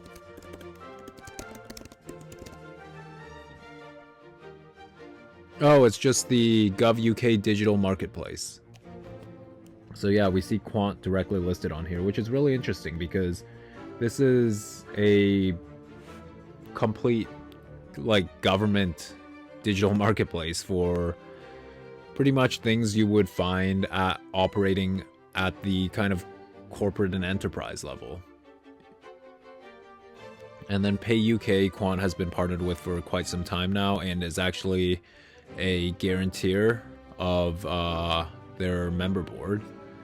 And then 6 security services and 6 interbank clearing system. These are both ran by 6 Group, which, as we know, has some ties to an extent with Quant in Project Helvetia, along with some of the other CBDC projects. And well, SDX, their Swiss digital exchange, has mentioned Quant on multiple occasions. And then Visa's also quoted ODAP twice on their Universal Payments Channel paper. So the rest of their registration management list, we see DTCC. So I'd seen these guys a couple times before, and I was kind of wondering about them. And so we take a look. They pretty much work to clear transactions regarding securities. So securities would be like your stocks, your ETFs, bonds, etc., right? So in 2020 alone, they processed a total value of 2.3 quadrillion in securities. Now that's an insane number, right? That's not a number you see every day. And then in fixed income clearings, they did 1.5 quadrillion. In equities clearing, they did 1.7 trillion. In settlements and asset services, 1.3 million of active US issues with 516 million transactions were settled. And this was valued at about $131 trillion. And there were a total of 15 billion messages of derivative trade reportings across 11 trade repositories across 60 plus global regulators in 35 countries. And so, yeah, they are a pretty massive organization. And yeah, we see here 5,950 clients in 88 countries. So yeah, it kind of makes sense. This would kind of be the scale of entities that you expect to be kind of governing over this ISO standard. We also see the European Central Bank and the European Payments Council, MasterCard, SWIFT, Visa, Bank of England, again, really close ties to Quant, RippleNet, of course, that is a key product of XRP's, and Mojaloop. And let's look a little deeper into Mojaloop. So Mojaloop, this is pretty much a mobile financial service to try and bring more global accessibility of financial services to the unbanked. It's kind of similar to what crypto's doing, right? Essentially, anyone with a phone and internet connection can have access to the DeFi ecosystem. Only Mojaloop's kind of doing this in the sense of legacy banking. So Mojaloop won its solution for bridging the last mile, bringing cross-border payments to users in emerging markets economies who rely on mobile money transfer systems. And well, there were multiple winners for certain, what do you call these, certain solutions. But let's see who picked these winners out. So the Bank of England, the Committee on Payments and Market Infrastructure, DBS Bank, European Central Bank, the Federal Reserve, Innovative Finance, New Payments Platform in Australia, Payments Canada, SWIFT, and Swish, which is I believe Sweden, well, it's probably a Sweden payments company, but I've never heard of Swish. I've heard of Swift. But yeah, Mojaloop does have some very close ties to some very high-level entities. Because if we look down here, this is the Mojaloop Foundation. And what do we see? We see the Bill and Melinda Gates Foundation, Google, Monetary Authority Singapore, Ripple, and the Rockefeller Foundation. And of course, we know the Rockefeller Foundation also has connections to Quant. Toke, I just want to butt in for. I know you didn't say anything about Coil. Coil is it's a micropayments company that's partnered with Ripple, and they basically bring monetization to like every web page out there, and you can get paid in like, I think it's XRP and other cryptos. I think USDC as well. Okay, awesome. Thanks for sharing that. Yeah, I wasn't sure what Coil did. Yeah. Are you do you know what Modus Box does by any chance? No, I haven't heard about them. No. Okay. But yeah, you know, it's a pretty strong group of entities up here. And then in certain parts of Project Ubin, so this was the CBDC project by the Monetary Authority Singapore, which works really closely with Project Jasper. There were some mentions of not only Interledger, but also API gateways, which I'm sure you guys know who that relates to. And then if we look a little deeper into Mojaloop, so this was actually predominantly done by the Bill and Melinda Gates Foundation in launching Mojaloop as an open source mobile payment solution. And well, what do they leverage? Ripple's Interledger. So that's really interesting because I don't think Bill Gates would be messing around and partnering with an unregistered security. And then if we look here, this is kind of how the Mojaloop system works, in the sense that through a mobile phone, you can easily connect it to any banking services. So it's smartphone to banking infrastructure. And this kind of makes sense for the future of finance, right? You shouldn't have to go and ring up your bank or go to your local physical bank location just to access certain financial services. I mean, it's 2022.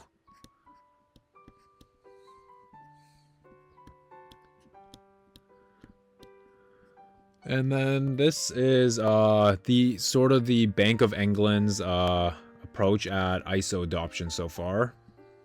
So a lot of these run in parallel with ISO. Vocalink specifically, this is a payment service company that is that MasterCard owns a 92% stake in. And remember, MasterCard is part of this group right there. And then if we go to my thread quickly, so I've broken down this one before, so I'm not going to break it down again, but if we look here, we see that Vocalink is also compatible with ISO 22022, running in parallel with BACS and CHAPS. BACS is Bankers Automated Clearinghouse, and CHAPS is, or no, BACS is Bankers Automated Clearing System, and then CHAPS is Clearinghouse Automated Payment System. And if we look back here, was it here or no? I believe it was here. We see BACS here, right? And we also see CHAPS. And so this is on the England side of things, right? So Vocalink is a UK-based company, but they do operate pretty globally, just like MasterCard. And if we look here, Payments Canada had also selected Vocalink as one of their partners. So that's pretty interesting, right? Because if we go all the way down here, I've talked about these connections to kind of TC307 and ODAP regarding Project Jasper. And then we also look at some of the other connections to API gateways in Monetary Authority Singapore's Project Ubin, in addition to Mojaloop. So we're seeing a lot of overlap between these regulated crypto networks that are abiding by ISO and what's happening with CBDCs at the moment. All right, and I did throw WADS Pay in here because initially I was considering doing a little bit of coverage on this. It's you know, pretty minimal what I've put up here, but yeah, we'll do a quick coverage of this. So WADS Pay, they are an agnostic payments infrastructure that's able to support payments now in our fiat system of credit and debit points, but also digital currencies in things like stable coins or ERC20 tokens. But they're also going to make it interoperable with the future of CBDCs. So it really makes for a timeless sort of payment system in which it's really future-proof and can be used for whatever financial system you're operating on. So that sounds like a pretty cool and really, really simple project, right? It almost sounds like it's essential, but what makes WADS Pay the winner, right? Because really any company could build something like this out. Well, that's when you got to look at the team and see what they're connected to. So, this was just all these clips were stripped from my article I'd done on WADS Pay. So if you guys do want a deeper dive on that, I suggest you check that out. But essentially, their CEO, he previously worked in sales in the Canadian and Austrian airlines before he moved on to American Express and eventually MasterCard, where he held a head of regions position. This is their president for the Pacific Asian departments, and he worked at Fidelity. I don't think this is Fidelity's financial services. That's what it is.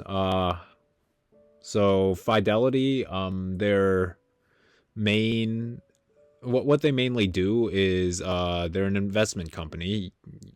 We've probably all seen them around, and I mean, they're one of the biggest ones out there. They have well over $10 trillion in assets under management. So Fidelity's financial services is just kind of their, what do we call it? Just not exactly a spin-off, but it's pretty much what Azure is to Microsoft. Visa, Calvin also worked at for, I think, a good 4 years before he moved on to MasterCard, and then eventually he also worked at Ripple. Interesting.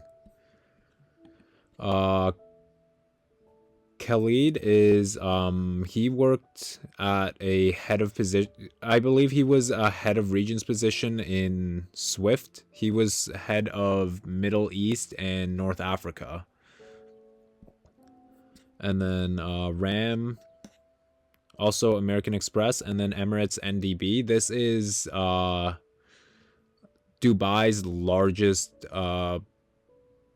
it's not a commercial bank per se, it's a government-owned bank, but it kind of operates in the sense of a bank for everybody. And then, so we see a ton of connections to MasterCard, right?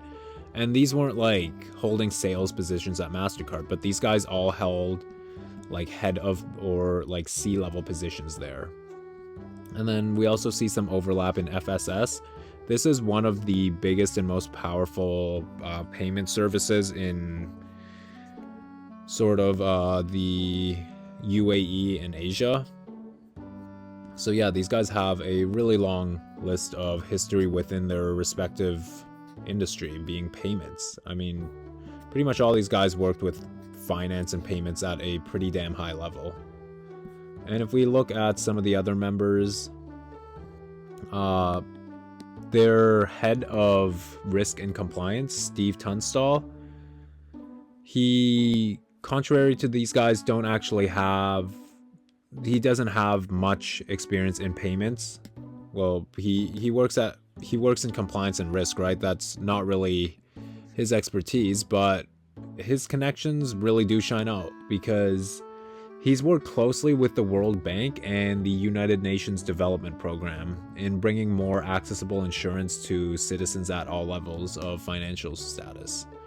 So I'm sure someone like Steve, who works as a head of risk and compliance, wouldn't be working for any random payments company when he's closely worked with the World Bank and UN. And so what I was talking about, the WADS Pay agnostic system, it kind of works like this in the sense, it's really simple, really. I'll just let you guys take a look at this. It shouldn't be too hard to decipher. So this is kind of their payment system. Atlitica is what they call it. And much like Google and Quant's Overledger, they run through Kubernetes. Kubernetes is kind of a scaling solution allowing, well, pretty much it's what allows Google to scale. So that's saying a lot because, you know, the throughput that Google gets is probably more than anything we could imagine. So before I cover this part of the ecosystem, not the ecosystem, but before I look into some of these projects one by one, does anyone have any questions regarding what we've covered so far?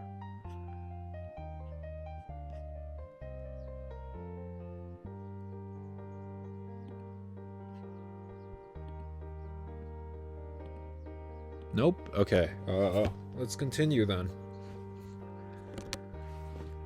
So we'll just briefly go over some of these. I didn't get the time to do Stellar Lumens done quite yet, so unfortunately we'll have to save that for next time. But yeah, let's take a quick look into some of these. So let's look at Algorand first. Algorand is a pure proof of stake layer 1, and they were created by Silvio Macaulay, who has been working at MIT's computer science and AI labs for the past almost 40 years now. So you guys could imagine the expertise and experience and connections that this guy has. He also won the Grand Turing Award back in 2012 for pretty much his work in cryptography, which of course is very relevant to Algorand, a crypto project that relies on. So the Algorand got their name in a pretty interesting way. Essentially, ALGO, ALGO stands for an algorithm, right? Essentially, their peer proof of stake runs in a way where it's kind of decentralized to the sense that everyone gets a chance at validating, so that while there are validator nodes, any token or wallet could be chosen as a validator, and that's where their name comes from. ALGO, they use that algorithm to pick a random wallet or validator. And yeah, you know, it's not really that relevant to the project, but I thought I'd share that. I thought it was a pretty interesting way to get your name from. So we had also mentioned how they had partnered with FIFA, right? This is probably one of the bigger partnerships we've seen in most of crypto. And just some more interesting things about Algorand. El Salvador's Chivo wallet, so that is the national wallet that they use for Bitcoin. That's built on Algorand, which is really interesting, isn't it? Because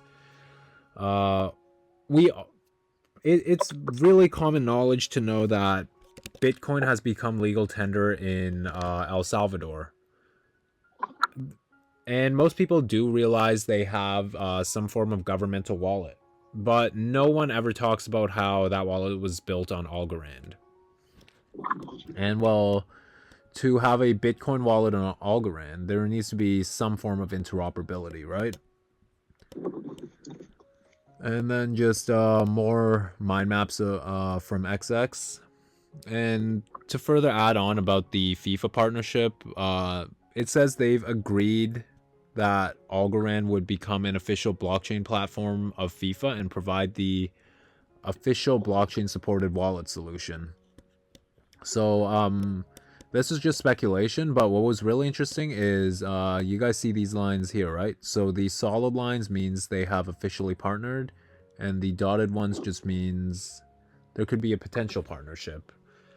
But what's interesting is so we do know that El Salvador's Chivo wallet is on Algorand, but so it does kind of show that wallets are enabled on their platform, even for other assets, right?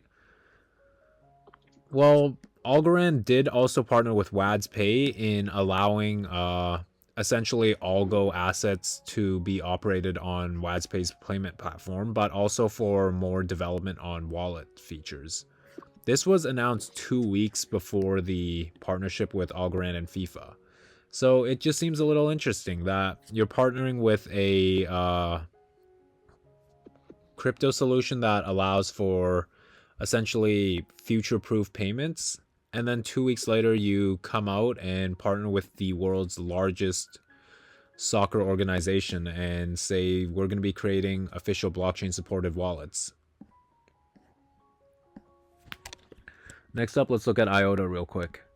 I'm not gonna lie, I really don't know all too much about IOTA, but from some of the stuff I've found, they seem pretty prominent.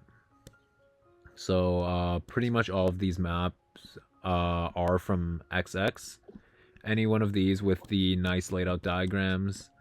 If you guys do want to see more of this kind of stuff, be sure to check out his Twitter. But essentially, IOTA as another DAG, they also work very closely with data and data structures, much similar to like Constellation DAG, right? I don't believe I have the technical knowledge to say which one's better or which one's worse, but just based on connections, I think DAG has a lot stronger of connections to the US side of things, and they're kind of going more futuristic on the space side, where as IOTA is really focused on developing IoT and enhancing IoT in our kind of current IoT infrastructure. And what that's led to is some partnerships with some pretty prominent entities. So we see here the foundation. So when they say the foundation, they mean the IOTA Foundation.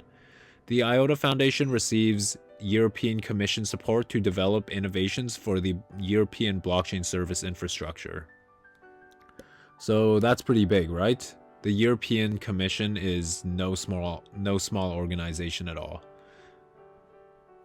And then in another one, CKANT uses IOTA for IoT and data infrastructure in Europe's health industry. So CKANT, it stands for Security and Privacy Protection in Internet of Things devices. It's an EU-funded, so EU, European Union-funded international collaboration between healthcare and security tech organizations. And the IOTA Foundation is going to play a leading role in developing the project's trust and accountability technology. So, I mean, this is pretty big to see, right? I always talk about it. Healthcare, and pretty much anything in medical is going to be huge with blockchain and DLT. And then they also mentioned this, so of course IOTA is 2200 compliant, right? That's why they're in this little mind map. That's ISO isn't the only organization they're working with, though. They're also working with OMG, which I hadn't heard of them until now, but they are also pretty big and another global standard setting body. They're nowhere near as big as ISO, but I think they definitely do deserve some respect. Some of their members in here consist of guys like Dell, Microsoft, oh man, I'm blanking out. There's definitely more of those members of like a similar status. Like I said, they're not close to ISO status, but I feel like any standard setting body should be taken with some level of, I don't want to say respect, but authority. So yeah, nothing on Stellar Lumens right now, unfortunately. So Ripple, this was, well, the first ISO 2200 compliant project, right? Ripple was, for anyone who doesn't know, XRP is actually one of the older cryptocurrencies out there on the market, dating back to 2013. A quick question. Yeah, what's up? Do you guys see the messenger in this channel? Oh yeah, I just opened it. All right, cool. This is a new feature on Discord. So now we have our own private, or we have a text channel within the voice channel. So yeah, this is awesome. All right, cool. I just want to make sure you guys saw it too. Okay, so we were talking about XRP. So they were the first as a crypto DLT project to adopt ISO 22022. And well, I won't get too in depth on how XRP's worked with 2022 since then, but let's just kind of take a look at some of the work that they do and what solutions XRP provides. But before that, when I bring up XRP, most people probably first think of lawsuit, right? They're in a pretty big lawsuit at the moment. And something I just want to point out is, even if you don't like XRP, this lawsuit should be something you're keeping an eye on, because worst case scenario, Ripple somehow loses this lawsuit and every crypto asset is seen as an unregistered security. That would be a big mess, because essentially we'd see every exchange either have to pay up hefty fines or just shut down. And not only that, but the kind of regulations around crypto assets we'd see would probably be that of the legacy financial system if they were securities. So yeah, it's one part of the markets we should be keeping an eye out on. Yeah, Toke, just to butt in again, on June 7th, there's going to be a conference with Ripple. It's going to be it's a key date because they're going to be going over Bill Hinman, the previous SEC chair, who stated that Ethereum was not a security. That was Jay Clayton, right? That was in 2018 when he stated that speech. Bill Hinman stated that in 2018? Yes. Oh, okay. I didn't even know about that. Yeah. So the whole argument is with the case is that Hinman got paid millions of dollars from the Ether Foundation to basically give them the green light. Oh yeah, no. I think I've now that you bring that part up, where someone was paid to essentially have ETH in the system and not, because essentially ETH is much closer to a security than XRP. Yep. I've definitely heard of that before. I didn't know it was Bill Hinman that said that. I thought it was Jay Clayton this whole time. Jay Clayton was just the one who initiated pulled the trigger. It, right? Yeah. Yeah, he pulled the trigger right when he left. Yeah, and yeah, from what I remember, he basically just put this lawsuit together like during his last 10 days at the SEC chair. Yep. Yeah, that's some shady shit. Yeah, so June 7th is going to be a key date. Yeah. So like Toke said, this case is going to be just so big for the entire space. It's going to dictate whether the entire market is either a security or it's a currency. So this is definitely the lawsuit to be looking out for cryptocurrency. For sure. Thanks for adding that, Rexy. Yeah. But let's brighten it up a little and not look at the lawsuit. Let's look at Ripple and Fort partnering. So Fort is a gaming company essentially, and they are backed by A16Z. That's Andreessen Horowitz's investment firm, and that's a really big name in the world of crypto. I won't go too in depth about Andreessen just because I feel like that's a whole other side of the industry. So if you guys are interested, do check that name out. I'll drop it in the chat.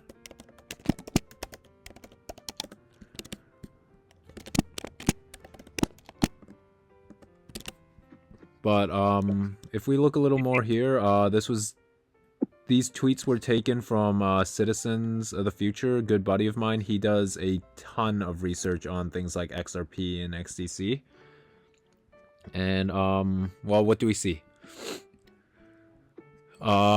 In 2021, at the Apex Developer Conference, Fort actually came out saying they use XRP for in-game ecosystems. And this is really big because, I mean, we got this letter of a partnership between the two, but seeing pretty much the company come out and saying like, yeah, we're using Ripple.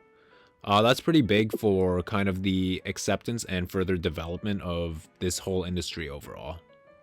Anderson Horowitz A16Z, he's a really big digital asset fund manager. Oh yeah, he's a huge name. Yeah, they're one of the biggest digital asset funds. Yeah, and then in this slide, so Rosa Rios, that's the 43rd treasurer of the U.S. Her name is on the U.S. $100 bill, so that should kind of go and show you guys the level of authority and who she kind of works with. She's actually joined Ripple or on their board of directors, so I think that should really be saying something. And it's just really interesting because this isn't the first person from the U.S. with like experience and ties to the U.S. government to join Ripple, and yet they're still in a lawsuit. So that's really it's really mind-boggling. And then just before we close it off, let's take a look at XDC. Actually, no, I had missed all this about Ripple. So, Ripple has a pretty large list of partners and members, partially due to the fact that they were the first enterprise blockchain project. So, I'll just read off some of their main members here and what they do. There is a little list here if you guys are interested in reading through it, but with Santander and American Express, they're looking to streamline payments between the United Kingdoms and the United States. Bank of America, they're trying to add more infrastructural payment systems. So they want to add things like SWIFT, but they also wouldn't mind having something like RippleNet. SBI Holdings, they're wanting to streamline cross-border remittances. Standard Chartered, they're working on a financial invoicing system on a distributed ledger. Westpac and Bank of Australia, streamlining international payments. Royal Bank of Canada, remittances on a DLT. And then UniCredit, Raise Bank, ATB, the Bank of Abu Dhabi, and UBS. Oh, and CIBC, which is a Canadian commercial bank. They are all actually joining Ripple's... Oh man, I can't remember which organization this is, but they have...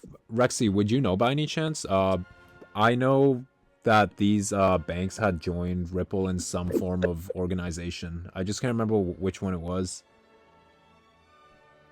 Organization for... What do you mean, organization?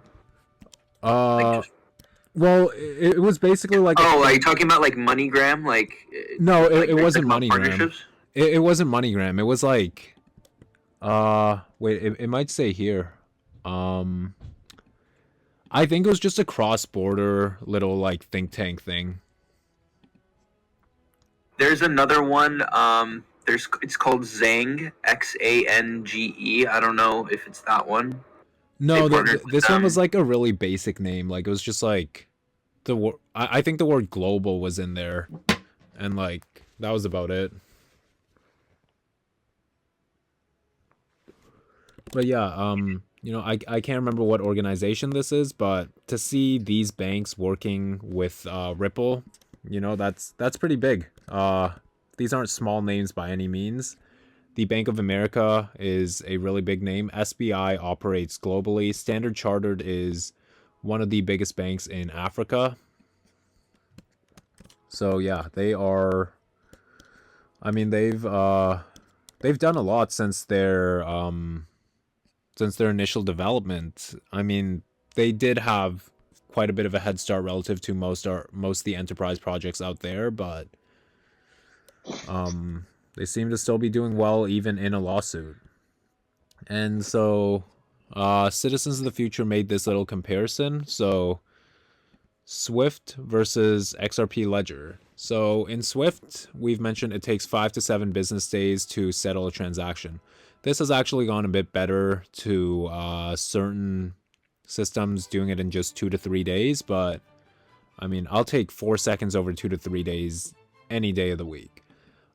Swift also has $50 transaction fees that we've talked about. That's ridiculous, especially when you're in a third world country where $50 is 25% of your monthly salary. On XRP Ledger, it's a fraction of an XRP. And 1 XRP at the moment is less than $1. So this is less than a fraction of a cent. Pretty much how our current financial systems transfers work at the moment is they go through correspondent banking systems, right? So as I mentioned earlier, Canada to Japan doesn't actually go Canada to Japan. It probably goes Canada to US to Europe to China to Japan. That's just an example. I can't promise you it works in that exact manner, but I can guarantee you there are a bunch of loopholes that they'll have to jump through. And so because of this, there are Nostro Vostro accounts. These are bank accounts that essentially hold nothing but hold money in it just to transfer it to another bank later on. And one of the biggest reasons for this is because our legacy system can't sense the double spend rule.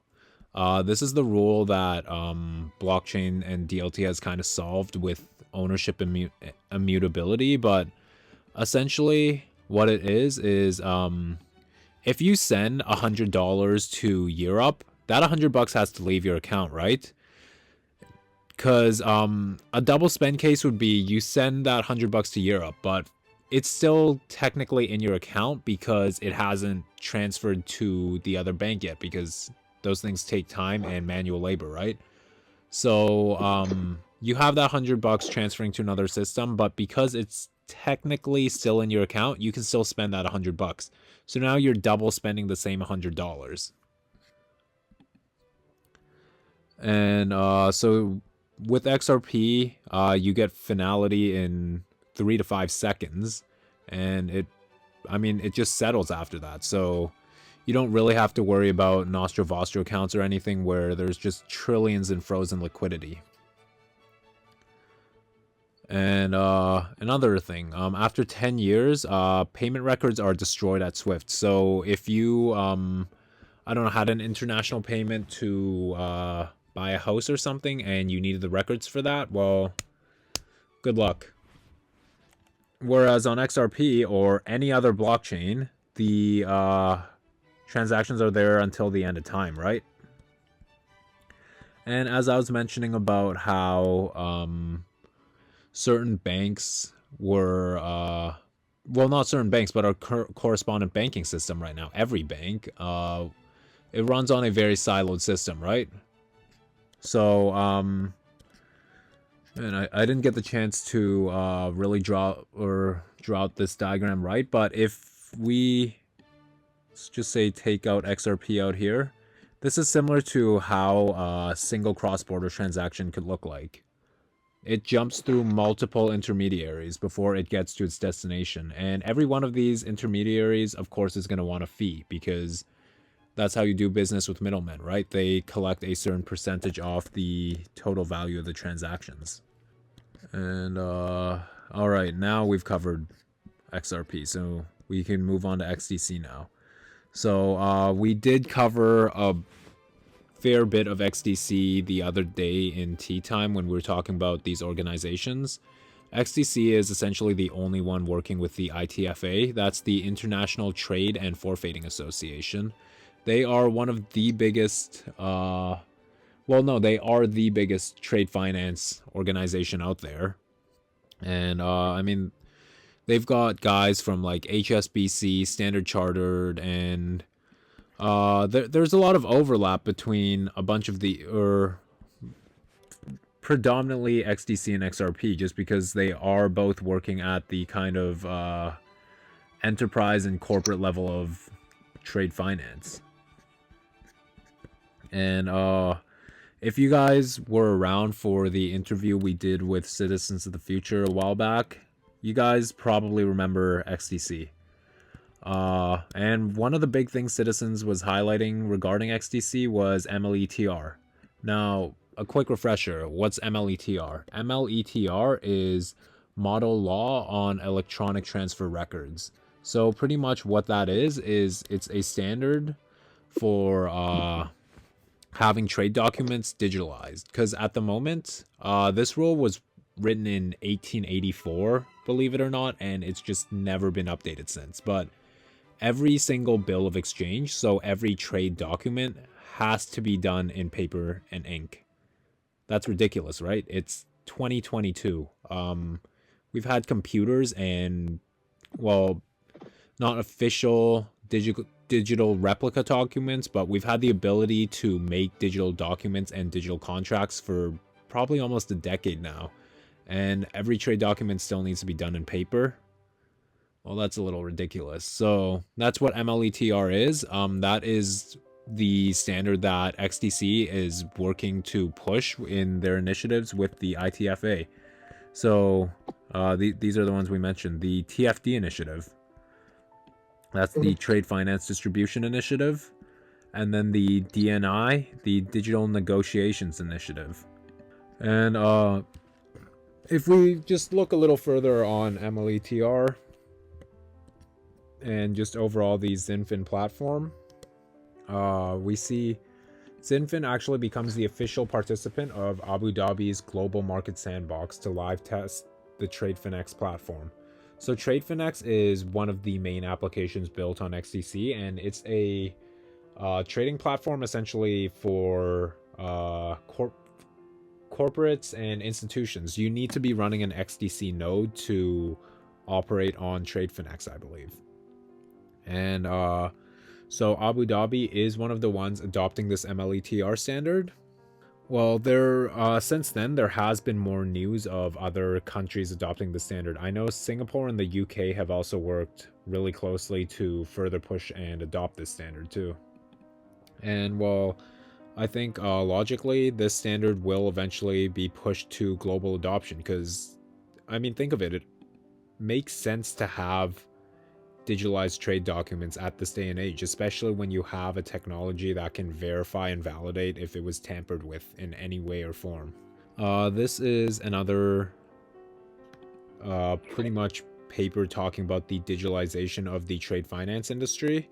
And they have two interesting mentions here. So there's not quite a direct mention of XDC, but there is a mention of, there's multiple mentions of ICC. This is the International Chamber of Commerce, and this is one of the biggest business-related organizations in the whole world.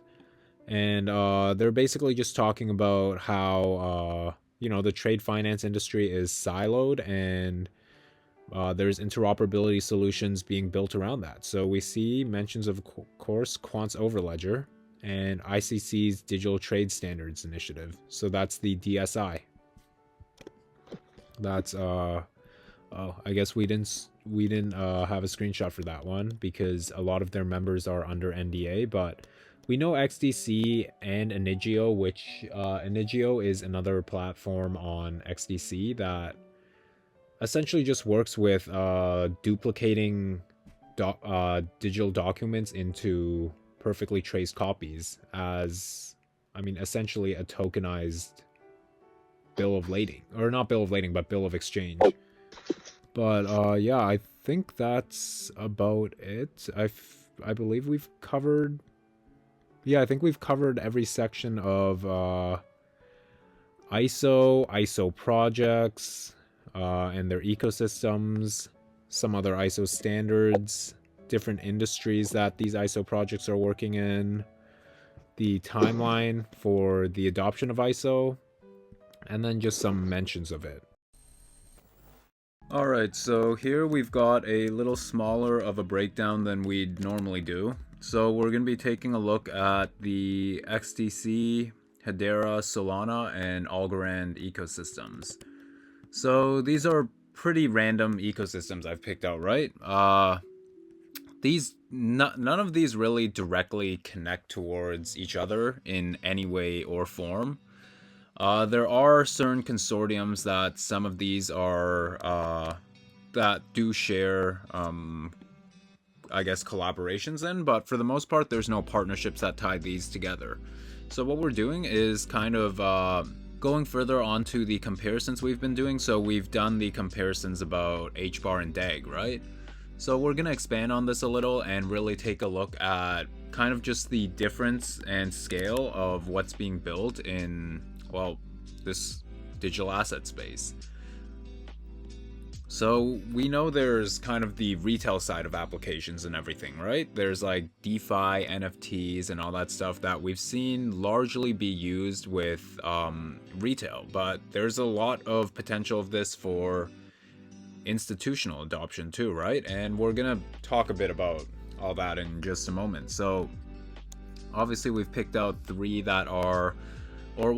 that are very enterprise focused with XDC and Hedera Hashgraph, and then Solana, which seems much more retail focused than the previous two, and then Algorand, I would say, is more of a blend between, well, all of these. It's got some components of DeFi and NFTs, and then some components of DeFi and NFTs in terms of kind of retail, and then it's got kind of more enterprise focused applications and utilities on there. So let's take a look. So XDC, we've covered some of XDC before. They are a hybrid blockchain that runs with Ethereum and I believe JP Morgan's Quorum. And so they're really focused on the trade finance sector, and in fact most of their applications are built regarding trade finance. And so here we see some of the main applications that are built on XDC, and we'll just be talking about some of these. So these four that I picked out are just personally the four that I think have kind of the most interesting utility and real-world application. So first is Impel. Impel's a pretty interesting application. It allows any message to be ISO 20022 compliant through their API integration. So this pretty much means you could send a message. Well, a financial message is essentially a financial transaction, and you could have other assets in there that normally wouldn't be ISO 20022 compliant. So, for example, Bitcoin, which was actually released today by the news was released by the Lighthouse report today, where Bitcoin will be added into Impel's ecosystem for ISO 20022 compliance. So obviously this doesn't do it natively, it does it through wrapping the asset into a synthetic wrapped version of Bitcoin that is able to be sent through any financial transaction message, because it now complies to the current financial messaging standard. So that's really interesting, right? And we know XDC is also, of course, an ISO 20022 compliant network.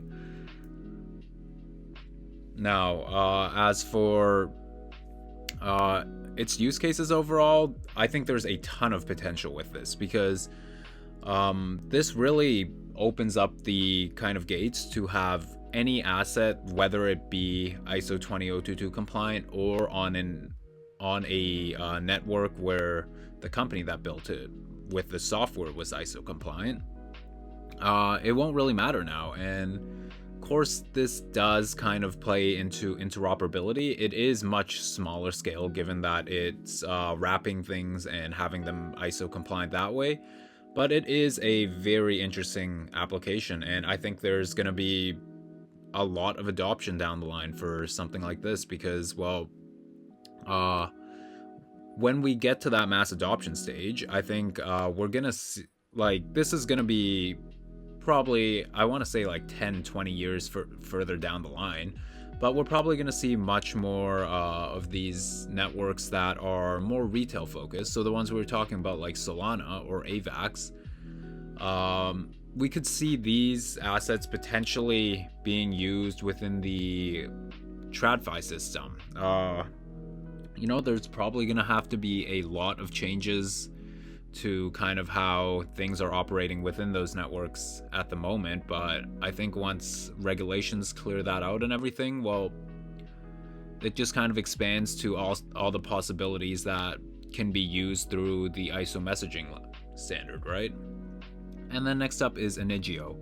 Inigio, we've also previously talked about. This is a digital documents platform on XDC, and pretty much what it allows you to do is trace an original copy of a document. And so something that's not quite as known is that digital or documents at the moment, whether it be bills of lading, trade finance documents, documents for logistics, etc., these all legally have to be in paper, which sounds really ridiculous in the 21st century. It's like, how often do you type something versus just write something out on paper nowadays? I mean, I think the discrepancy would be pretty large for just about anyone out there.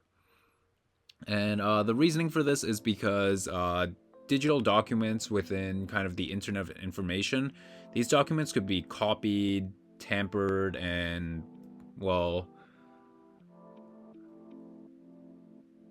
duplicated and faked, essentially. So there was a big problem around that. But with the whole concept of blockchain DLT and immutability and everything, well, this makes the possibility of digital documents actually come to life and not pose a huge systemic risk.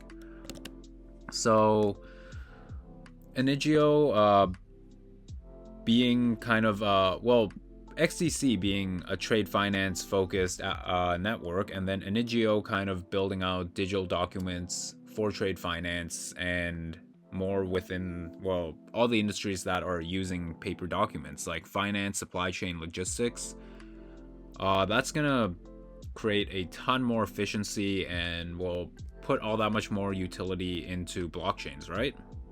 When you're having blockchains verify and validate every single digital document on there.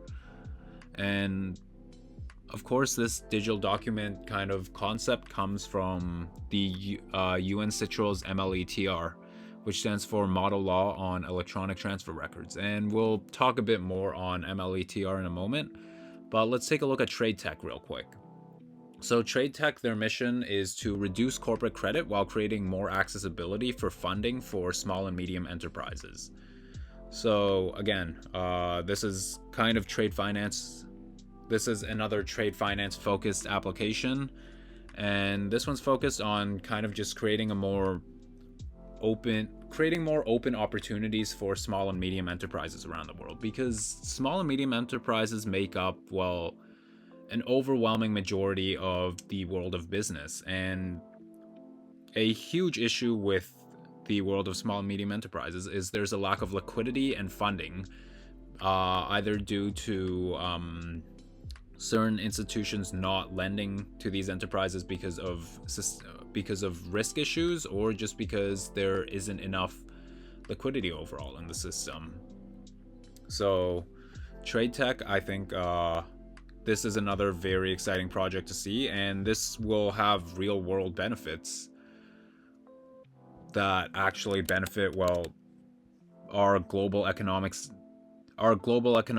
state of pretty much how we do business around the world, and all the opportunities for people that are wishing to build businesses that may not have the funds to do so, or, well, just aren't too sure where to get started. StoreX, this is a distributed and encrypted cloud storage solution. So we see a fair amount of these, right? There are other networks doing similar things, such as Filecoin. I haven't looked too deep into StoreX to really see what separates them from their competition, but seeing they're built on XDC as a file and cloud storage solution, I'd imagine some of this would be largely related to storing secure financial and trade information and documents. Next up, let's take a look at Hedera Hashgraph and some of the applications on here.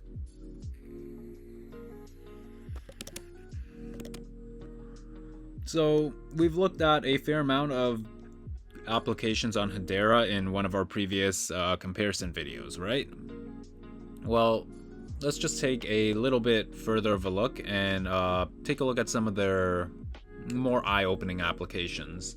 And that's not to say some of their applications aren't eye-opening. I like to say that every product or every application on Hedera Hashgraph has real-world utility and actually provides value added to the economy. So Galaxy, we've talked about this one. This is another creator economy application, so we're seeing a lot of these come out on multiple different networks, right? There's GeoJam from Constellation Network, there's Hustle from, it's an ERC20 based token, but it was taken into Unizen's incubator.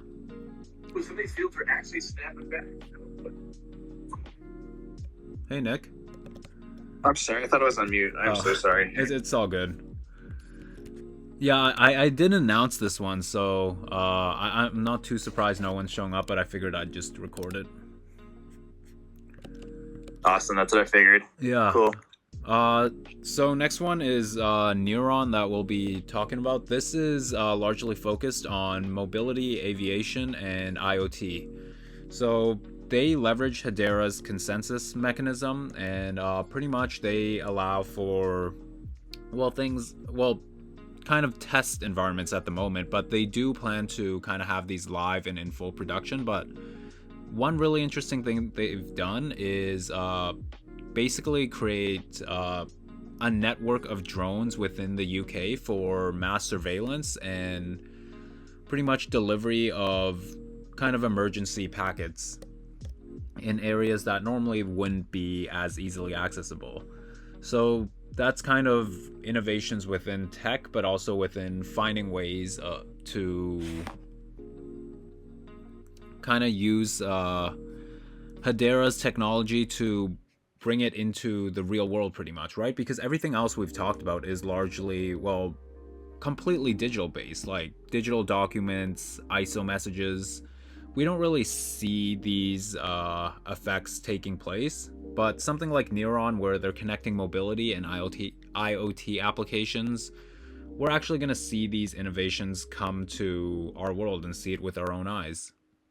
Safe Health Systems, so this is another one that's working on digitalization, and this is digitalizing health records along with pretty much anything you can analyze within the health industry. So your DNA, your kind of, I don't quite know what you call them, but the stats around how your organs are doing.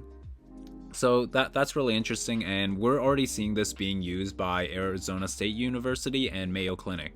So we are seeing a fair amount of adoption in that sense. And there's a fair amount of health applications that are also being built on other DLTs. But from what we've seen with Safe Health Systems, they seem to kind of be leading the way in terms of adoption overall. And then Agiro, this is an agriculture finance application, and this one's pretty interesting because what it's doing is pretty much integrating IoT and consensus into the agriculture industry. And so a large focus of this is around contracts and analyzing your crops in real time. So how this kind of works is there's going to be a consensus to some of these contracts. So when farmers, finish growing their crops and sell it to another wholesaler, there's going to be a contract under that, right? They'll probably be using Hedera's hashgraph for Hedera's consensus for these said contracts. And then as for the analysis part, this is where they'll probably be using other parts of the Hedera network, though also using their consensus to track and monitor the health and status of their crops in real time, which really brings that much more of kind of the not just work from home, but kind of virtually monitoring and surveying everything once it's all on chain. Solana, this is kind of the only application we have in here that's largely retail based, right? And it's not to say it's bad or anything. Obviously, you guys know my views on what I think would serve better in terms of an investment and in terms of utility regarding these layer ones, but what we've seen from Solana is very, very retail focused applications. Nothing on here really screams enterprise or institutional adoption whatsoever, but this is kind of the side of blockchain and DLT that a lot of people a lot of people like to talk about it, but a lot of people also don't. But that's because it's kind of controversial, right? Technically, these things aren't supposed to generate mass amounts of value. These are heavily retail dedicated applications. So, you know, it's very different from, say, whatever we talked about on Hedera Hashgraph on XDC, because we're not going to see enterprise utility. But just to highlight some of their applications, they've got on their network that have been more popular than the kind of usual applications on there is Stepin. So this is a real interesting application. This is a walk to earn fitness platform, and pretty much how this works is you use their token GMT to buy their shoes, and pretty much it records your steps. And if any of you guys remember back in the day, they also had these apps within the world of Web 2 where it'd track your steps, and you could basically redeem them for rewards. This is really no different from kind of that, and it's pretty much just focused on a walk to earn economy. And we'll have to see how that goes and how that works within regulatory frameworks. It is a very interesting idea, I'll give it that, but providing real utility, I guess you're getting people to go out there and exercise, which isn't a bad thing, but I just don't know how much real world use case there's going to be for that. Hogs, this is one that's gotten really popular recently, and you know, I didn't think I'd be talking about something like this, but this is a play to earn soccer Olympics games with hogs as avatars. Why this has gone so popular? Probably because it's another play to earn NFT game. Those always seem to kind of pick up traction pretty well. Again, not much real utility to this, but we're bringing more of the gaming side and the user-based incentive rewards to kind of mass retail. So overall, Solana, not to say it's a bad ecosystem, but they are a lot more focused on creating applications that are focused on kind of buzzwords and ones that attract retail through kind of those buzzwords, headlines, and all those exciting things that you see in crypto. Like here, we can see they've got cats, they've got hogs. So it's very I don't want to say degen like, but very much like the majority of stuff you see around crypto Twitter. Algorand, this is one that we talked about in our previous tea time, and well, they are probably the most academically connected layer 1 out there with tons of university partners, and they've seen kind of a strange case of adoption in a lot of different angles. So they have a lot of applications that I would say are a lot closer to the Solana ecosystem, where they're kind of retail DeFi and kind of play to earn focused applications. But at the same time, they've also got some applications and connections on there that are much more similar to what the likes of XDC and Hedera Hashgraph has. And those are kind of more enterprise focused connections and use cases, right? So let's take a look at some of these. We have talked about some of the previous ones before, such as their connections to SAP, which we'll just touch up on again because this is a really massive connection, but then also some ones within financial institutions. So one of these is 6 Clovers. This is a kind of fintech company that has built their solution on Algorand, and pretty much their goal for this is to create secure end-to-end payments that can be done so via fiat or digital currencies, and this is largely focused on banks, merchants, and payment railways.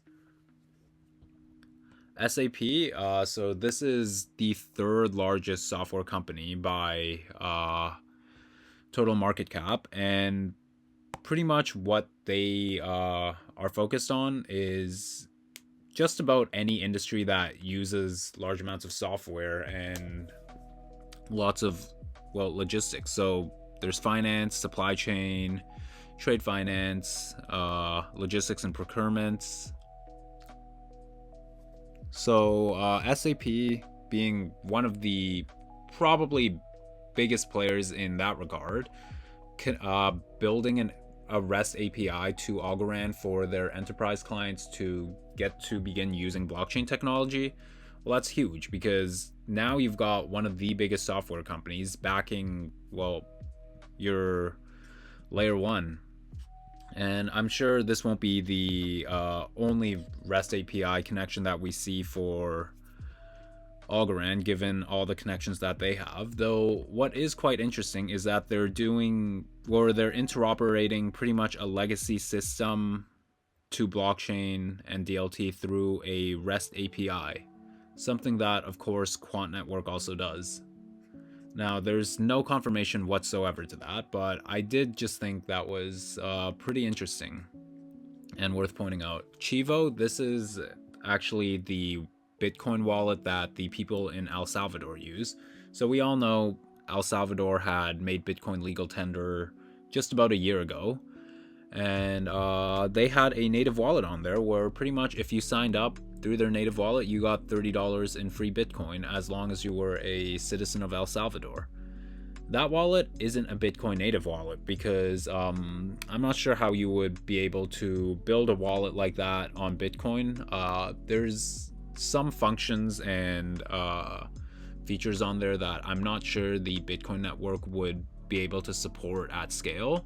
So of course they chose a much more scalable network to build that wallet on, and that network is Algorand.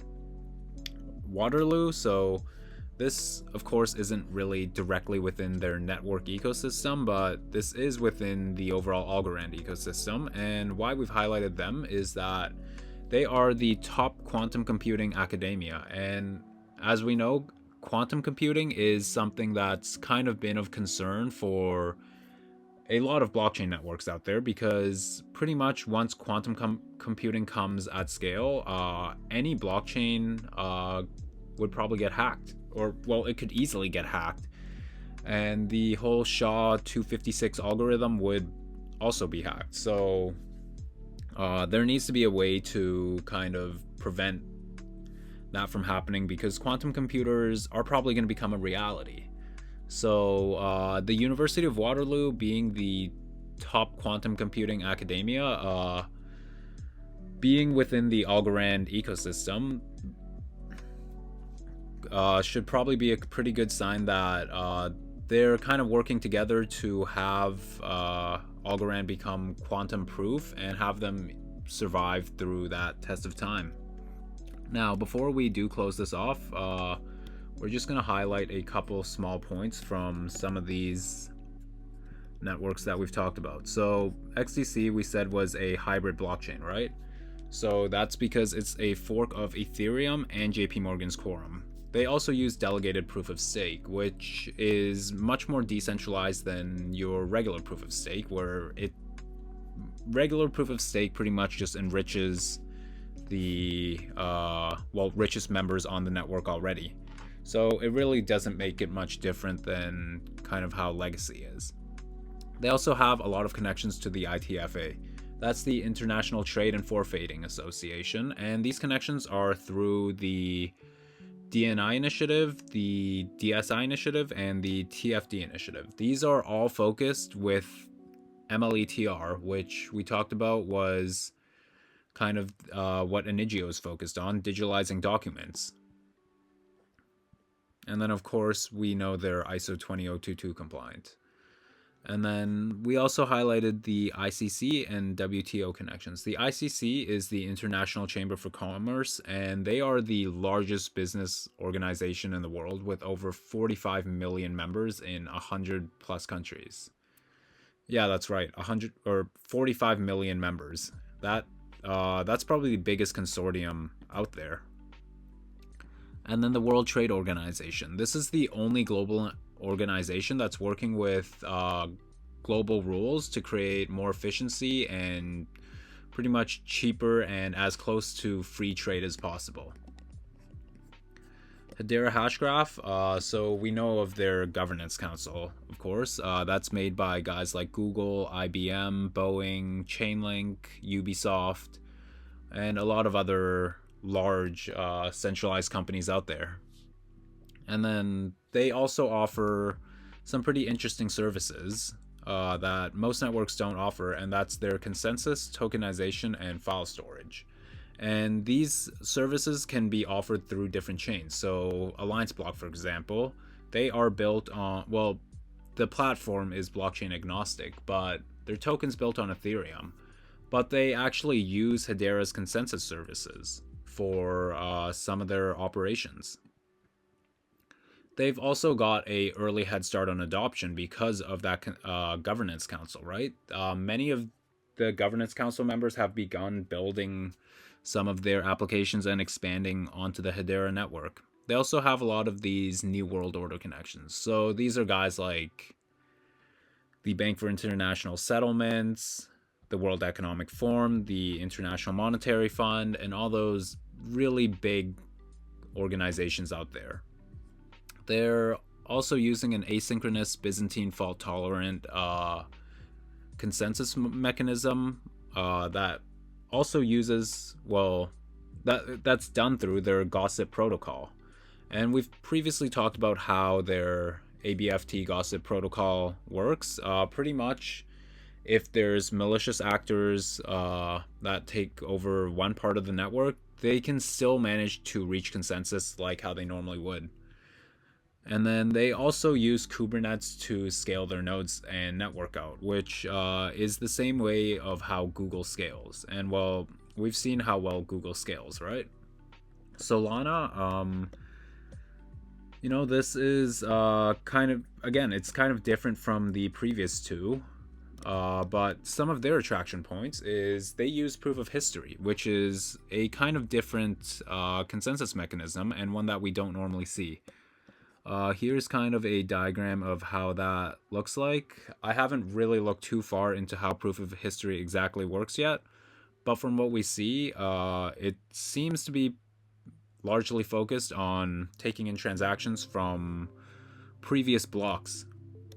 They are also Byzantine fault tolerant. Now, asynchronous Byzantine fault tolerant is kind of the holy grail when it comes to Byzantine fault tolerant. So while Solana does manage to solve the Byzantine fault tolerant issue, they don't do it quite perfectly. And while we've seen kind of what happens when the network doesn't run perfectly, right? Though on the other hand, they have very strong adoption because of the money from VCs and the amount of applications being built on there due to the mainstream media hype that we've seen, right? And not to cause FUD or anything, but just to kind of look at the initial token allocations for some of these networks. When we look at Solana, something that is a little concerning is that in the public sales section, it looks like there's less than 1% of Solana that really went into the public sales, with a large majority of these, well, half their supply going to insiders and VCs, which is not a big surprise. We've heard kind of these stories about Solana previously and how their centralization has had some issues previously. Algorand, we know they use a unique peer proof of stake mechanism, which we can see here, and pretty much how that works is that anyone that holds ALGO in their wallet can be nominated as a validator for the next block, and then that block gets voted upon by other members that are selected, and eventually that new block gets minted. So it's a lot more kind of decentralized and open in that way, because just about everyone can, well, literally anyone can become a participant by just holding at least one Algorand in their wallets. So yeah, that's kind of a little comparison of these different blockchain networks. You know, maybe they seem a little randomly picked, but what I want to show is kind of the difference between what's being built. So on XTC, we see a huge focus on trade finance, right? Just about everything here is focused on either, well, trade finance and then a bit of, well, digital documents that also kind of tie into trade finance, but expands more into supply chains and everything. Hedera, this is focused a lot more on offering consensus and trust, and really just expanding on the real world applications of DLT beyond what XDC showed in its array of, well, offering different trade finance proposals.